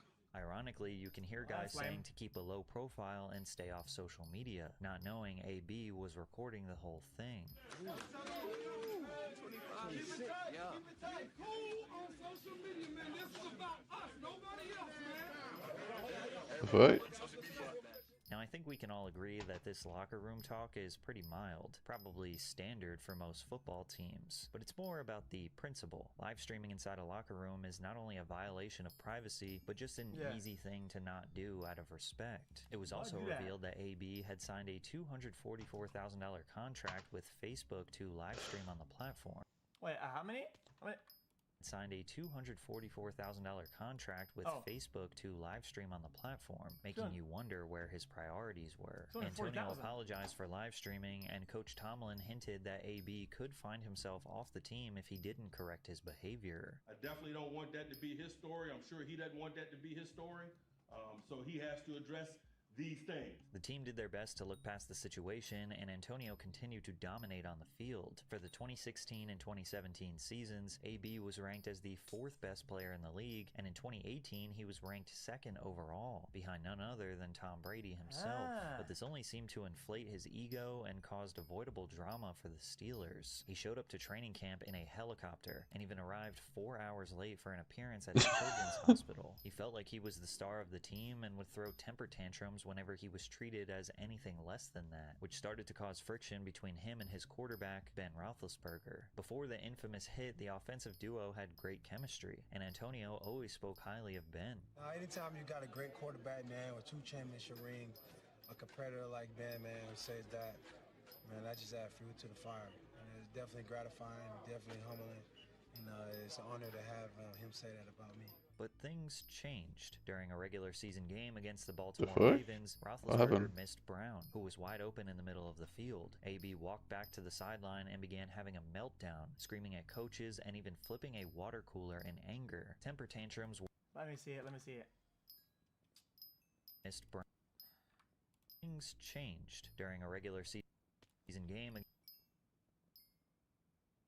against the Baltimore Ravens. Roethlisberger missed Brown, who was wide open in the middle of the field. AB walked back to the sideline and began having a meltdown, screaming at coaches and even flipping a water cooler in anger. Temper tantrums were normal at this point, with head coach Mike Tomlin saying, "This is not Antonio's first rodeo." Ben Roethlisberger was trying to be professional, but was clearly annoyed with his superstar receiver's behavior. He said, "He's superhuman on the football field, and when that happens, it almost brings him back to being a mere mortal, if you will, because it gets in his head and it just messes with all of us a little bit. I'm not trying to call AB out, I just think this is causing a distraction that none of us really need." However, things were about to get so much worse, because Antonio went from causing slight distractions to committing real crimes. We are following a developing story involving Steelers wide receiver Antonio Brown.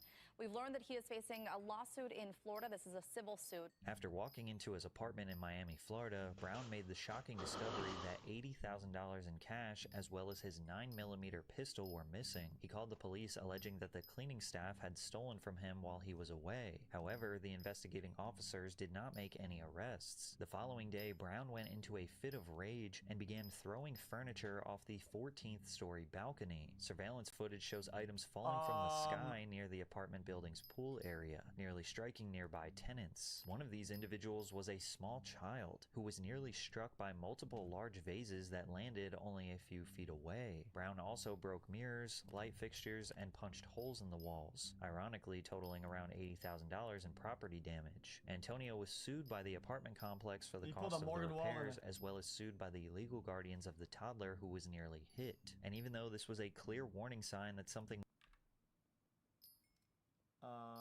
legal guardians of the toddler who was nearly hit. And even though this was a clear warning sign that something was deeply wrong with Antonio Brown, the Steelers organization continued to sweep his problematic behavior under the rug, mainly due to his unbelievable success on the field. However, it was reaching a tipping point where his antics and attitude were just too much to deal with. The following season, in a Week 2 game against the Kansas City Chiefs, Antonio became upset with his lack of targets. His frustration was visible on the sidelines as he refused to celebrate with his teammates after scoring, and he opted out of speaking to the media after the game. A former Steelers employee reacted to the situation saying, "AB needs to thank his lucky stars, because he was drafted by a team that had Ben, and Ben got AB paid. You know darn well he wouldn't put up those numbers for other teams." Rather than letting this comment roll off his shoulder, AB chose to throw... Terrible comment. Terrible comment.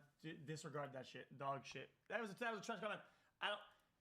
It's a dumb comment because it's a symbiotic relationship. You cannot be like, "Oh yeah, he passes the ball." Yo, one has to throw the ball, one has to catch the ball. Don't act like anybody's doing anybody any favors. What if it was some guy that said, "Oh, dude, well, when I catch the ball, he gets passing yards on the fucking MVP leaderboard." Fuck off. People on fire tweeting, "Trade me, let's find out." This tweet was quickly deleted, although the damage had already been done, and discussions surrounding Antonio's desire to leave the Steelers began to grow. From here, anyone who was critical of AB felt the wrath of his Twitter fingers. In response to a somewhat critical article about his off-field personality, Antonio would threaten the article's creator in a now deleted tweet. "Jesse Washington, wait till I see you, bro. We gon' see what your jaw like." But everything reached the point of no return in Week 17. In preparation for the final game of the regular season, the Steelers had a record of 8 wins, 6 losses, and a tie, and desperately needed a win to keep their playoff aspirations alive. Roethlisberger had become more critical of AB in the final stretch of the season, calling him out directly in team meetings and demanded he be removed from practice. An insider said, "Wednesday in practice, I heard he ran the wrong route. Big Ben threw threw the ball on the ground, said, "Get him out of here. Get somebody else in there." And that's when AB was at his boiling point, and that's when he went off.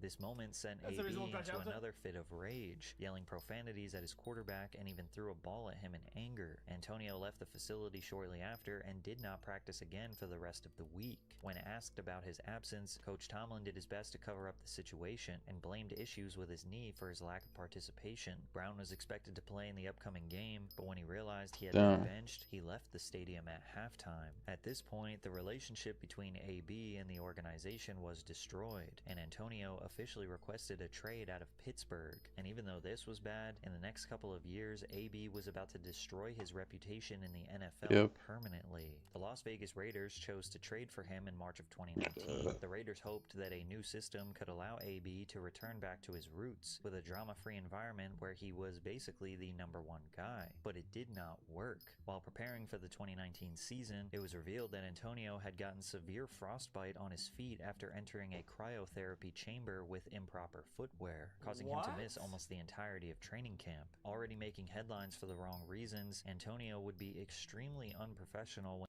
frostbite. How does that? That's insane. I mean, when he made his way back onto the field. His old preferred helmet model, the Shut Air Advantage, had been recently banned from the NFL, meaning that AB would have to find a new approved model to use for the season. When given his new helmet, Antonio began loudly voicing his displeasure and stormed out of the facility in anger. He claimed that his new helmet was obstructing his vision and making it difficult for him to reliably catch balls, so he repeatedly attempted to sneak his old helmet onto the field. He even tried catch balls, so he repeatedly attempted to sneak his old helmet onto the field. He even tried to paint it to match the Raiders' silver and black color scheme, but eventually was caught and forced to use an approved helmet. Frustrated, Antonio threatened to retire if his demands were not met, and after weeks of back and forth, AB finally caved in and agreed to wear an approved helmet for the upcoming season. But the drama was far from over. Due to repeated unexcused absences at practices, AB was fined $13,000 by the team. He posted to Instagram, "When your own team wants to hate, but there's nothing stopping me now. The devil is a lie. Everyone gotta pay this year, so we clear." The league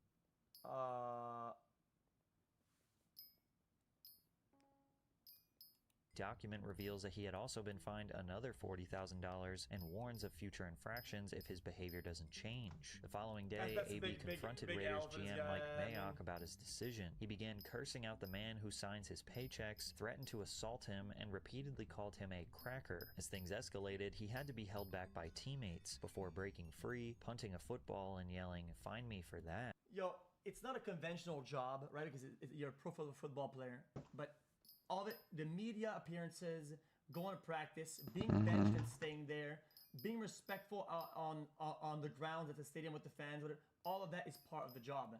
It's not a conventional job, but you cannot just disregard one part and be like, you can't do that. It's all part of the big check. Has all of that included in it, buddy. Antonio initially apologized for his behavior until he realized that $29 million in guaranteed money was voided from his contract, all because of his behavior. He said, "I have worked my whole life to prove that the system is blind to see talent like mine. Now that everyone sees it, they want me to conform to the same system that has failed me all those years. I'm not mad at anyone. I'm just asking for the freedom to prove them all wrong. Release me, Raiders." At this point, any logical person thinks he's got to be losing his mind, right? Because his argument just doesn't make any sense. Antonio was acting like the NFL was similar to being trapped in a prison or locked into a corrupt industry with no way out. Wearing an approved helmet, showing up to practice, not threatening the general manager, these are bare minimum expectations of a professional workplace. And in exchange, he'd get tens of millions of dollars in guaranteed money. Antonio was turning minor inconveniences into existential battles, and as a result, the team would grant his request, and he was released that same day.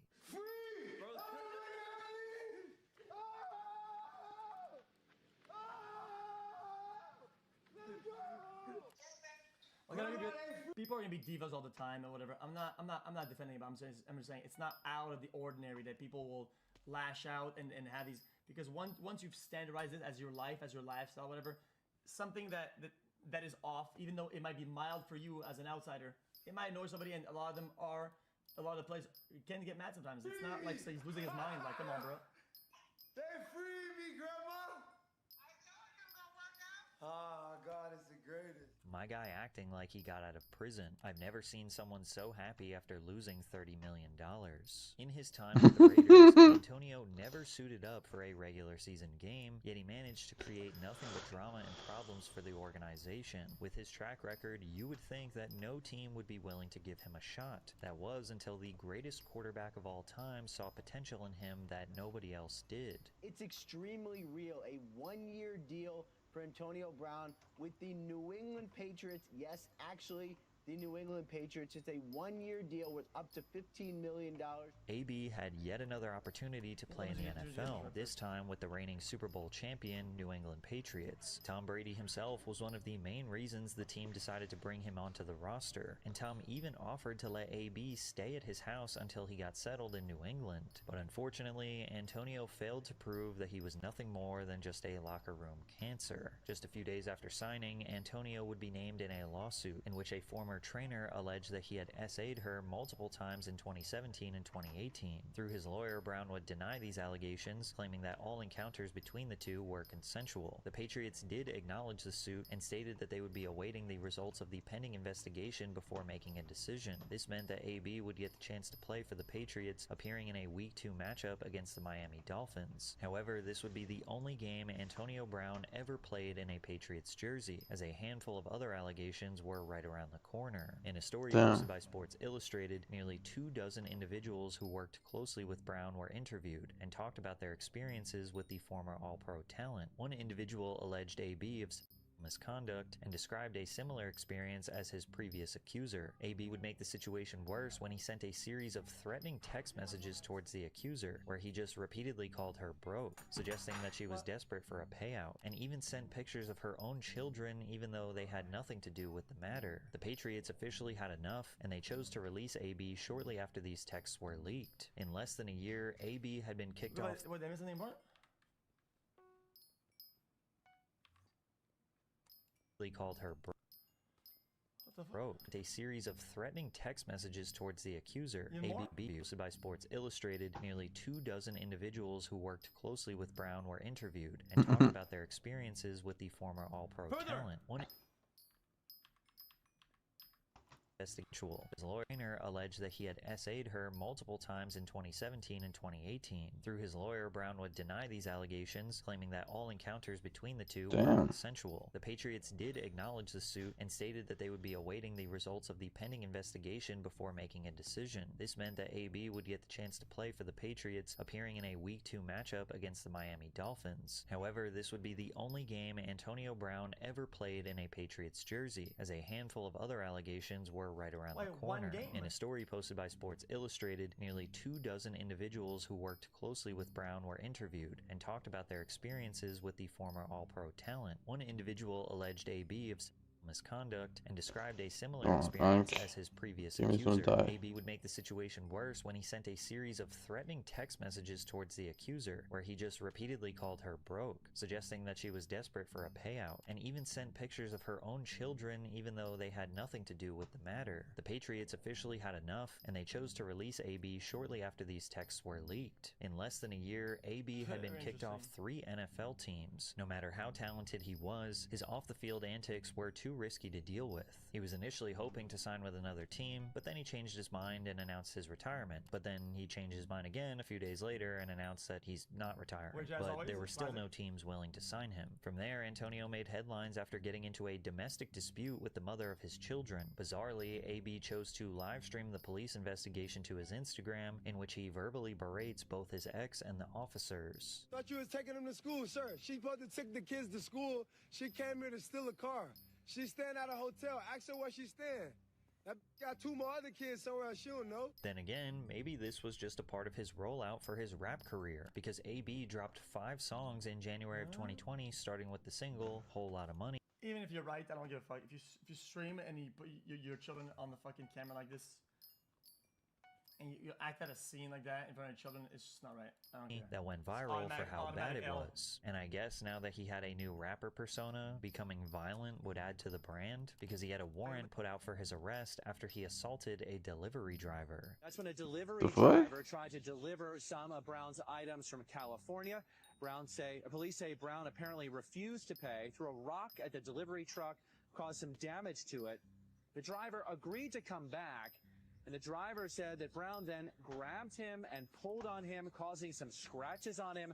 Police were called. When they arrived, investigators say Brown went into his home and did not come out. With charges of burglary, battery, and criminal mischief, Brown turned himself into the police. In court, prosecutors argued that AB was a danger to society, posed a flight risk, and requested that he remain in custody until his trial's conclusion. While he lucked out and was able to walk out of jail on a $100,000 bond, he wasn't free of consequences. He received 2 years of probation and a $1.2 million fine, but it's all good because he's got a whole lot of money. Because of his never-ending bad behavior, the NFL handed him an 8-game suspension for violating their personal conduct policy. Since he was not on a team, that meant if he did eventually get signed, he would have to sit out of the first 8 games before being able to play. And while you might think that this would only dissuade teams from bringing him in, you'd be mistaken, as Tom Brady once again came to the rescue for Antonio Brown. AB signed with the Tampa Bay Buccaneers for the 2020 and 2021 season. His former Patriots teammate Tom Brady had recently joined the team as well and was the main advocate to bring him in. And Brady once again offered him a room at his home to make sure AB was taken care of. And even though everyone thought this would be a disaster, it was actually the total opposite. After serving his suspension, AB had a productive season on the field. But more importantly, he managed to stay out of trouble. To top it all off, he even caught a touchdown pass in the Super Bowl, helping the Bucs secure the Lombardi Trophy. AB did what many thought was impossible. He put football first. And as a result, he won the trophy that every football player dreams of. This should have been a moment of reflection for him, that despite all of the nonsense off the field, he could remain focused and prove himself as Or it means that everybody was wrong and you were right the whole time, and it's all because of you that you popped off, and then you're the GOAT. Still the best in the game. Many assumed that he had changed for the better, and we were about to see one of the most legendary redemption arcs of all time. But actually, this was just about to be the end of his football career. In the following season, Brown was suspended for 3 games for submitting a fake COVID vaccination card with the league. In response, Buccaneers head coach Bruce Arians implied that AB's time with the team was up in the air. The league did their due diligence, and we move on. I will not address those guys for the next 3 weeks. They'll just be working out, and then we'll address their future at that time. Shortly after returning, Antonio was seen having another meltdown on the sideline, taking off his jersey, throwing his shoulder pads to the ground in anger, and jogging off the field. This was the last time Antonio Brown ever stepped on an NFL field. After the game, head coach Bruce Arians confirmed that this was the final straw. What happened to Antonio Brown? Did he quit? I've never seen a guy leave a field like that, and is this the last strike for him? He is no longer a Buck. Arians tried to get Brown to go in again, and he refused, which is when Arians told Brown to leave. AB claimed that he refused to go in due to an ankle injury he had been forced to play through. I took a seat on the sideline, and my coach came up to me, very upset, and shouted, "What's wrong with you? What's wrong with you?" I told him, "It's my ankle." But he knew that. It was well documented, and we had discussed it. He then ordered me to get on the field. I said, "Coach, I can't." He didn't call for medical attention. Instead, he shouted at me, "You're done," while he ran his finger across his throat. Coach was telling me that if I didn't play hurt, that I was done with the Bucs. While MRIs did prove that AB was playing through an injury, Arians denied his story and claimed he had no idea his ankle was hurt. Because dog shit coach. Let's be honest. Is that a coach or whatever? This guy's a fuckhead. What is on this guy? What? If the MR really broken bone fragment from the bone cartilage loss. I mean, what? This guy's just a fuckhead. Claimed he had no idea his ankle was hurt. Because AB had burned every bridge and destroyed all goodwill with the public, nobody had any reason to believe him or come to his defense. So from there, Antonio Brown had officially been relegated from NFL superstar to social media. I'm not taking his word. I'm taking the medical report, though. I'm not taking his word for it. It is a medical report. The coaches, that would be the coach's word against his medical fucking account of it. You would have to say, it says he said. So he said that's a medical report. Damn,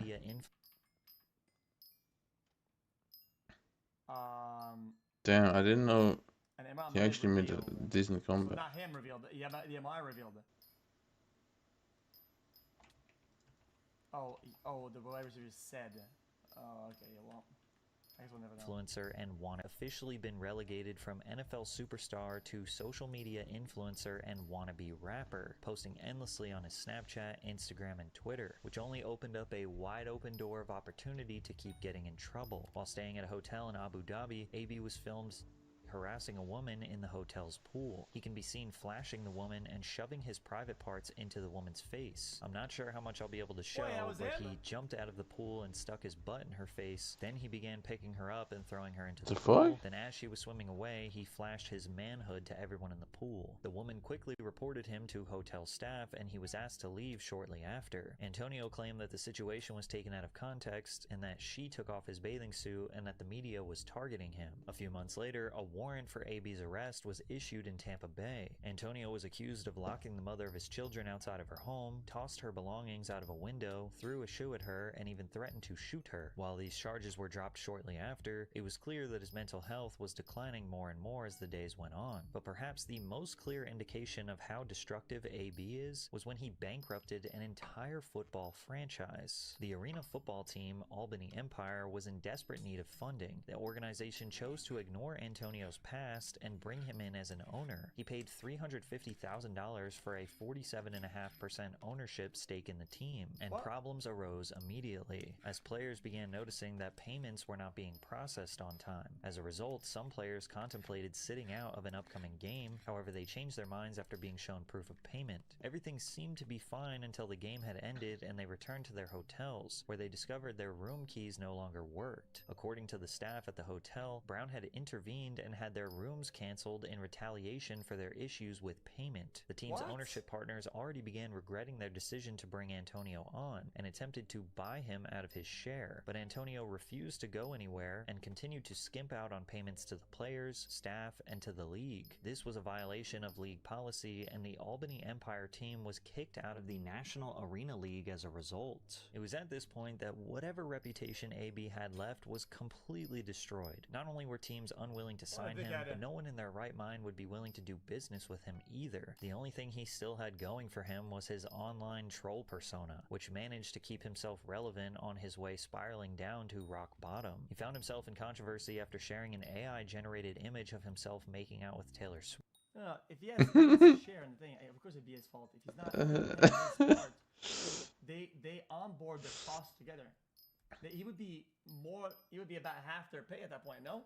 As a shareholder of that kind, you would, right? Or am I wrong? It would be up to him to put the money, continue onboarding the expenses. Found himself in controversy after sharing an AI-generated image of himself making out with Taylor Swift. He made headlines for celebrating Morgan Wallen, calling him Cracker of the Day after he was arrested for throwing a chair off a balcony. Referencing his similar run-in with the law, AB said, "We got a lot in common." He was blocked by WNBA star Caitlin Clark after making an inappropriate comment that many have described as harassment. Bro, what is wrong with this guy? Getting blocked, AB doubled down on his comments and questioned why she was offended. But the worst of them all, a true testament of how low AB was willing to go for some internet clout, is how he disrespected the one man who believed in him when nobody else did, Tom Brady. Brady can't do it by himself, but you guys gonna make it seem like he just this horror guy. Bro, we're all humans, bro. We all depending on somebody else to do the job. How'd he help me? Would he help my career to come back? No, because just like they helped letting you him. stay at his house and Bro, stay at his house. I got my own money, bro. You guys know who I am? I like the fact. I don't need to stay at no one house. I got my own houses. Guys do that to influence you guys in the publicly. Like, oh, he's at Tom's house. Then he's maybe a good guy. Right. But I thought I was a good guy. I was a great football player. That's why you guys know me, right? Tom Brady attempted to save AB's career twice. One time in New England and the second time in Tampa Bay. After AB was kicked off the bucket. Yeah, if the person that's helping you isn't claiming that he's an angel and being like oh guys, I'm making him or whatever. If the guy's just helping and just doing his thing or whatever, and then you bite back like that, you're always wrong in my opinion. You're a fucking, this is a loser behavior. I don't agree with that at all. He still supported him. Tom said, "I think everybody should hopefully do what they can to help him in ways that he really needs it. We all love him. We care about him deeply. We want to see him be at his best. And unfortunately, it won't be with our team, but we have a lot of friendships that will last. I think everyone should be very compassionate and empathetic towards some very difficult things that are happening. Despite Tom unapologetically supporting Antonio at his lowest moments, when Tom Brady's divorce made headlines, AB posted a bunch of photos mocking Tom with his now ex-wife Giselle, and began frequently insulting Tom on social media whenever he got the chance. He even leaked a private text conversation with Tom where Brady is giving AB some much needed but honest tough love,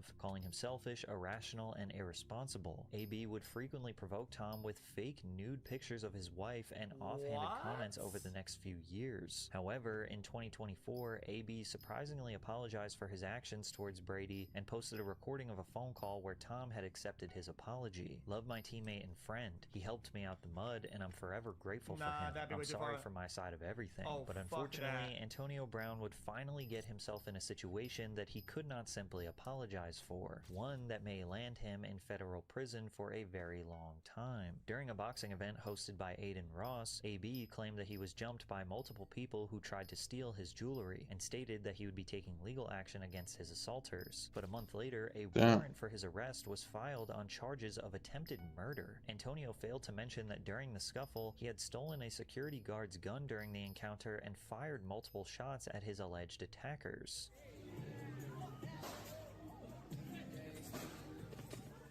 From there, AB antagonized the Miami police on Twitter, and he fled the country, traveling to Dubai to hopefully evade charges back in the States. But in November, he was finally arrested in Dubai and extradited to the... Montez Perfect changed this man's life forever. That's the video lady. It's the video that charged her like kindergarten or like elementary school friend like multiple times.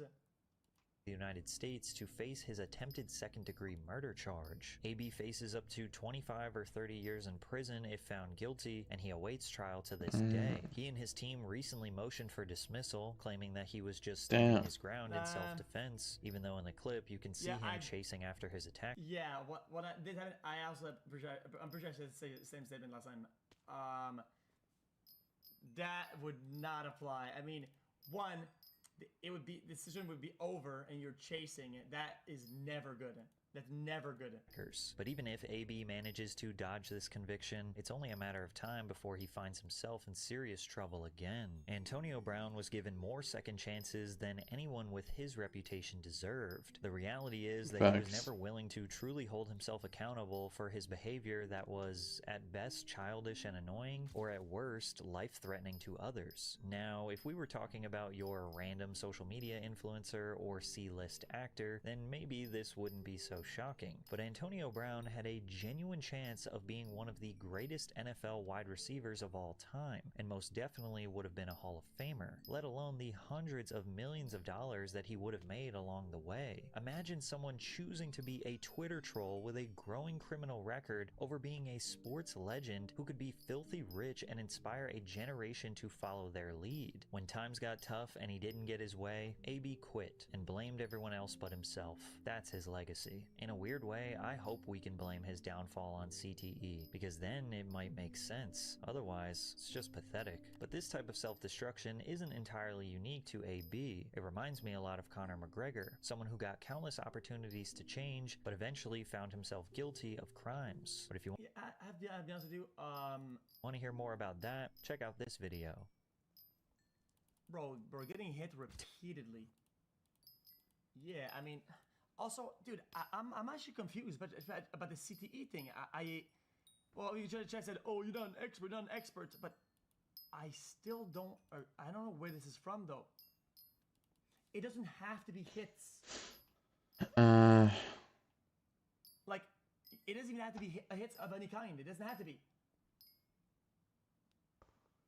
There's no strong evidence that shows that getting one or more concussions or occasional hits to the head, exposure, head impact. It does. I don't think it has to be. I'm so confused. Yes, we watched a video about this last time. You guys remember? Vibrations aren't hits to the head. I mean, that's just clearly just bad.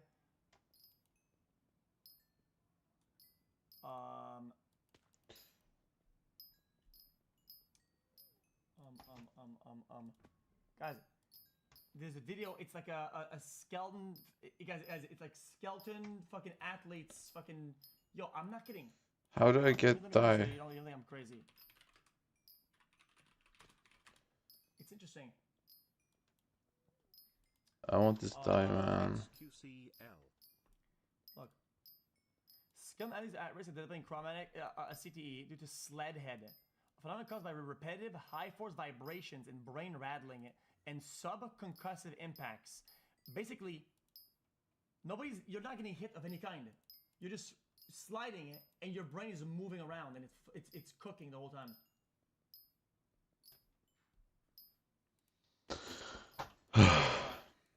Yeah, I should read it. Yeah, I can read it. What about it? Hi. Oh, you want to, I think. What? What? I mean, are you okay? No, I think you're missing the point, though. Yo, wording things properly is important. You're just being dumb. I know for a fact you're just being dumb. It's all good. It's fine. It's whatever. You're just being fucking stupid. Fuck you. Suck my balls. No, bro. There is no way. Repeat hits to the head. Hits to the. No, we're gonna start this up. If it's I'll watch it. If it's bad, I'm not gonna watch it. We're gonna give it a shot. Out off of Southeast Main Street, there was a body that was found in a house. Okay, we were able to say that it is Cat. Okay, I'm so sorry for your loss, sir. This is 28-year-old John Blauvelt, learning that his missing wife was discovered in an abandoned house, brutally murdered, surrounded by satanic markings. However, John had a disturbing secret he couldn't tell the interviewer that day. I might put her down. Using his military experience, he carried out a near-perfect murder that kept detectives one step behind for years. By the time investigators began to narrow in on him, John was already long gone, living in a new state, in a new house, running away with his 17-year-old girlfriend, and seemingly getting away for good. This defies any kind of logic that I have experienced in my 62 years on this earth. We know more than you think we do. What if I told you that your cell phone did ping somewhere other than where you say you were?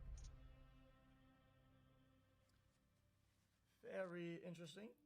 It's 2:15 p.m. on October 24th, 2016. 22-year-old Katie Blauvelt is captured on CCTV inside her workplace. Her shift is soon coming to an end, and she's planning to meet her mother at 3 p.m. that same day. She leaves, calls her mother, and takes a selfie, unaware it's the last photo she ever takes. Not long after, her phone pings a location for the last time, and Katie disappears without a trace. 5 hours passed by. It's now 7 p.m. and Katie never arrived for dinner with her mother. Wait, last ping means the phone maybe went out of battery? Mother and other family members try calling her multiple times, but her phone has no signal. At 7:48 p.m., Katie's mother reports her missing. Officers, friends, and family mobilize to look for her, and the search officially begins. But this left detectives with a critical 5-hour gap in the timeline. One they would spend months trying to piece together. 10 hours would go past without any clues about Katie's whereabouts. Then, at 12:33 a.m., the police receive an unexpected call. One of Katie's friends is on the line, claiming he's just found her body, dead, inside an abandoned house deep in a nearby forest. Whoa. What?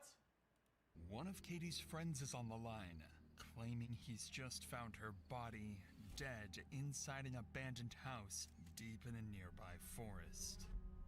Simpsonville 911, what's location of your emergency? I'm at Discover Church across from it, in the woods. You're at Discover Church across from where? In the woods across from it. I was worried about my friend, Katie, and she went missing. She's been missing for a while now, and she came in this house that we used to all hang out in, and She's a man. She's alive. Quickly, medics and police rush to the address of an abandoned house deep in the woods. Upon arriving at the scene, officers notice The multiple backstory makes graffiti sense. markings, including apparent satanic symbols. Soon after, they identify the caller as Wayne Roper, a friend of Katie who leads them into the basement of the abandoned house. There, officers find a large concrete box sealed with plywood. When they remove the cover, they're met with a horrifying sight. Katie's body lies inside, with a knife pierced through her neck and 16 stab wounds across her body. The lack of struggle and the state of her clothing, with her shirt pulled up and her lower clothes missing, suggested a sexually motivated killing. All of these details point detectives straight to Wayne as their first potential suspect. But what they don't realize is that this is exactly what the killer wants them to think. Every detail of the scene has been arranged to send them chasing the wrong lead. Without realizing it, detectives have walked straight into the killer's setup. As the night went on, forensics revealed chilling details. Katie's body had been dragged to the basement, and her phone was found submerged in water to destroy it. Wayne is detained and brought in for questioning. At the moment, detectives believe they have their killer, and they're ready to push for a confession. Wayne, I'm sorry to keep you waiting, brother. Hey, buddy. What's your name, pal? Franklin Wayne Roper. Sorry? Franklin Wayne Roper. You Franklin or Wayne? Think about me. At this point, Wayne believes he's been brought in to be questioned as a witness after the heartbreaking discovery, unaware that detectives are already convinced about his involvement in the murder, and any statement he makes might be used against him. I think you know why you're here, right? Yeah. Okay.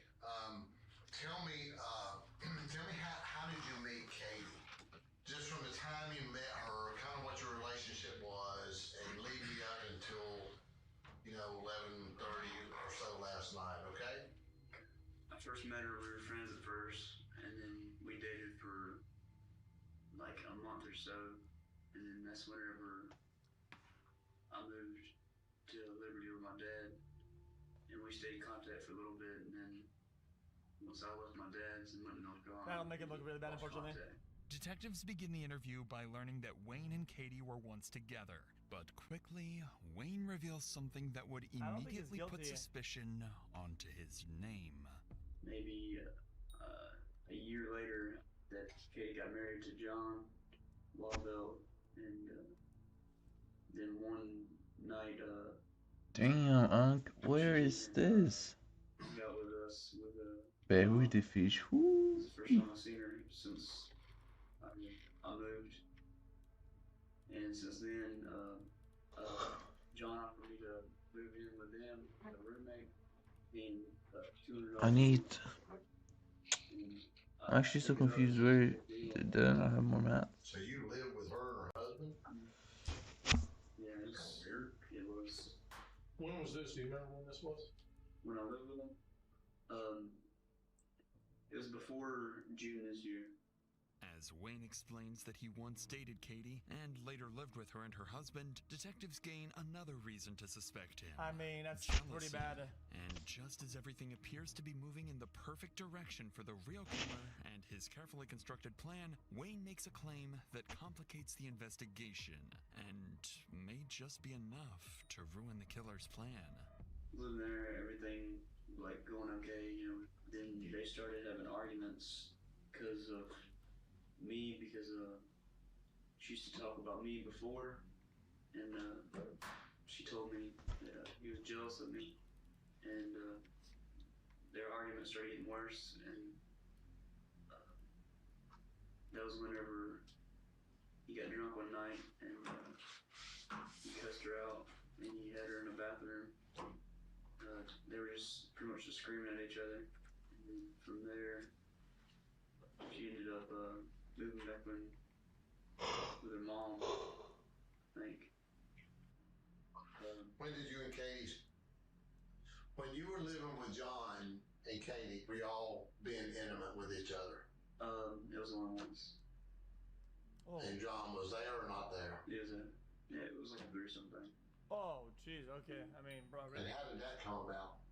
I was drunk and he was drunk and so I did it. Oh, like after GG. that, like GG. he changed. If true, GG. Wayne's claims about GG. John's violent behavior could shift suspicion towards him. But despite Wayne's accusations, something still doesn't add up. His story, with its inconsistencies and gaps, keeps raising suspicions. Because it's a pretty common theme. Prior to this interrogation, Okay, detectives this learned... is okay. No memes aside, it's GG because I mean that's a common theme for cuck rage. Hold on, don't get mad at me. Don't get mad at me. Yo, I don't even know how many videos we've seen like this. Okay, hundreds. Yo, I watch them all on my spare time, man. When it's like that and the woman expresses a desire, the other male will often feel emasculated. They'll feel like it's cuck rage on God, because it strips their pride. It does, and it happens very often. Sometimes not if they're into that and it's like that. But when it's not, learned that on the day of Katie's death, Wayne arrived late to work and he I don't know, admits to I watched working the near the videos all the abandoned time. house around the time Katie disappeared. More importantly, while at work, Wayne was aware that Katie might be guys, inside that we watched a video 2 weeks ago by this exact setup. very. More importantly, while at work, Wayne was aware that Katie might be inside that very house. Yet despite that suspicion, he never alerted authorities. Instead, he waited until the end of the day, went there himself, and only then called the police. All of this places Wayne squarely in the crosshairs of investigators. No, And this is Reddit. Sorry, I don't even know why even entertaining this comment on the left side. Aware she could be there. Yeah, he's probably aware she could be in 100 other places, right? That's why it's a lead that's barely worth following through, right? That's why he'd rather do it himself. I mean, they could be at the house, they could be at the other house, they could be at the parents' house. I mean, they could be. I mean, what I'm saying. unknowingly pushes them further into the real killer's trap. Because in the next few minutes, the interview will take a terrifying turn as detectives unknowingly edge closer to forcing an innocent man into confession to a brutal murder that he never committed. But before we get to that, recently I'd been dealing with these headaches for 3 weeks Dude, straight. same. kept And then I pushing bought off a bunch of pillows top-rated on in-network that said, let's get back to Wayne whatever today. Zoc, whatever. With Buggers. that said, let's get back to Wayne's interview, where detectives are on the verge of pushing an innocent man into a murder confession. Why didn't you call the police? I didn't think of it at the time. I didn't. Did you know she was dead? No. Why would you think the best idea is for you to walk into what turns out to be her final resting place, where somebody murdered her and dumped her down there like a piece of trash? You know why you didn't look in the bathroom? We glanced in there with the flashlight. Like if you're standing at the door of it, you can see in there. You can't see in the tub. I'm telling you, I was up there in the day. Because she wasn't in the tub. This defies any kind of logic This detective that sucks. I have Sorry. experienced in my 62 years on this earth. You look like you're gonna pass out. This is too much. I bet it is. Get it off of you then. I'm sure it is. Because All you gotta do is they got this guy there voluntarily at the decision, talking and being open and helping, right? Which I know they don't know. Okay, they think he's guilty, but then they press hard when it's not even done. Usually they press when they're kind of hitting a dead end and it's not going anywhere. They're pressing hard and this guy might shut down and then not give them anything at that point. It's bad if he's guilty. If it's bad if he's not guilty. lay it down. Like, it's just not right. You lay the burden down, that's the only way you'll be forgiven. You gotta say, I messed up. Help me. That's what you gotta say. And I'll do it. But I'm not gonna do it on credit. Detectives remain suspicious of Wayne, but with him sticking to his story and no hard evidence, they couldn't yet arrest him. Instead, they collected his DNA sample to compare with the DNA found underneath Katie's fingernails. But that's when, just a few hours after Wayne's interview, as police search the area around the abandoned house, they stumble upon Katie's car, only a few miles from the crime scene, left abandoned in a nearby parking lot.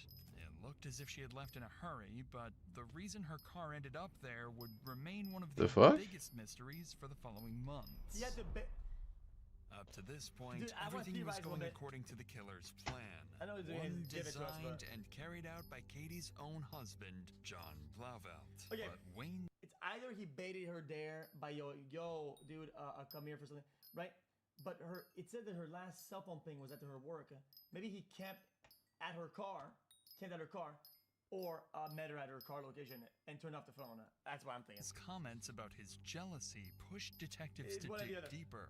What they found was a restraining order filed months earlier after John had allegedly pulled a gun on Katie when she refused to give him her phone. For the first time, despite What? his efforts, officers were seriously beginning to suspect John. So the next day, on October that's 26th, cuck rage. detectives That's approach cuck him at his rage. office on the military base where he works. Their goal is simple.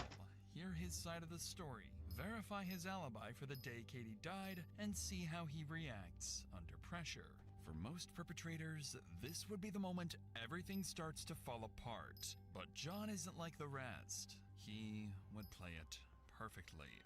Alright, well, they're out off of Southeast Main Street. There was a body that was found in the house. 2 days it says In it. the house. And at this point, we're able to say that it is Catherine. Okay. I'm so sorry for your loss, sir.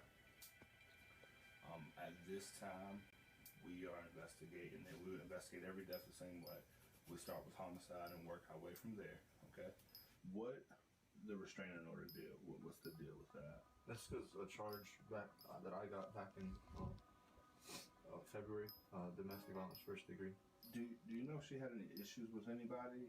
Anybody that wouldn't hurt her or anything like that? No, and I know that she's been dating around, and it's whatever because I've been too. But Notice how John intentionally directs detectives towards the fact that Katie is dating around. Him pointing this out isn't a coincidence. It's a strategy. By controlling the narrative this early, John is quietly planting a story that will protect him later. Did you work this Monday? Mm-hmm. What time did you get off Monday? Like 2:30ish, I don't know. Did you stop Nobody anywhere says on the she's way a hoe. He says this. Let me ask you this. Why were you looking for Katie? For Cheyenne. Cheyenne's destroyed right now, and I'm just trying to help her out. Who do you know that would want to do harm to her? Nobody. Do you know there's a guy that used to live with you, redhead fella? Redhead? Yeah. Wayne? Yeah. Mm-hmm. What's his story? Just regular dude. Good guy. Friends with him. Mm-hmm. What do you do for the Army? Well, right now I sit in this office, small office right now. Because of the civil investigation, all of my recruiting duties have been suspended. Are you familiar with this abandoned house? Yeah. Okay. That's the spot. What's the spot? Hangout spot. Am I being charged with a crime? Because he's recording me, and I'm not comfortable with that. No. And if I am, I'd like to contact the because this is uncomfortable. Okay. You're not being charged. Okay. With a crime right now. As the interview ends, John does something counterintuitive. He defends Wayne, the man he's secretly framing. It's a manipulation tactic known as reverse empathy. By showing compassion, he makes himself appear harmless and trustworthy. John's first interrogation had gone almost perfectly, leaving detectives with little they could use against him. Still, they couldn't shake the feeling that something was off. With no evidence to hold him, he was let go, and officers would turn to those closest to John and Katie, their friends and family, unaware that John had already influenced them.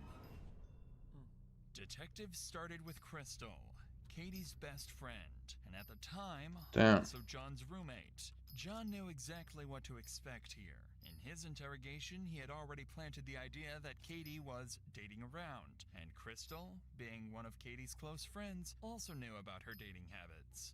His hope was that she would unknowingly reinforce this misdirection, steering suspicion towards anyone but him. Alright, October 28th, 2016, 4:47 p.m. Cincinnati Police Department. Like I said, all I ask is that you don't tell John you're up here, and he's not the only suspect. You know, there's other people we're talking to. Yo, I just a weird comment. It's just because the time down or banned. I mean, I do it now. Actually, being weird and insensitive. Yo, dating around could mean you're going on random meeting people, going to get dinner with anybody or going outside on a public place, dating is fine. Like dating is Yeah. dating. Who cares? Dating. I mean, what? Katie's murder. He's You're not just, fucking I mean, everybody. he said that, you know, it sucks for him because he Mm. feels like he's gonna get in trouble for it. But, you know, he's like, I didn't do this, you know? Like, I'm tired of people coming after me. Right. See, me and John actually really do get along. You know what I'm saying? I'm not gonna lie about him at all. I'm gonna tell you the straight up truth. If he's acting weird, I'm gonna tell you, but it wasn't. I was thinking last night about it. I really was. Just maybe a split. You can be married and second separated. thought that it could have been John. I can't. But he's, ever since Katie's gone missing, he's made sure that there was more than one person around him. At the time that Katie died at 8 o'clock at night, all three of us were sitting in the living room. I mean, from 5 o'clock when he came back home till me and my boyfriend left for work the next morning, he was there. Notice how Crystal mentions that John got home at 5 p.m. and stayed there the entire evening until morning. It's a detail that would later turn out to be part of John's manipulation.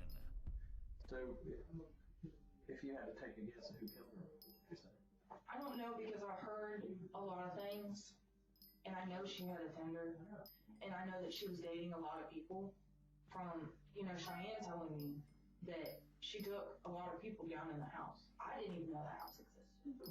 What were John's feelings or thoughts toward Katie to you? I mean, I know that he loved her. I know that he still does. I mean, he's mad because what Katie is accusing. You know, he held the gun up to my head and stuff like that. And just by the way she was talking, I knew she was lying. Because that's what she did. Me and her used to get each other in trouble all the time in high school. That's what she would do. She would lie, you know? I go back bottom right, bottom left. Just as John hoped, Crystal's account added fuel to the idea he had planted. By emphasizing Katie's dating life, she unknowingly fed into John's narrative, suggesting the threat may have come from someone she was seeing. Damn. Maybe even Wayne. Wait, but Next how does it came interfere, Catherine, though? John's ex-wife and the mother of his child. He had already made sure she wouldn't say too much. Fear and their shared child would be enough to keep her quiet. I'm confused. This is Investigator Hawkins. Hey, how are you? Nice to meet you. With you being married to him for 7 years, with the drinking, greed, and sober, has there been any violence between the two of you? Okay. I mean, I'm not here to go and arrest him for something that happened, I know. 10 years ago or anything like that. But I just don't want to go into anything that had to do with us because that doesn't have anything to do with what happened between him and Katie. I mean, it's not that you're incriminating yourself. He's a good guy. I mean, I'm alive. Bad joke, but I would assume I wouldn't be if he was that crazy. Well, you never know. It only takes one time for somebody to Yo, what's up with this crackhead? No, but he's never snapped with me for some reason. Plus, you two have a kid together, so Yeah, there's that, maybe but. that has something to do with it. All right, I'll give you a business card with my phone number on there. Yeah. All right, thank you very much for coming. I appreciate it.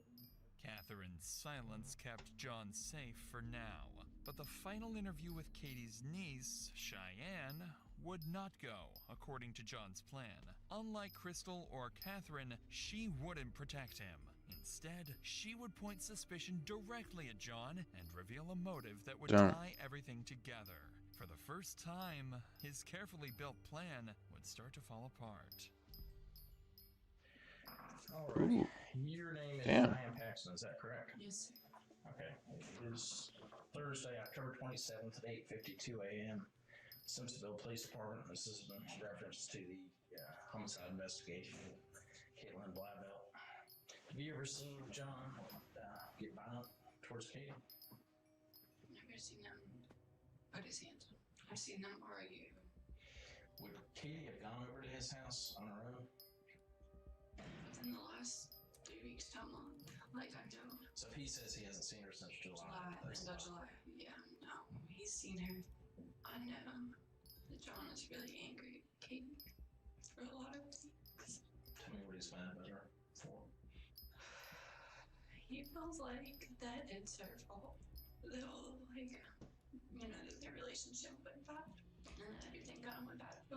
feels like it's your fault that he's losing his job and that he got in any trouble.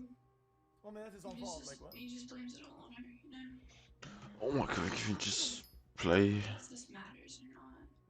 But I know he has like a $150,000 life insurance policy on her too. What? I appreciate you coming in. I know it's not easy, especially when somebody close to you, but it's important we, all this information you gave us, good information that we need. So. Cheyenne's interview gave detectives their first real motive pointing to John. But motive wasn't enough. They needed evidence. They have a few leads, but they have no defined person of interest. Why the fuck does the narrator As the keep investigation spoiling dragged on, everything? the detectives' frustration began to grow. I John agree had with you, covered don't know, himself not really. so carefully that they couldn't Damn. even get a judge to approve a DNA warrant. Without it, they had nothing that could tie him directly to Katie's final moments. It's now been 4 days since Katie was killed, What's up with and the towel, detectives man? didn't have any solid evidence. They knew John was smart, but so were they. Out of options and patience, they began planning something different. They began forming a new, risky, and very unconventional plan. In just 2 days, they would set a trap for John. A trap at Katie's own funeral. In the days leading up to the funeral, detectives stayed ready. While they waited, Katie's family mourned and tried to make sense of what happened. 22-year-old Katie had spent the past year working at PetSmart, surrounded by animals she was saving and taking care of. She was easygoing and warm, quick to make friends, and close with her family. But her peaceful life from just days earlier would make what was about to come only more unsettling.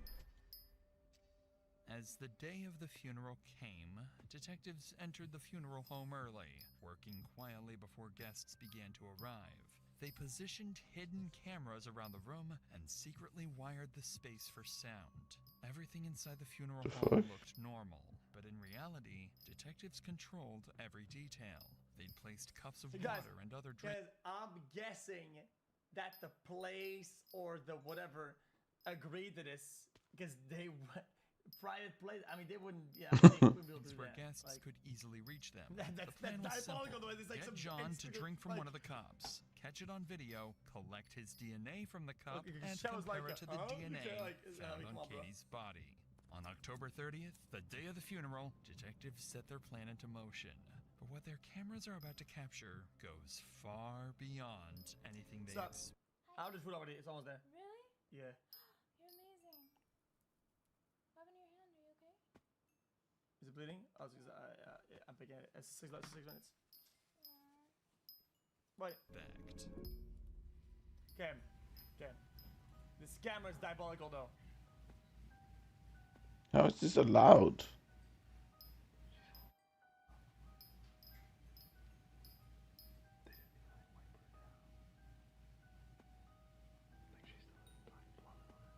Whoa.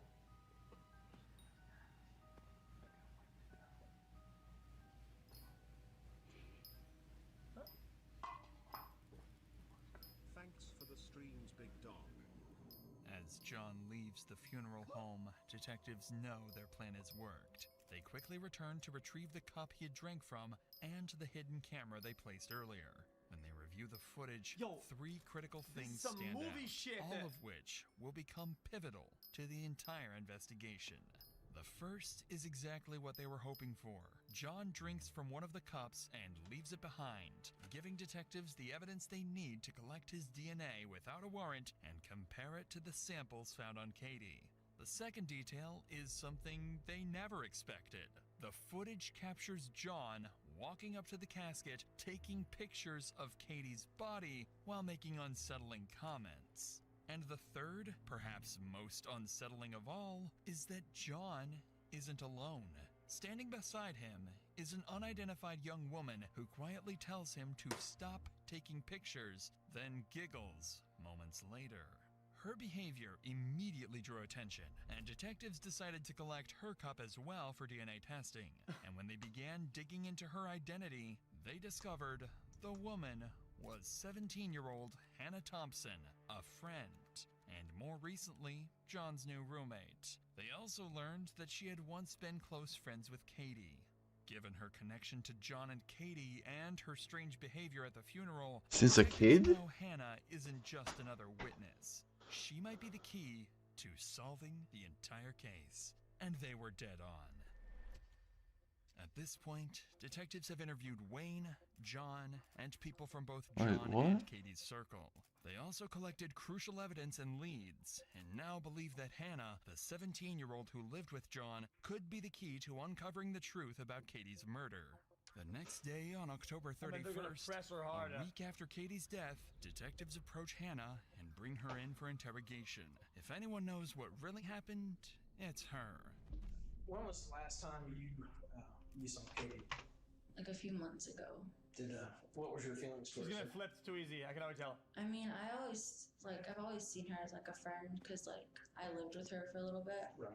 So is it fair to say you were on good terms with her when she was killed? Mm-hmm. Okay. Did you end up going to her visitation Saturday? No, I didn't. Okay. So you didn't get to say goodbye to her? I know John, I think, went there Sunday, right? Why? Mm-hmm. Okay. You didn't get to go with him? I went with him, yeah. I didn't go Saturday though, because her family doesn't really like me. Oh, she went because on of day? her niece Cheyenne. Yeah. Yeah, we were like kind of like off and on friends, and I think she might have said something it's about only me. one that day. It can't be family multiple days. didn't really like me. Did you go in the room and pay your respects, or how did that go? It was hard. Oh, it never was mind. really Sorry. hard. Multiple days, I guess. How long did you stay in the room? I guess. for the I've seen it casket? before. Like 10 minutes, 10 to 15 minutes. What did y'all talk about while you were in there? We didn't talk at all. Nothing. We just see each other like moments, I guess. John ever take his cell phone out and take a picture of her? No, he didn't. You sure? Oh, you can tell me. Some people do that. Yeah, no, he never took a picture of her.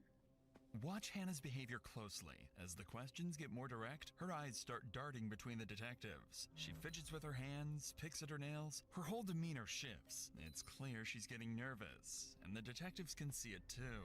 So while you were in that room, you two never talked at all?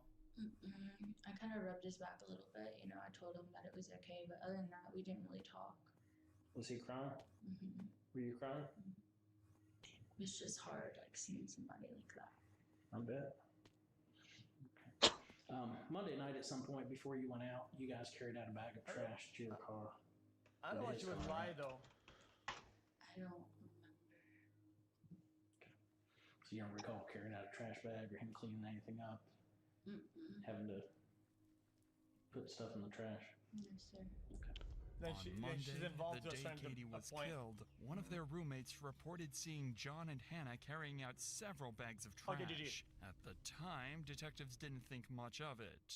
It felt like a small, irrelevant detail with nothing to back it up. But now, with all this new information coming together, that statement suddenly stood out. It was another piece of the puzzle, something they could finally use to put more pressure on Hannah. Just so you understand, we've been working this case steady since she disappeared. Right. So there's a lot of these things that we know the answers to. I can tell you already, you're lying to me. Okay? You do not want to get wrapped up in catching the murder charge. I gotta tell you a little something. At the funeral home, we were there. Okay? There was a camera in the room. There was a recorder in the room. We heard everything you guys said. So do you want to go back and rehash that? Yes. I don't.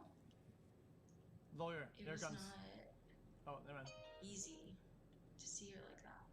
Is that why there was some giggling and stuff? There's not any giggling. We've been doing this longer than you've been alive. You're not slicker than us. You know, you're not going to outsmart us. We've talked to people. This is a murder. You understand that? Yes, sir. What do you think about somebody that would stab a girl in the neck to the point where the knife went all the way through to the other side, and then stick her body like a piece of trash in the basement of an abandoned house to sit there for a day and a half before somebody finds her? Look at her. She's right here. I want to look at her. That's your friend. I don't want to do this anymore. Don't want to do what? Don't want to help us find out who killed her? All you got to do is tell the truth. It it would be so easy. Can I tell you something? To tell the truth, you don't have to try. It just flows. It just comes out.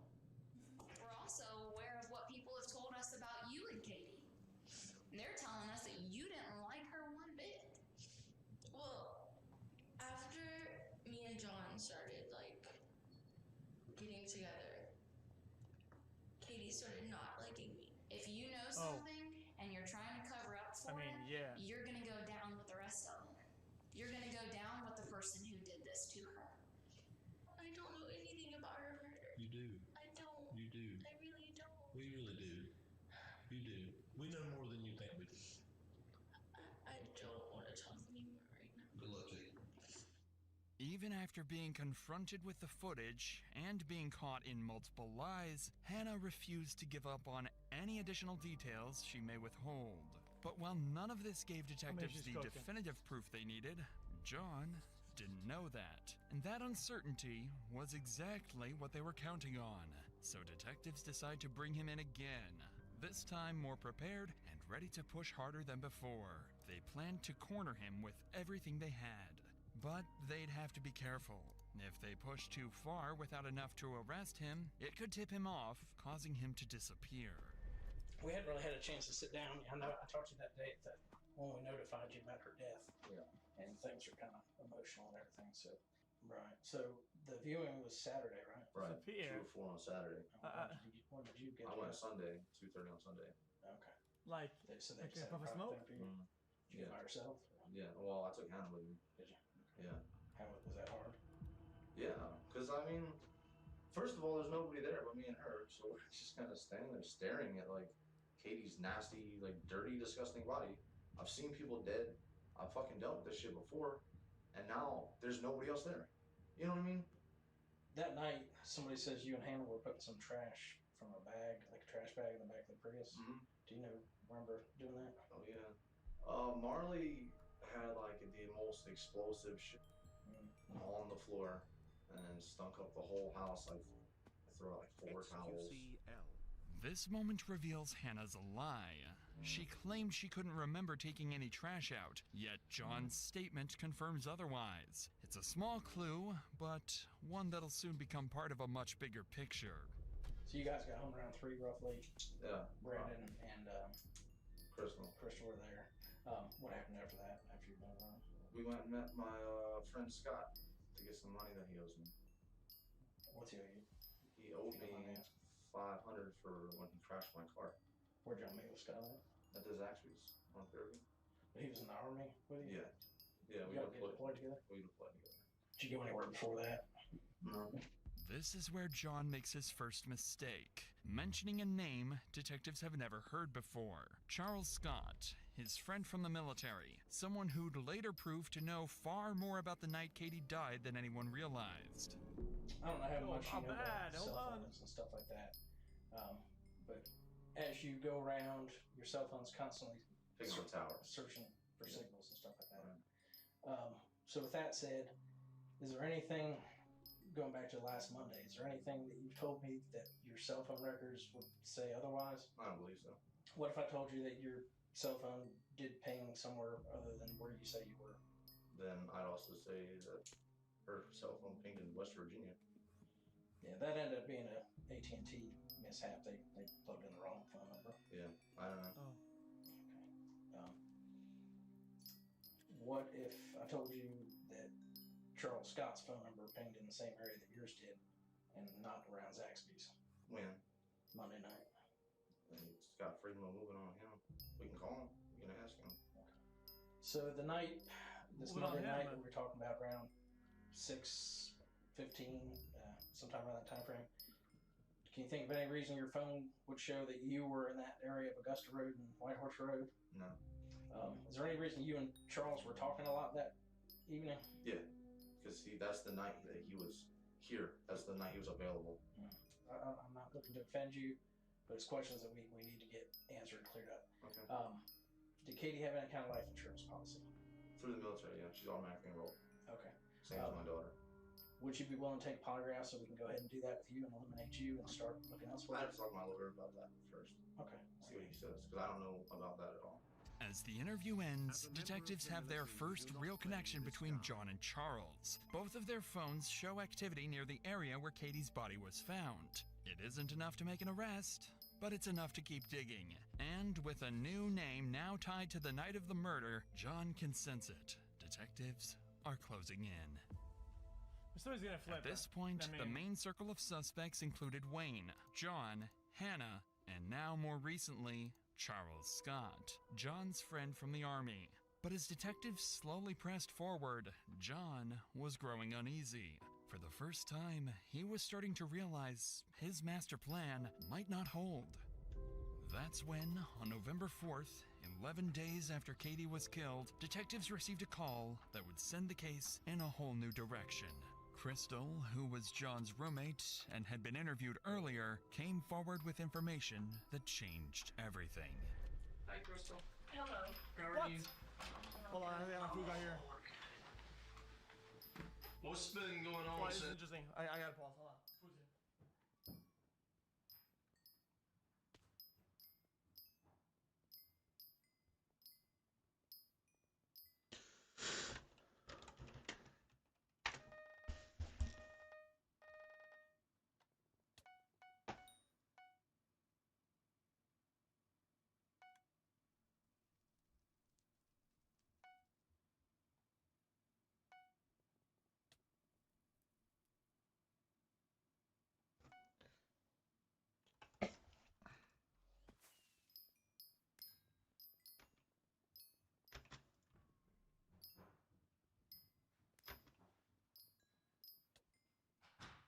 I almost fucking fell down the stairs, bruh. Oh my god, they give my sauces. Oh my god, ow. Sweet and sour. Dude, I fucking hit maxed. Chat, I'm sorry. I love the chat. I absolutely had to. Wait. Where are my nuggets, you moron?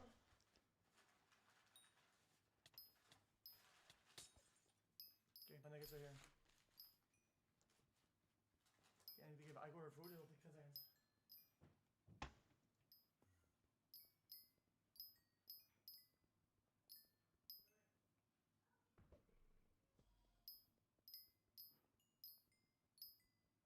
Damn, bro. How often do you eat fast food eggs?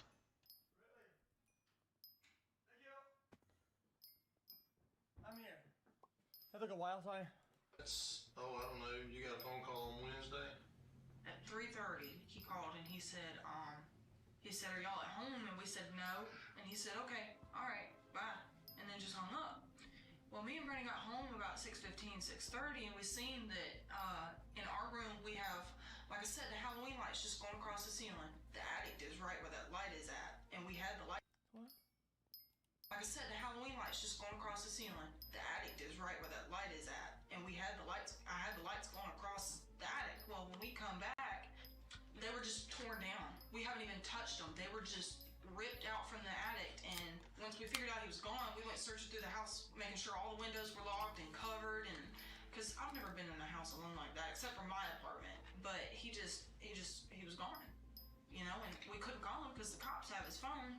I said, Brandon, we need to go back outside and call the Simpsonville Detective Warlock, and I told him what was happening, and he was like, I was like, if you want to come and search the house right now, I'll give you full permission. He said, well, I can't do that without a warrant.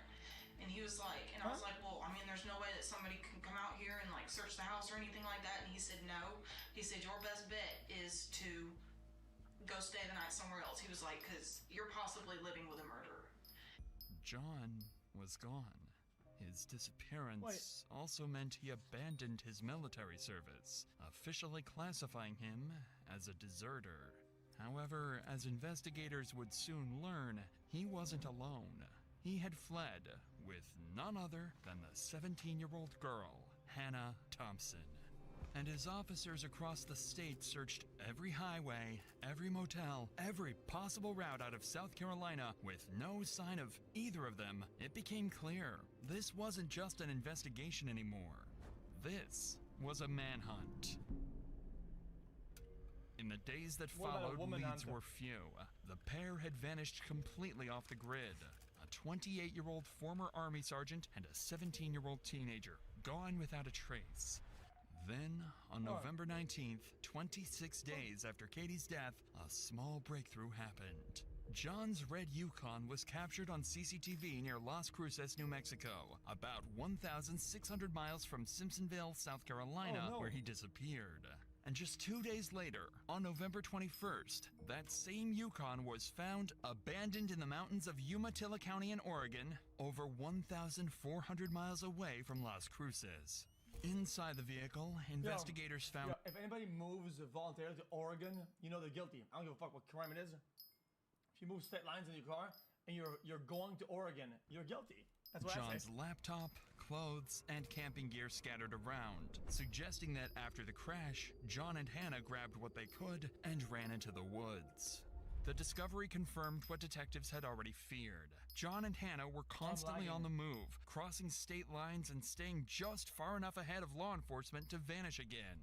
Later that same day, authorities issued arrest warrants for both John and Hannah, officially turning the case into a nationwide manhunt. Wait, what? By this point, John and Hannah had already been on the run for over 2 weeks before any warrants were ever issued, putting them far ahead of law enforcement and nearly impossible to track. But once the warrants went active, detectives finally gained full access to their phones, chat logs, and internet history. And that's when their worst suspicions were confirmed. I just woke up and I already feel sad again. I feel like you're still talking to Katie. I promise you I'm not talking to Katie. I will leave you if you talk to her. I swear. I know. I'm not and I won't. She's gone. What I'm is done the with AI it. voice I shit? promise. I'm going through with that thing though soon. I'm gonna be staying with you. Good.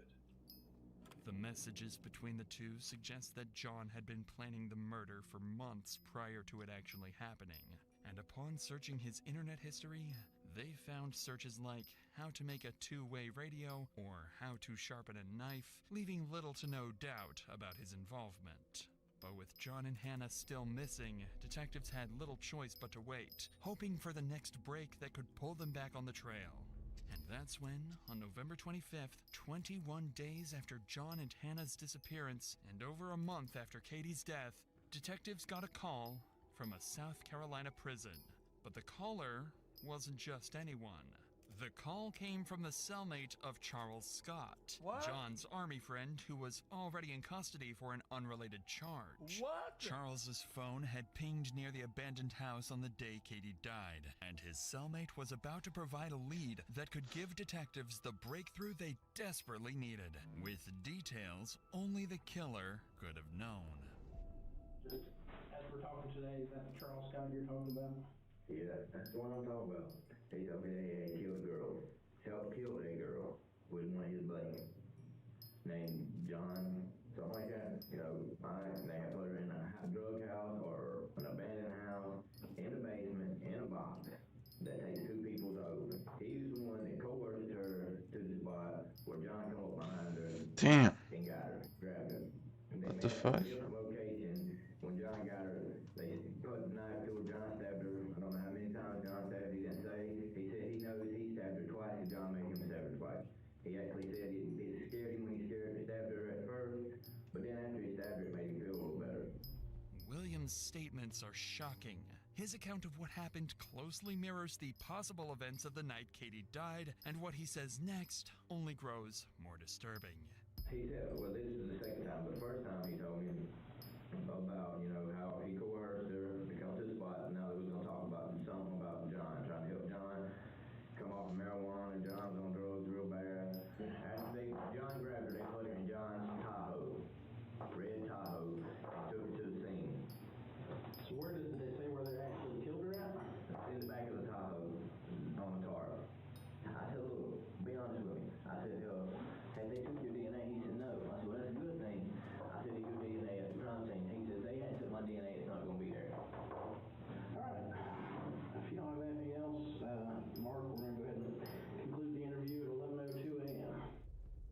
statements put serious allegations on Charles. It wouldn't be anything special, as false accusations like this happen when inmates try to get a deal with officers or get their sentence lowered. But in this instance, too many details added up.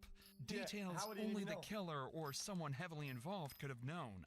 One of those was his claim that Charles had lured Katie to a location near the abandoned house. For detectives, this suddenly made sense of why her car had been discovered just a few miles away, abandoned without a struggle. Charles also allegedly told his bunkmate that he and John wrapped Katie in a tarp to move her into He the definitely basement. didn't like This his. matched forensics, which had already indicated she'd been moved after death. Now detectives have a chilling theory of how that happened.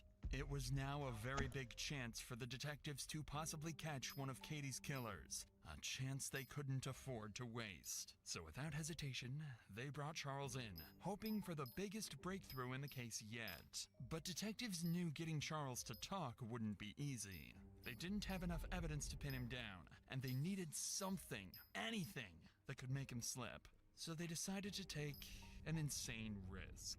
They came up with a plan to push him over the edge. They would bluff, pretending that John had already been arrested and was ready to testify against him. If Charles believed it, the pressure might finally make him talk. But if he didn't, detectives would lose their best chance to get the truth. Alright, Charles. Please take the polygraph test. Let's get away from the polygraph, okay? Because you've been saying that ever since I read the warrant to you, okay? Because it's not looking good for you. Okay? I have absolutely nothing to do with that girl's murder. God, please take a polygraph test. God, please take Let me tell you that John was arrested in New Jersey. Okay? And he's sang like a bird to those investigators. I don't care what he told you. Well, you should. I was not there. Investigator Manley told you that John was arrested earlier. Okay. And he's talking. What do you think he's saying? I don't know what he's saying. I don't know, but I know I never seen that girl a day of my life. You were both there, Charles. No, we was not. As soon as the questioning starts, Charles demands a polygraph, and detectives know exactly what that means. Polygraphs aren't reliable, can be manipulated, and their results can't be used in court. It's an easy way out. Simple yes or no questions instead of real confrontation.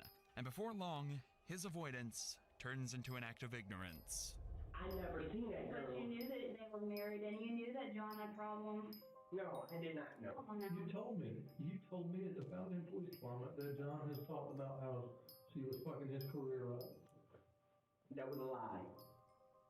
Everybody singing like a bird. I never had no weapon. You will not find no fingerprints or no weapon that I touched. Number one. Why is that? Because I wasn't there. I didn't touch no weapon. I never had no weapon. But he said, I'll never find fingerprints on a weapon that you touched. Yeah. So, I guarantee have you ever told anybody that you're involved in this murder? Do I look stupid? Do I look like I would just go inside of a fucking jail to some guy I don't know and say, hey man, I murdered some girl? No, it looks like you were remorseful for your actions. Let me ask you this. Where's the phone that you had that you communicated with Katie on? Who's Kate? The girl that died? Yeah. I never communicated with her. Where's the phone? What phone? The phone that was used to communicate with the girl the day that she was murdered. Only phone that I had was the one you... Fucking lag, bro. Even after the detectives bluff and revealed the testimony his previous cellmate made about Charles' involvement in the crime, he denied everything. Still, detectives couldn't ignore the phone data placing him near the house or the chilling details from his bunkmate. Then they probably With no discussed it confession, beforehand what all would they happen could then. do was wait. Charles's DNA was now added to the samples already being tested against the evidence found beneath Katie's fingernails. And when those results came back, they would finally reveal who was truly involved. Over 2 weeks have now passed since the last lead on the case. With false leads and missing crucial timelines, it was becoming more and more possible that the real killers of Katie would never be found. Until the detectives got a call from Hannah's parents, with information that could soon result in solving the whole case. Hannah had resurfaced, stating she had been abandoned by John and would soon come back to her hometown, so law enforcement would be there, waiting for her. It was now the day when Hannah was supposed to come back to her home. Law enforcement secured all entries to the city, as well as all possible places she could go to. And finally, at 9 a.m., she would be spotted near her family home. From there, she would be instantly detained and taken to the police department for interrogation. For the detectives, it was now or never. That was their biggest chance of finding out what had really happened and who is truly responsible for Katie's death. What was the game plan when you guys left? I don't think we really had one. Like, I guess both of us just kind of panicked, and he decided that he wanted to leave, like, the state. And she looks 30. We like drove up into the mountains, and he just got the car like stuck in the in trees, like in the mountains. So I was like, what are we gonna do? He said that we would hike.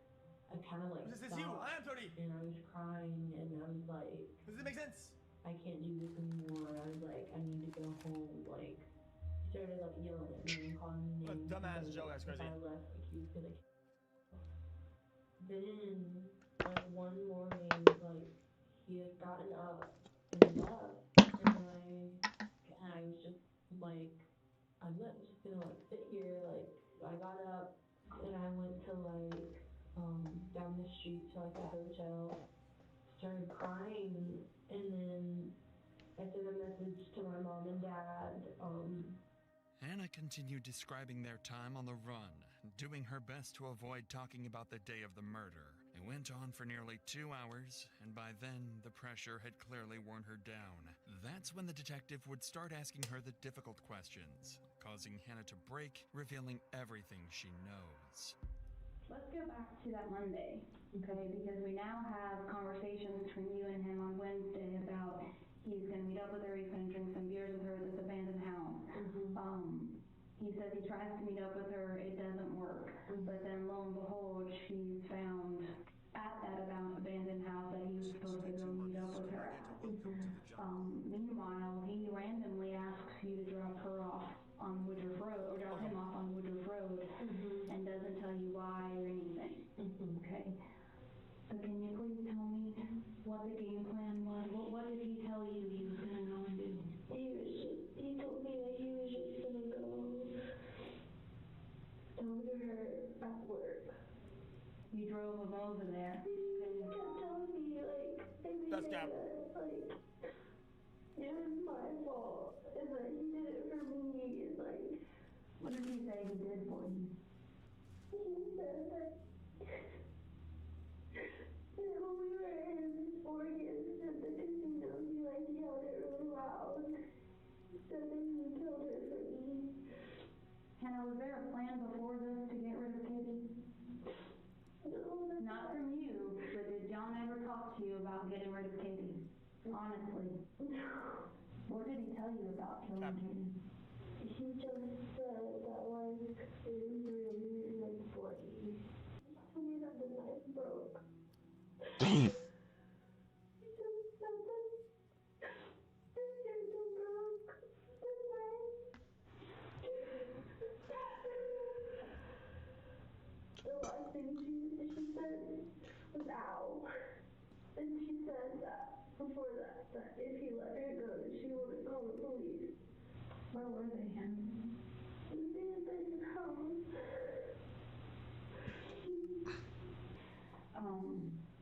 And you don't know exactly where he could be or what he said, right? Okay. Hannah, did you have anything to do with killing Katie? And the reason why I ask you this is because we're still hunting for John. Right. Okay? And as much as you think John cared about you, from an outsider's perspective, not knowing you, not being your mom, he doesn't.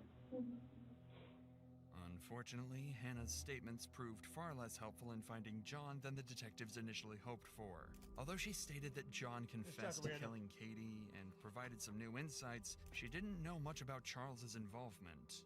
And while she could be arrested, detectives decided she might prove more useful free. After all, they now had her back in the city and under close watch, which seemed like a small success. What they didn't realize, however, was that this was all part of John's plan. What? No, it Planting wasn't. Hannah back in the city to infiltrate the case and feed him exactly what detectives knew, keeping him one step ahead for years to come. Almost 3 months had passed since Katie's body was found in the basement of the abandoned house. Even if that was his plan, that would not be worth the trade-off to have her say whatever she just did, just no information. How is that his plan? That seems like such a stretch to say. That is such a risky trade-off. What? And the killer Fuck that. was still out there. But on that particular day, the long-awaited DNA results finally came back. And the results of DNA found under Katie's fingernails pointed to no one else but John himself. With the DNA matching to John, Wayne was cleared. But detectives still believed Hannah or Charles might have helped, or at least knew far more than they admitted. Detectives already knew that John was only using cash and most likely a fake ID. So all they could do at the moment was wait for John to make a critical mistake that would allow them to catch him. But John was careful. Very careful. It had been over 7 months since Katie's murder and 6 months since John went on the run, when on May 21st, 2017, investigators received tips and possible sightings of John in Washington, over 2,700 miles from South Carolina, where Katie was found dead, and over 300 miles away from where his red Yukon was found abandoned. Acting on these leads, they canvassed local businesses and retrieved CCTV footage from a parking lot in Washington where I actually loved if they, maybe not reveal the names, but the source of what were the leads. I was wondering what were the leads. John was captured on camera. Like, it's gotta Unfortunately, despite getting close, John managed to slip away, vanishing off under the radar once again. But how'd they know though? For the next year, the investigation hit a standstill. It wasn't until September 6th, 2018, almost 2 years since Katie's death, when Hannah finally revealed that John had given her his journal and tools to hide, a crucial piece of evidence that would shift the case in a new direction. The journal became a pivotal piece of evidence, revealing John's state of mind and his premeditated intentions. It confirms that John's actions were driven by a deep desire to be with Hannah and his willingness to kill Katie to make that happen. During her interview, Hannah admitted she had been John's girlfriend and that she had been in constant contact with him before Katie's death. She also confessed that she had hidden John's journal, which contained disturbing entries about his obsessive thoughts and plans to escape with Hannah. This was the last significant breakthrough in the case for years. With no new leads, the investigation stalled. Detectives spent the next few years chasing down small tips and piecing together fragments of information, but nothing substantial came of it. Let me guess. That was actually his plan, because the notepad will lead them elsewhere in the investigation. Hold on. Gradually faded from come on, public attention. Then, in 2022, 6 years after Katie's death, everything is about to change. After over 6 years of dead ends, U.S. Marshals and local law enforcement tracked John down in Oregon. He had erased his past, now living under the alias Ben Klein. Under his new identity, he had started a fresh life, marrying a new woman and leaving his past behind. The arrest felt surreal. John, who had spent so long evading capture, was now cornered. After years of hiding in plain sight, the truth had finally caught up with him, and the case was nearing its resolution. However, the mystery of how Katie was lured to the abandoned house remains unsolved to this day. Her phone was recovered damaged, limiting investigators' ability to access message content and app-based communications. And while rumors suggested Charles Scott might have had contact with her, this was never confirmed. With no physical or forensic evidence tying him to the crime, he was ultimately ruled out as a suspect and never sentenced. In 2022, He hid in the car during or an something. interview after John's arrest, Hannah revealed for the first time that she and John had been in regular contact throughout the years he was on the run, continuing to text and communicate, jail already. even after she had returned to South Carolina. This new revelation shed light on her role in helping John evade capture. Finally, on September 20th, 2024, John Blauvelt was convicted of Katie's murder and sentenced to life in prison without parole. Hannah Thompson was charged with obstruction of justice and accessory after the fact, receiving a sentence of 10 years. Should be more, but Well, should be more. Yo, she stalled them, lied, trolled, fucking was constantly doing this crime shit. She should be a bunch of counts of this shit. Come on, bro. What's that about? She deserves more. There's more. Bro, she trolled the whole PD. That's actually cinema. 30. 45 years. That was cinema. That was cinema. 55 years is as low as I'd give her. 2 consecutive lives, including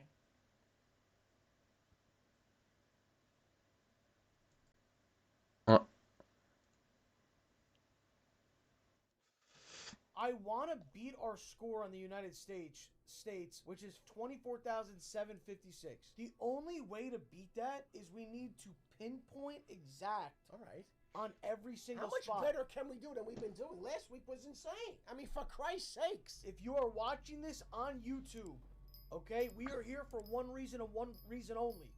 To beat our record on GeoGuessr. We're going for the perfect game, 25,000 points. Look how many people have done it. We've got 24,756 before. We're going for the perfect score. Here we go.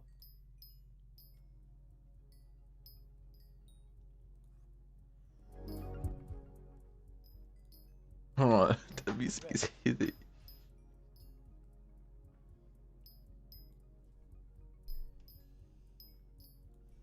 Immediately, I see a white and blue plate. What is that? Is that? I gotta be. I'm really not trying to be a downer right now and bring down the vibe. I just have a horrible feeling right now. I'm sorry. I'm not trying to be an What's asshole. the problem, dude? I have a bad feeling right now. This is too nondescript. Dude, these are like New York plates, I think. Yeah, it's New York. This is New York. Right, we're in New York. Let's just hold it. So where in New York? Excuse me. New York plate. We're in New York. All right, just hold on here. Hold on.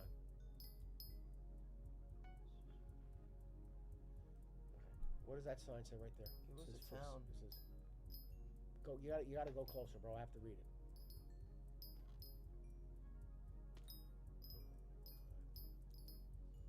Give us something here. Give us something, man. Is it New York? Maybe I'm wrong. Maybe it's Pennsylvania? That looks weird. That plate looks fucking weird. Yeah. It also just doesn't look like New York. Oh no. But I could be wrong. We're in like. Oh shit. It's a fucking dead end, dude. Oh, it's a cul-de-sac. God damn it. Weller. It's a street. Fuck. Oh, what was on the back of that car? What did that say? Somebody's feral wife. Okay, great, honey. You're driving around like that. What the fuck is that? Somebody's feral wife. That's good. What the fuck is that? That's good. My wife's riding around telling people. And is that a top hat? What? Why is there a top hat in the middle of the street? What is this? I don't like any of this. I don't like any of this. I got a weird vibe. This is creepy, bro. It's creepy. I don't like. The houses look fake, to be honest with you. This is a scary neighborhood. I'm very uncomfortable. Why'd they blur this house, bro? Yo, what the fuck is this? I don't know. Did a crime go down right here? Let's get out of here.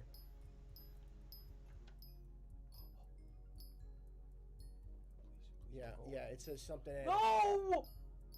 What'd you do? It's certain angles are. See, like this is a different time of day. But as soon as I go up, now we were in a different time of the day. Can you go? Can you move? Can you pull back and go more to the right? Dude, another New York plate. By the way. Alright, maybe we can read this. I can't read that. City. Can you go this way? Can you? Damn, I'm gonna get it. No, I don't know what's in there. Right No, here. but can you go right? Yeah. Fucking. Look at these pictures, man. They're all everything's fucked up. This is a fucking mess. You know what? You know what? Don't discard the garbage cans because those are very helpful. Because they put like the city of type bullshit. You know what I mean?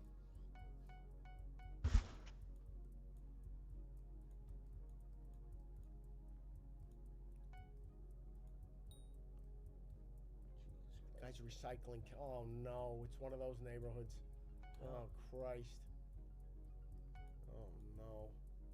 Where is he taking it? Why didn't he put it in his recycling bin? No, you drop it off at the place. They give you money. Oh man.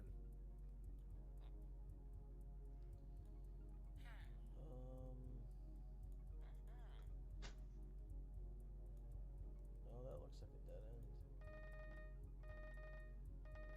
Can you go? No, this is fire, bro. Jesus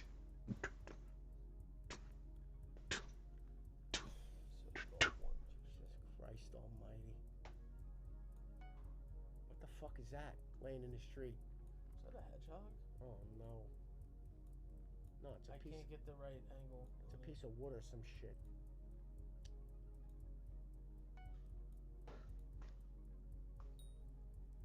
What is that plate? Where are we, man? Oh, this is so bad. That's another fuck. It's another fucking cul-de-sac. What's going on here? What the fuck is that? These are all cul-de-sacs. We're trapped. What'd that say? We buy houses? Jeez. 757. Does that seem familiar? That doesn't seem like New York, bro. No. What in the fuck is going on there? That kid's scary as shit. Oh my god. Oh my god. Oh no. What do we do here, bro? Like, we don't have any clues. I kind of see something. I definitely think we're in the northeast. Or the east. Dude, everything's a dead end. Everything, bro. Nah, they're fucking cul-de-sacs. We're trapped. We gotta get out of here. Look at that car. Whoa, whoa, whoa, whoa, whoa, whoa! Virginia Beach City Public Schools. Now listen. Listen. Okay, Virginia Beach. We gotta get this, right? There you are. What was the street? It was like Weller, right? No. Yes. So we need to find a Weller. Oh, apartments. Are these technically No, apartments? we should be looking for cul-de-sacs.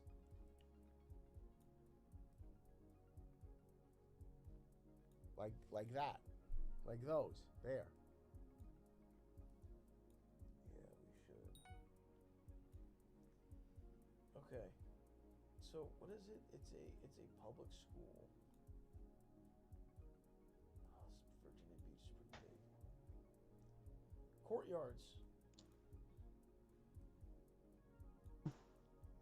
Whoa, go back there.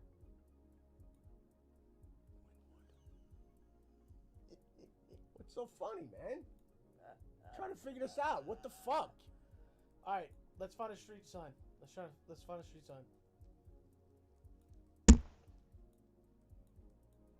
We gotta get out of this fucking neighborhood. Why am I trapped? Because they're cul-de-sacs. You got to get out of here. Where? Okay. Yeah. Woods Edge and Manning's. Okay. So Virginia Beach is here. Yeah.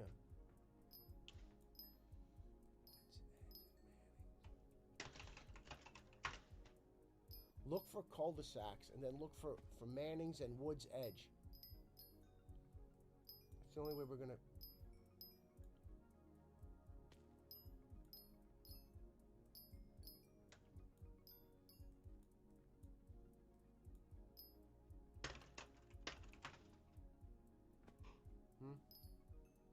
Hold on. Just when you just pause it for a second because. Trust me, I'm skimming. No, but I know, but I can't. I'm trying to. What is it? Woods Edge, and Manning's. Yeah.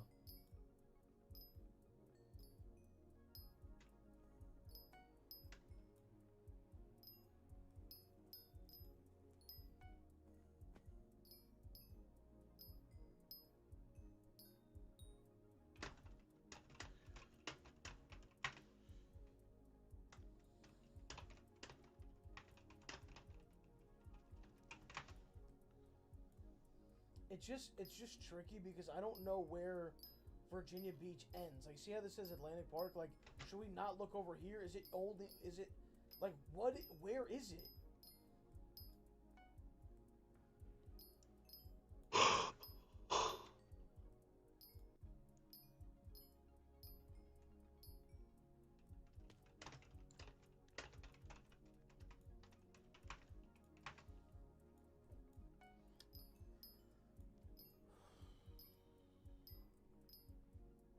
You know what? If you pull back a little bit, I want to see where Virginia Beach ends. If you could pull back a little bit to see the actual size.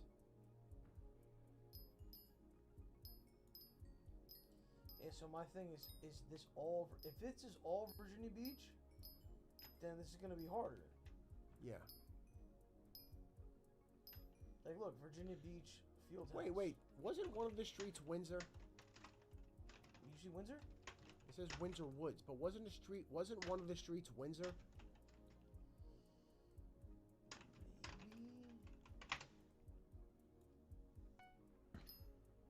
Old Forge. What are we looking for? Windsor. Woods Edge. Windsor. Forest. Oh shit, I feel like we're close. Hold on. Waterway. Counselor. Dude, I feel like we're close, bro. So do I. Oh no. Fuck. You know what? Hold on a second. There was a bus, and it said there's a school there. You see the school? Yeah. The problem is.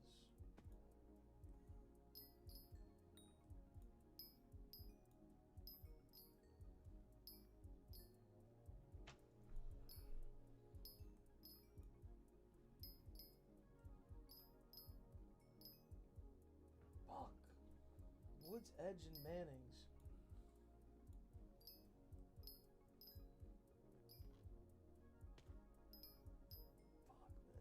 There's a lot of cul-de-sacs. Look how they just.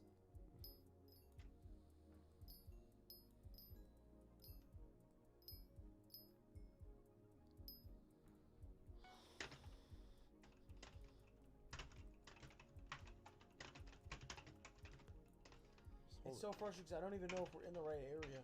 Like, I don't know. We might have gone too far. Because look, it says Virginia Beach still over here.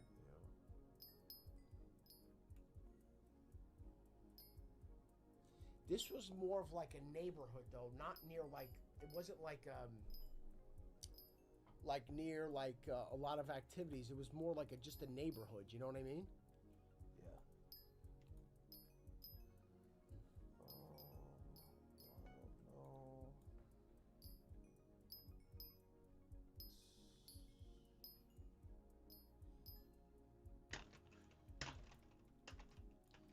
Show us Manning's.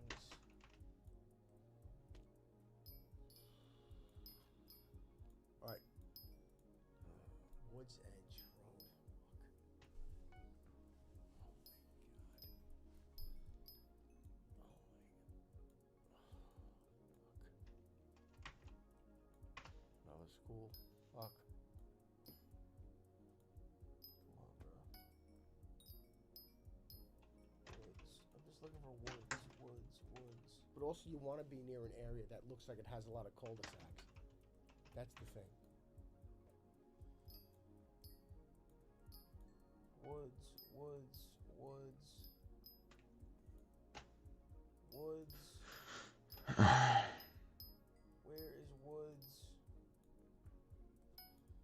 Oh my god, bro.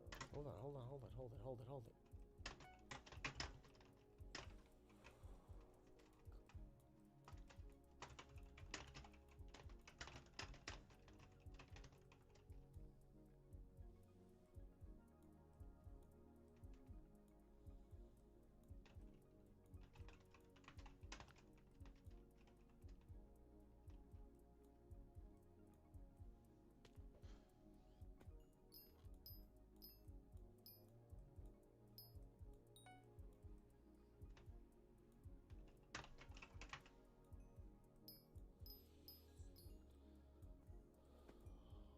Schools there.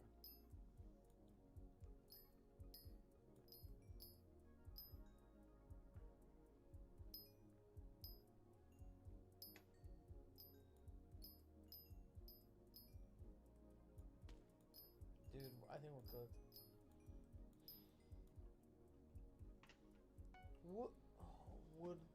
Woodland. Woodbine. Oh my god, bro.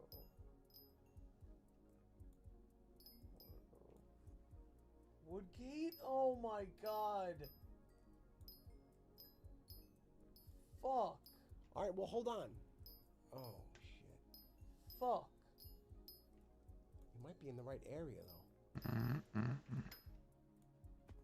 Wood Lake? Oh my. Bruh.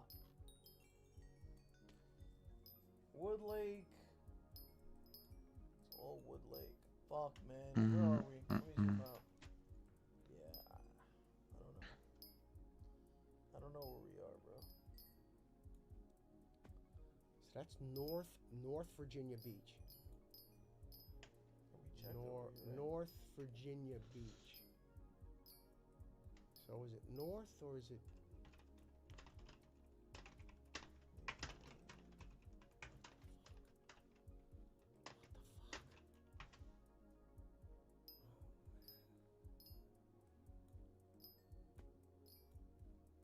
Like I deadass, I don't see how we can find this.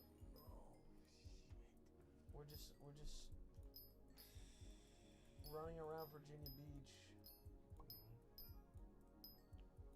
I mean, I'd want to be more like in a neighborhood than more like by like activities in the beach and everything. I want to be more like in a neighborhood. Yeah, but we don't know what's outside of it. It could be right outside of it. We never escaped this fucking neighborhood. Maybe that's what we should try to do. Now that we know where we are, right? If we find the area right outside, like a gas station. What was the name of that? That was remember this name. Woods Edge and Manning's. Just remember that. Manning's Wood Edge. All right. Manning's. So let's get the fuck out of here. It seems like every turn is another cul-de-sac. I'm gonna get us the fuck out. Getting us out right now. Alright, we're gonna stop. What's okay. What street is this? Woods Edge. Remember? Oh, matter of fact, this is where we started. Okay. So wait, remember this one? Yeah. Weller and Woods Edge. Weller. Okay. Okay, remember that one. All right. This is where we started. All right. All right, get us out of here. Get us out.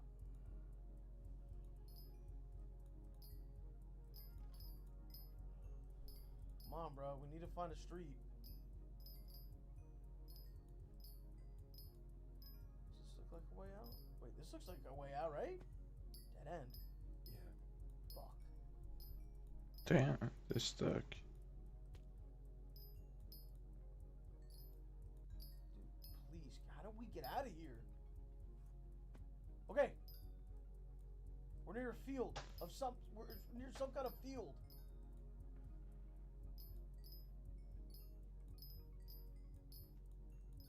Oh, it's shiny bright like that. Get the name of the school. Kempsville Lake Community. Okay. Kempsville Lake Community Association. Kempsville.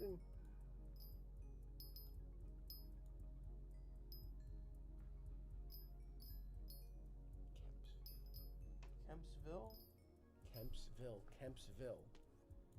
Kempsville.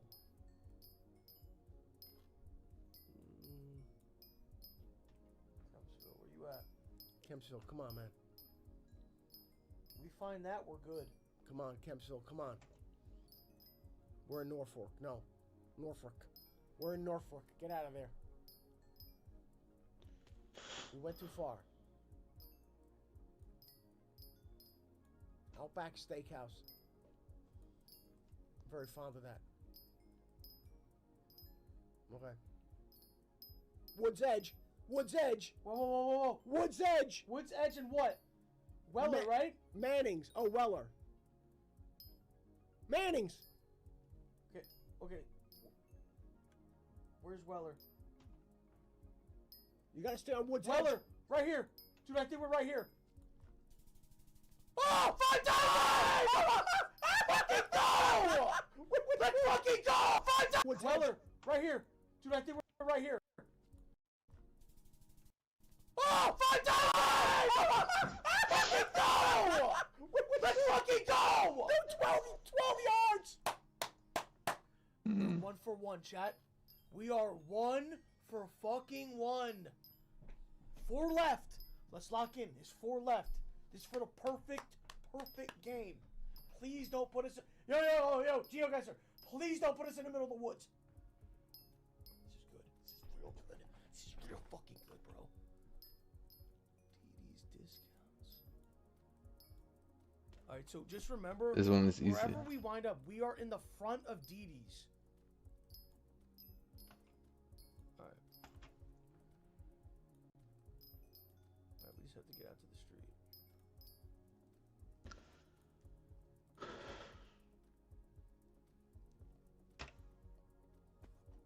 What? What? Why is Popeyes funny? Yo, lock in, bro. Dude, what the fuck? I'm glad that that's fucking funny.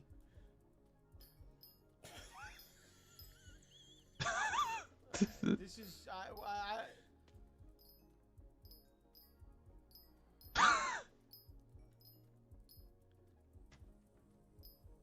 Give us a sign.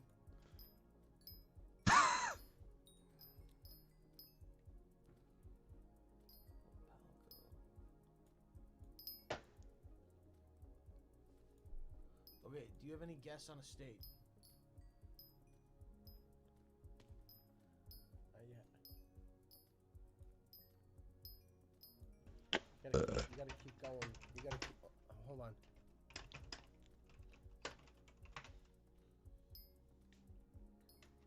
Okay. Once we find like a landmark. I wish we were back. You know what I'm gonna start doing? I'm gonna start studying area codes. Wait. I think we're in California. We are. No. What's LA? Louisiana. Louisiana. We're in Louisiana. Cajun. It said Cajun. Gretna, Louisiana. Okay. So hold on. Go to Louisiana. Yeah. And we find Gretna, and then we're.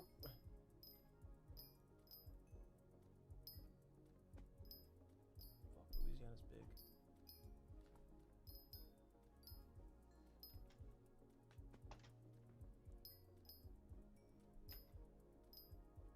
Oh, there it is. Where?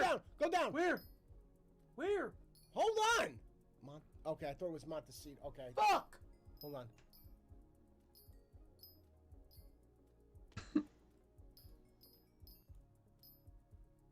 Or just pulled his leg Right around. now?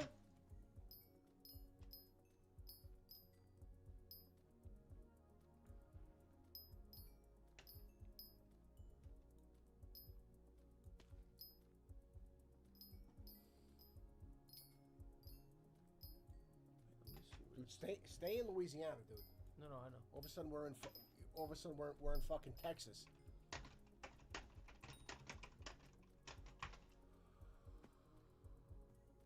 Gretna. Where are you?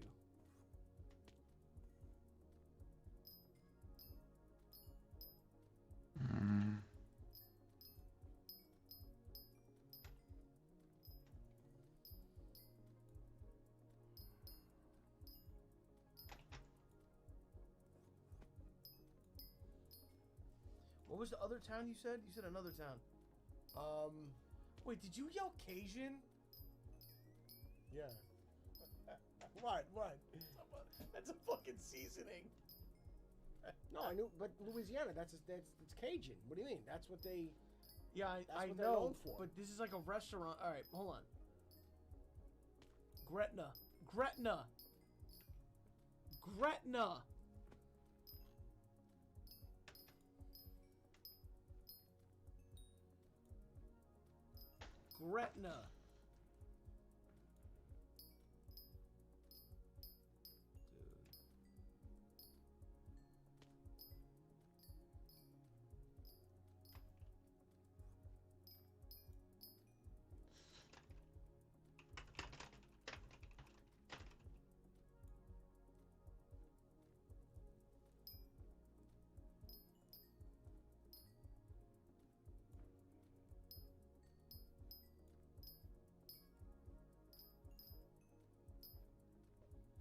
Wait, stop. Wait. Go up. Which part is Louisiana? Hold on. Wait. Okay. Yeah. Under this line. Under this black line.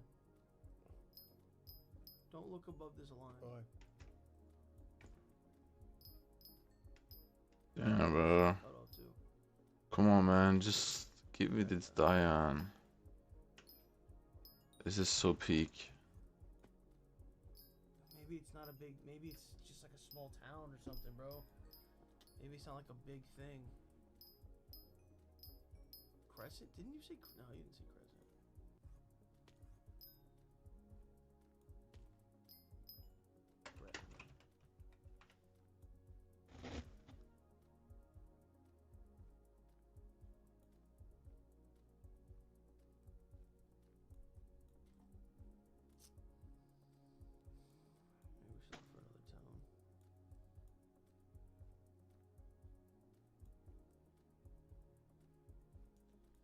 look for another town.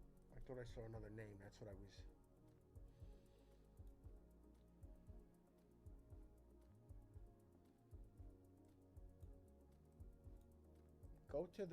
Go over to where the line is, where the state ends. Go back over there. Wait, I zoomed in fully now.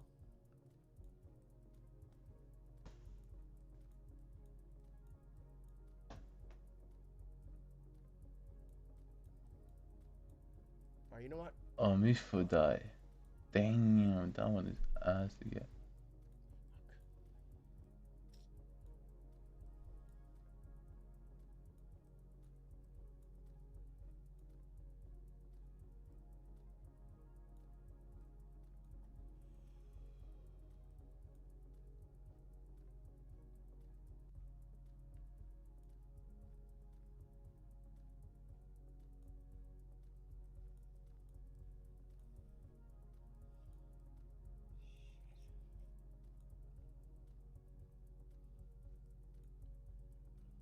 Where's the line?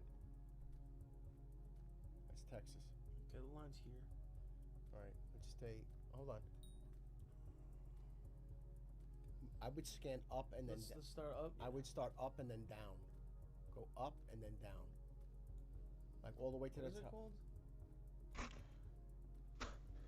Gretna, Louisiana. Gretna. Okay.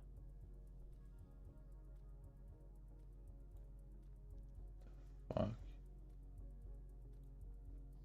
Like if it's a town or a city, it's gotta show here. I know. We just have you gotta just keep scan top to bottom and then we'll just keep because. See, the problem with going side to side is then you're like. Well, I mean, if you come and yeah, okay, all right. But you gotta scan the whole state. That's what I'm saying.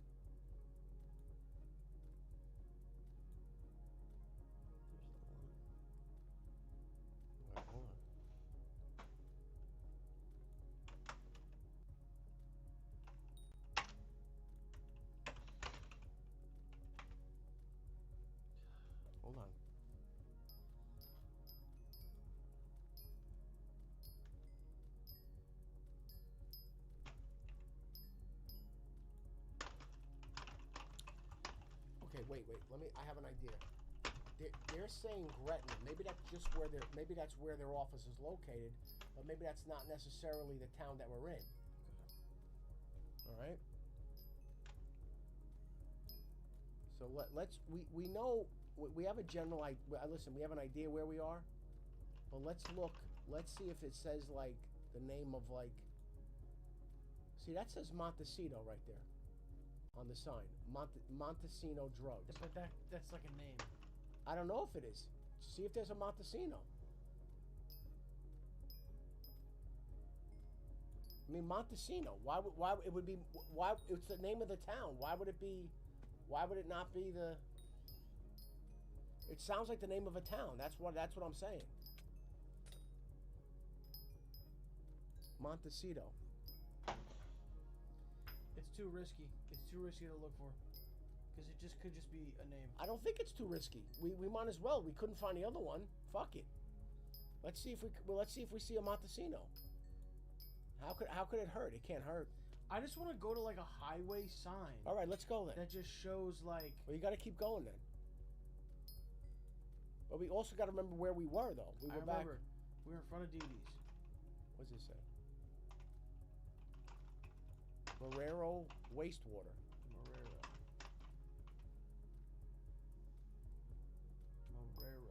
Lapalco Boulevard. So Marrero. Oh, that could be the name of the. Marrero. Is that the name of the town? And it's on Lapalco Boulevard.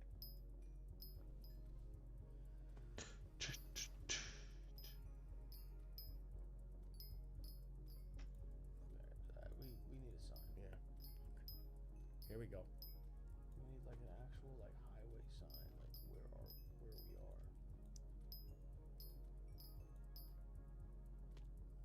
Lapalco Boulevard. Lapalco and Betty. What did that sign say? There was a guy there. What does that say?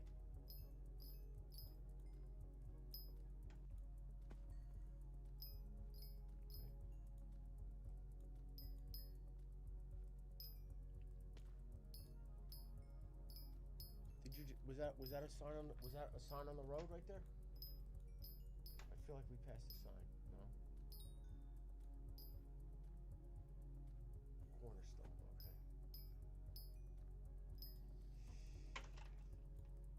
Wait.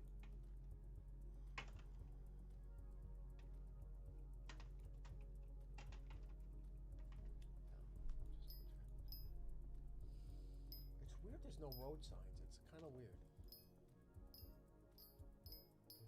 Yeah, we're gonna have to like make our way back. Well, that was Lapalco, wasn't it? We gotta stay on Lapalco. Okay. I mean, we're getting really far away. I know, but it's Lapalco, so we just have to stay honest. And if we keep going down, it's gotta be there's gotta be something coming up with a sign. I mean, if you go down further, it's gotta be something.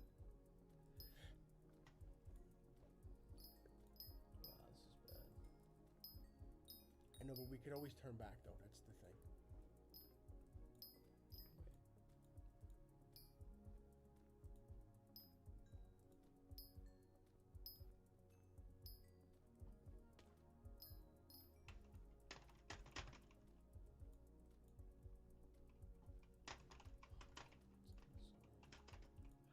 How is there no signs on the road? This makes no. What does that say?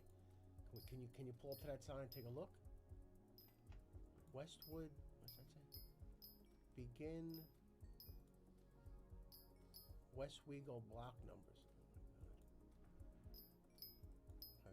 my God. Okay. West Bank. Gretna. We have to find Gretna. It's Gretna. We're in Gretna. We're in Gretna. Where the fuck is Gretna? Is it Gretna or is it Kretna? Gretna. Gretna. It's Gretna. It's Gretna. We have to. It is Gretna. We were right. Once we find Gretna, we go to the Dee Dee's in Gretna.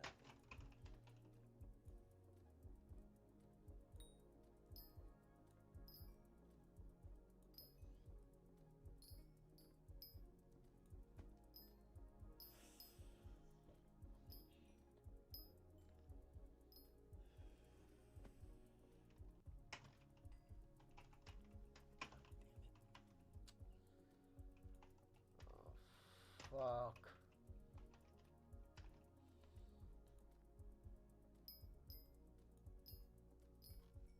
Dude, this is fucking hard, bro. Gretna. Is it near New Orleans? Gretna? Oh my god, Gretna. Okay, calm down. Okay. Wait, what was the name of that street? It was like a center. Lapalco. Okay, it wasn't the center. Okay. What was in that? Dee Dee's. There was a Popeyes across the street. It was called, what was the thing that I said? Montecito, drugs. Montecito. What street was it on? Lapalco. Lapalco. You gotta look for Lapalco. It was on Lapalco. It was like a big main road, Lapalco.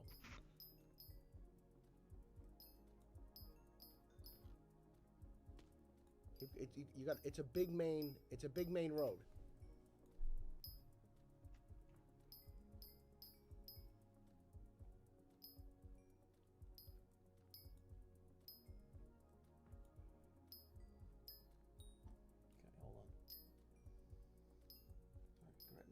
The good news is it's only this little thing right here.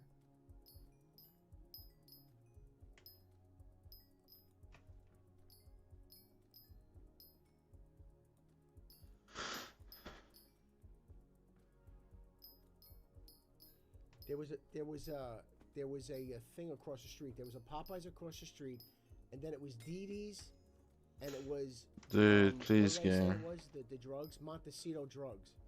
I know I'm not due one, but still, I wouldn't mind one, you know.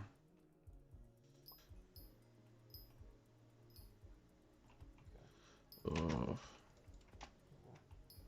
And we're kind of. Why can't we find Lapalco? What the fuck's the issue?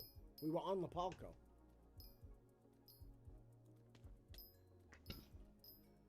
Wait, we might be like a town over.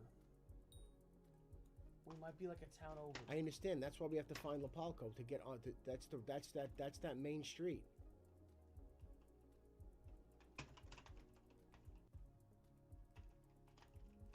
Such a big street. I don't understand why we can't find it. So we're looking for a deed. It's right there, Lapalco Boulevard. Where? Lapalco Boulevard. Where? You just fucking went past it, bro. Where? You went past. Boulevard. Yeah. Okay. Popeyes. Popeyes! Wait, hold on. It was across the street. So wait, does that mean it's here? Hold on. So wait, Popeyes was here. Gustav? Yeah. Huh? Gustav? Hurra? Jag kan hålla det. Hur ska du gå då? När folk här ska vi lägga oss. Ja då. Or is that, this might be a different Popeyes. Oh. I mean, this might be a different Popeyes, bro. Well, stay on Lapalco. Go down Lapalco. Why are you getting off Lapalco? I'm not getting off Lapalco. Go down Lapalco. Go the other way and see if we recognize anything. Remember there was a church?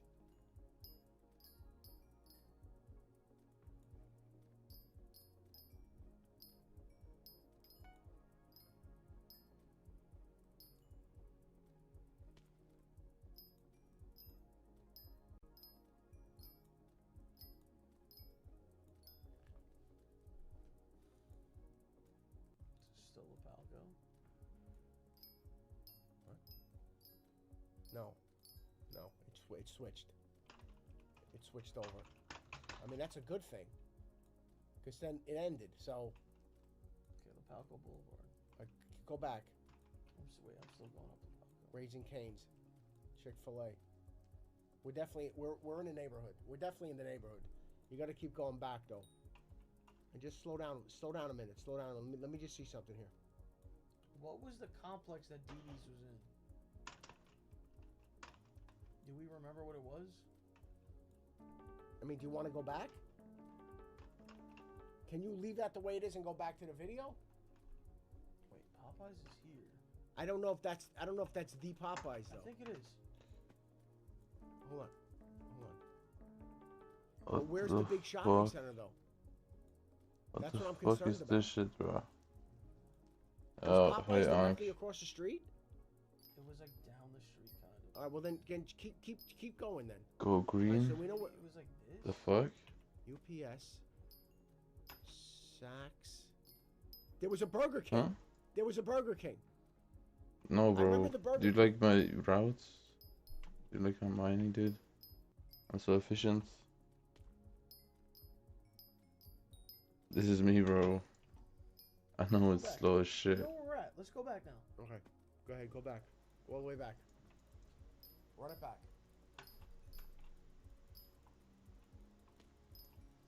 Bring us back to Dee Dee's. Because now that we know where Gretna is,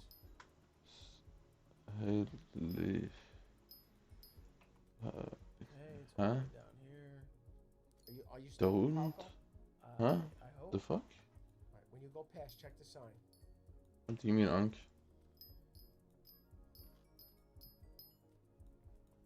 You should see a sign at this light. It should say La Palco. You went past it. Yeah, okay. We're on the right. All right, keep going. We're on the right track. Yep. I understand. We're just going back now. There's the Burger King. Okay, so There's a Burger King. wasn't it like down this street? Go to the Burger King. Just go to the Burger King. Okay. Yeah. Now, across the street. Ames. No, across the street should be the Popeyes.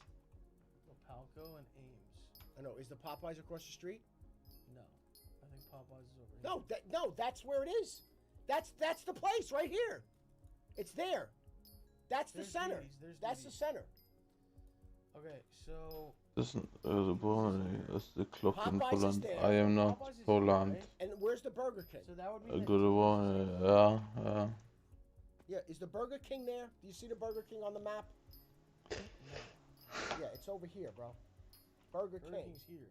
Popeyes is there. So does that mean Dee Dee's is like in here or here? I don't see Dee Dee's. Wait, hold it. Maybe it's just not. Maybe it's not. Maybe we need to look for What's something different. Yeah, Ankh. Joe's Cafe. Yeah, Joe's Cafe. Popeyes. Because we're looking at this reverse. Because Wait. So if Popeyes is here and Burger King is here, that means that when you're looking at this way, Popeyes is here and Burger King is over Nej, there. Ankh. Det tror du går Turn fint. around for a second. No, I Jag mean ska nog this. gå helt Turn the fint. picture. Jag bara chilla. Flip the picture around. Popeye. Burger King is here. Here, yeah, and Popeye. So that's this is Burger King, Popeye. right? Yeah. And then down here's Popeyes. Yeah.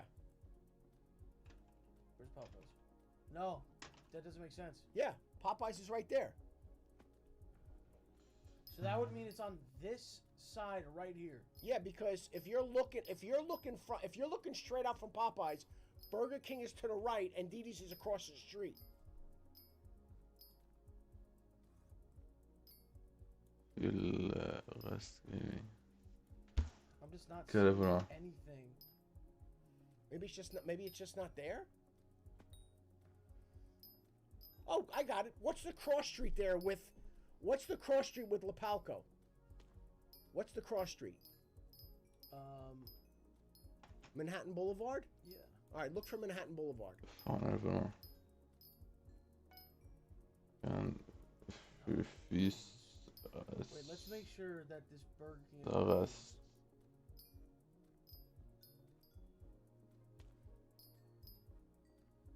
Well, no, because Ames would be like here. Wait, we're at the wrong... Where the fuck is Ames? Did we just find a... No, there's no way, right? I don't know, dude. Because we're on La Palco. I understand, but they probably have multiple fucking Popeyes and Burger Kings. We're on La Palco. Then we have to find Hello, La Palco and Jenny Ames. Go Queen. back to the I fucking thing.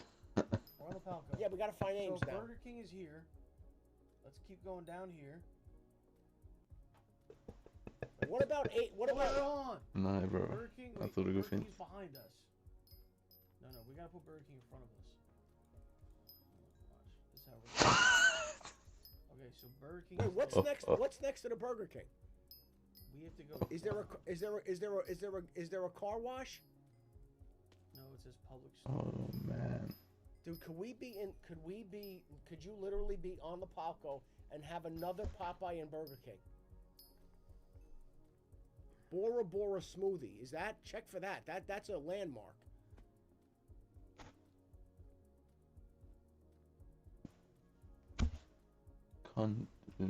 What the fuck? I don't know. Best Western Plus. Is that that's a hotel? And that would be over here. Yeah.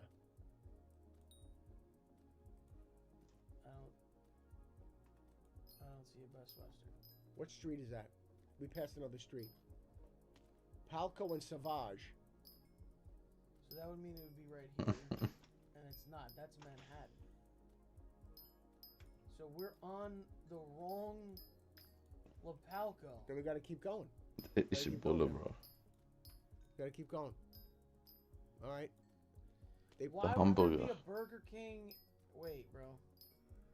No. What are the odds of us finding a Burger King and a Popeyes next to each I other? believe. What do you mean on this? Wait, Burger King. Yeah. I believe. Popeyes. Yeah. Genie's discount. Bang! 2 for 2. Yo, we were at a 5K, different Popeyes 5K. and Burger King.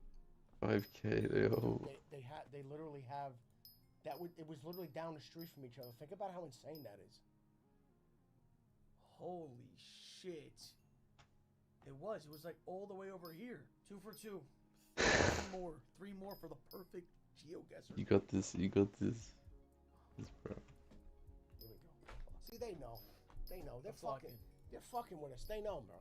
They know. Let's lock in. Hold on. All right. So remember this. 5th and 13th. That's where we are. 5th Ave and 14th Street. 5th Ave, 14th. The fucking A. No. 5th and 13th. I understand, but 5th Avenue and 13th Street. 5th and 13th. I got it. Yes. Okay, so that's where we are. Jesus Christ, look at this place. All right. Oh my God. What's it saying on a thing over there? Just funeral. Martin Funeral Home. Okay. Yo. Jersey? Jersey? I don't think so. No. Yellow again? I don't think so. Yo, bro. Hold on a minute, dude. Yo, let me see these plates. Let me see these No, plates. no, because there's... Whoa. Grace Fellowship, Congregation, Presbyterian Church in America. No, there was no front license plate. There was no... Yeah, there's no front plate. See, you and I... You know what you and I have to do in our free time? We have to look up what states have no front plates. Then what state has yellow plates? Hold it. Hold on a minute. No front plate, and we have to start getting better at recognizing area codes. Area codes. That's so fucking hard. We have to study that shit. Well, let's do that in our free time.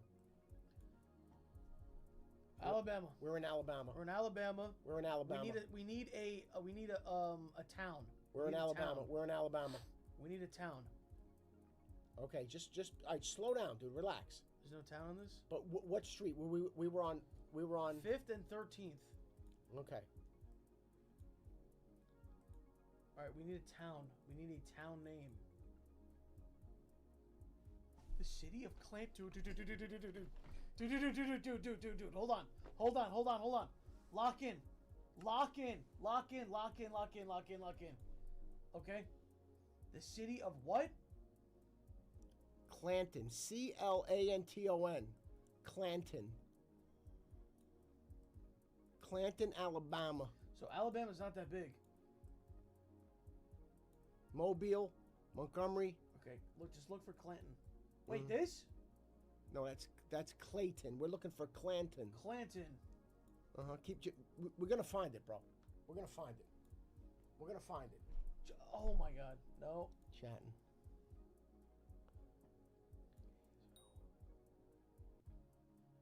All right, just. We're gonna take our time.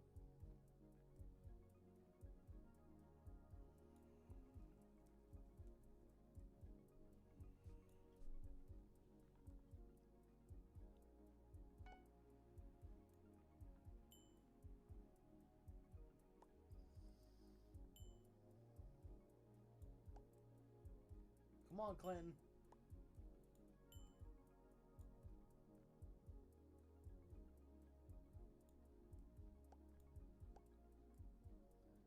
Clanton.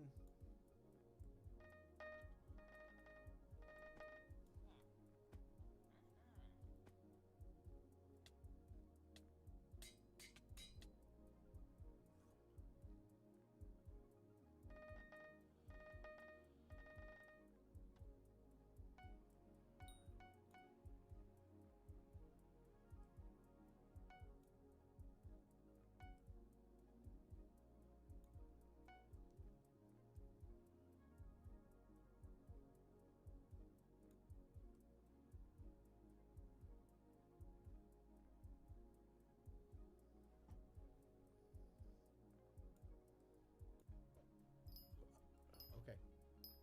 Let's do this though. We have to have a pattern. We should go up and down or side to side. We can't just go willy-nilly because it's too confusing. Oh, I was looking for the line. Wait, what is... Hold on, so is this... So Florida goes all the way... So this is Alabama? Mobile, yeah. Alright, so then... Mobile Bay. So Clanton could be in here. So we'll start here. You got the line though for Florida? What was the other thing you said? This is... Yeah. So All right. Alright, so we're just gonna go up.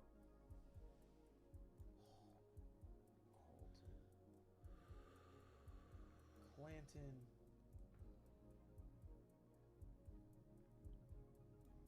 Just take your time and go up. And then we'll go up and down. That's it.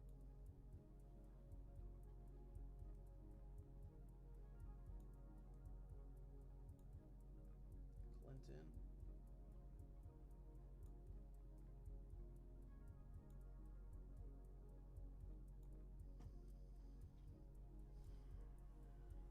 My eyes are fucking... I know. Me too. Ah! Okay. All right, just hold on. Just look away Keeping from your eyes peeled, Chad. It's Yeah, I know. You know? Yeah. Okay, we reached the top. Okay, now just go over a little bit and then now we go down. So you know what I'm saying? Yeah. All right, here we go. Yeah, and then we'll just go back down and we'll just go Yes, side to bro. side. That's all we can do.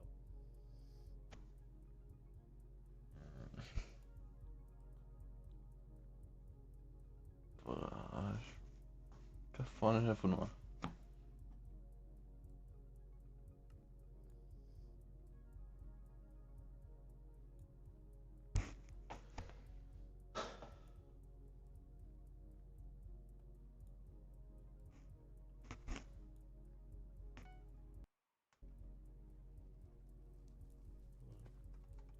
Vänta. Nej, jag kunde spela till sån 3 dagar till. Men jag jobbar imorgon så jag måste gå. Vänta. Is that the line? Okay, so go over a little bit. Okay.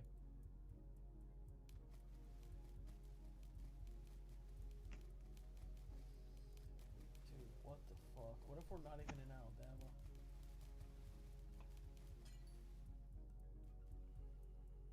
It said Alabama, dude.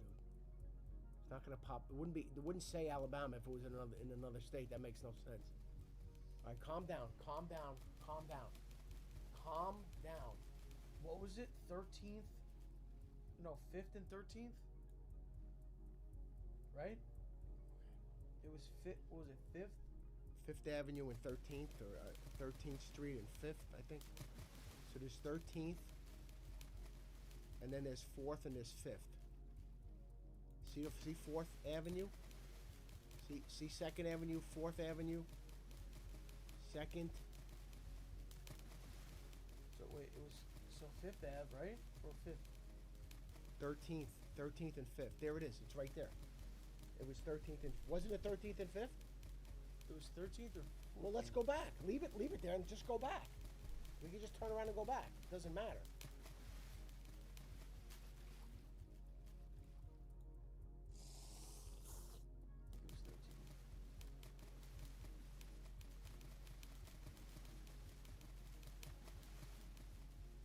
was 13th. Oh, I don't remember doing this. Didn't we do this? No, weren't we by that church?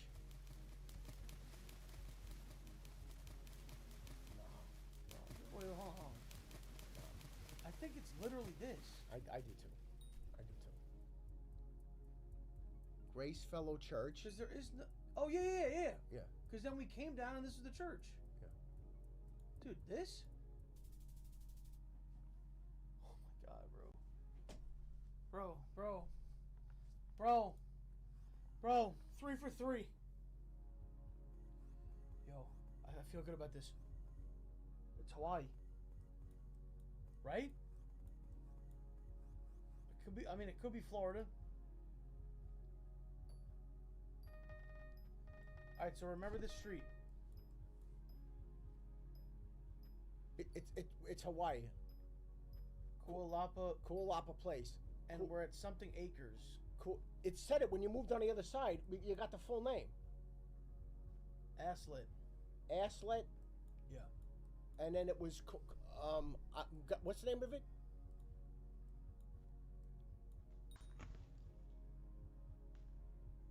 Kualapa. Kualapa. Yeah. Kualapa. So let's figure out where exactly we are. Okay. Well, we got. But first, we got to figure out what island we're on. We got to figure what island. Ärligt. I can't read it. Men det går fint det. Can't read that one. Hopefully we can read this one. Vad är det du håller på med egentligen? Fuck. Hardcore gay. Alright, so we're in Hawaii. Kualapa. And something, I don't know what that, I forgot the name of it was, but... Aslet. Alright, Aslet. And Kualapa. Oh, well, you're passing the street, brother. Honaola.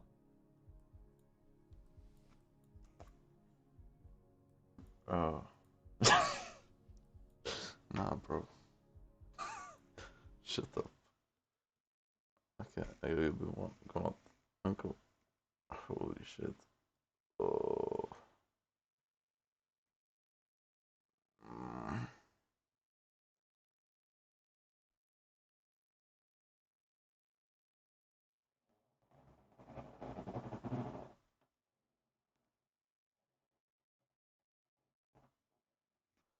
Okay, då är jag färdig.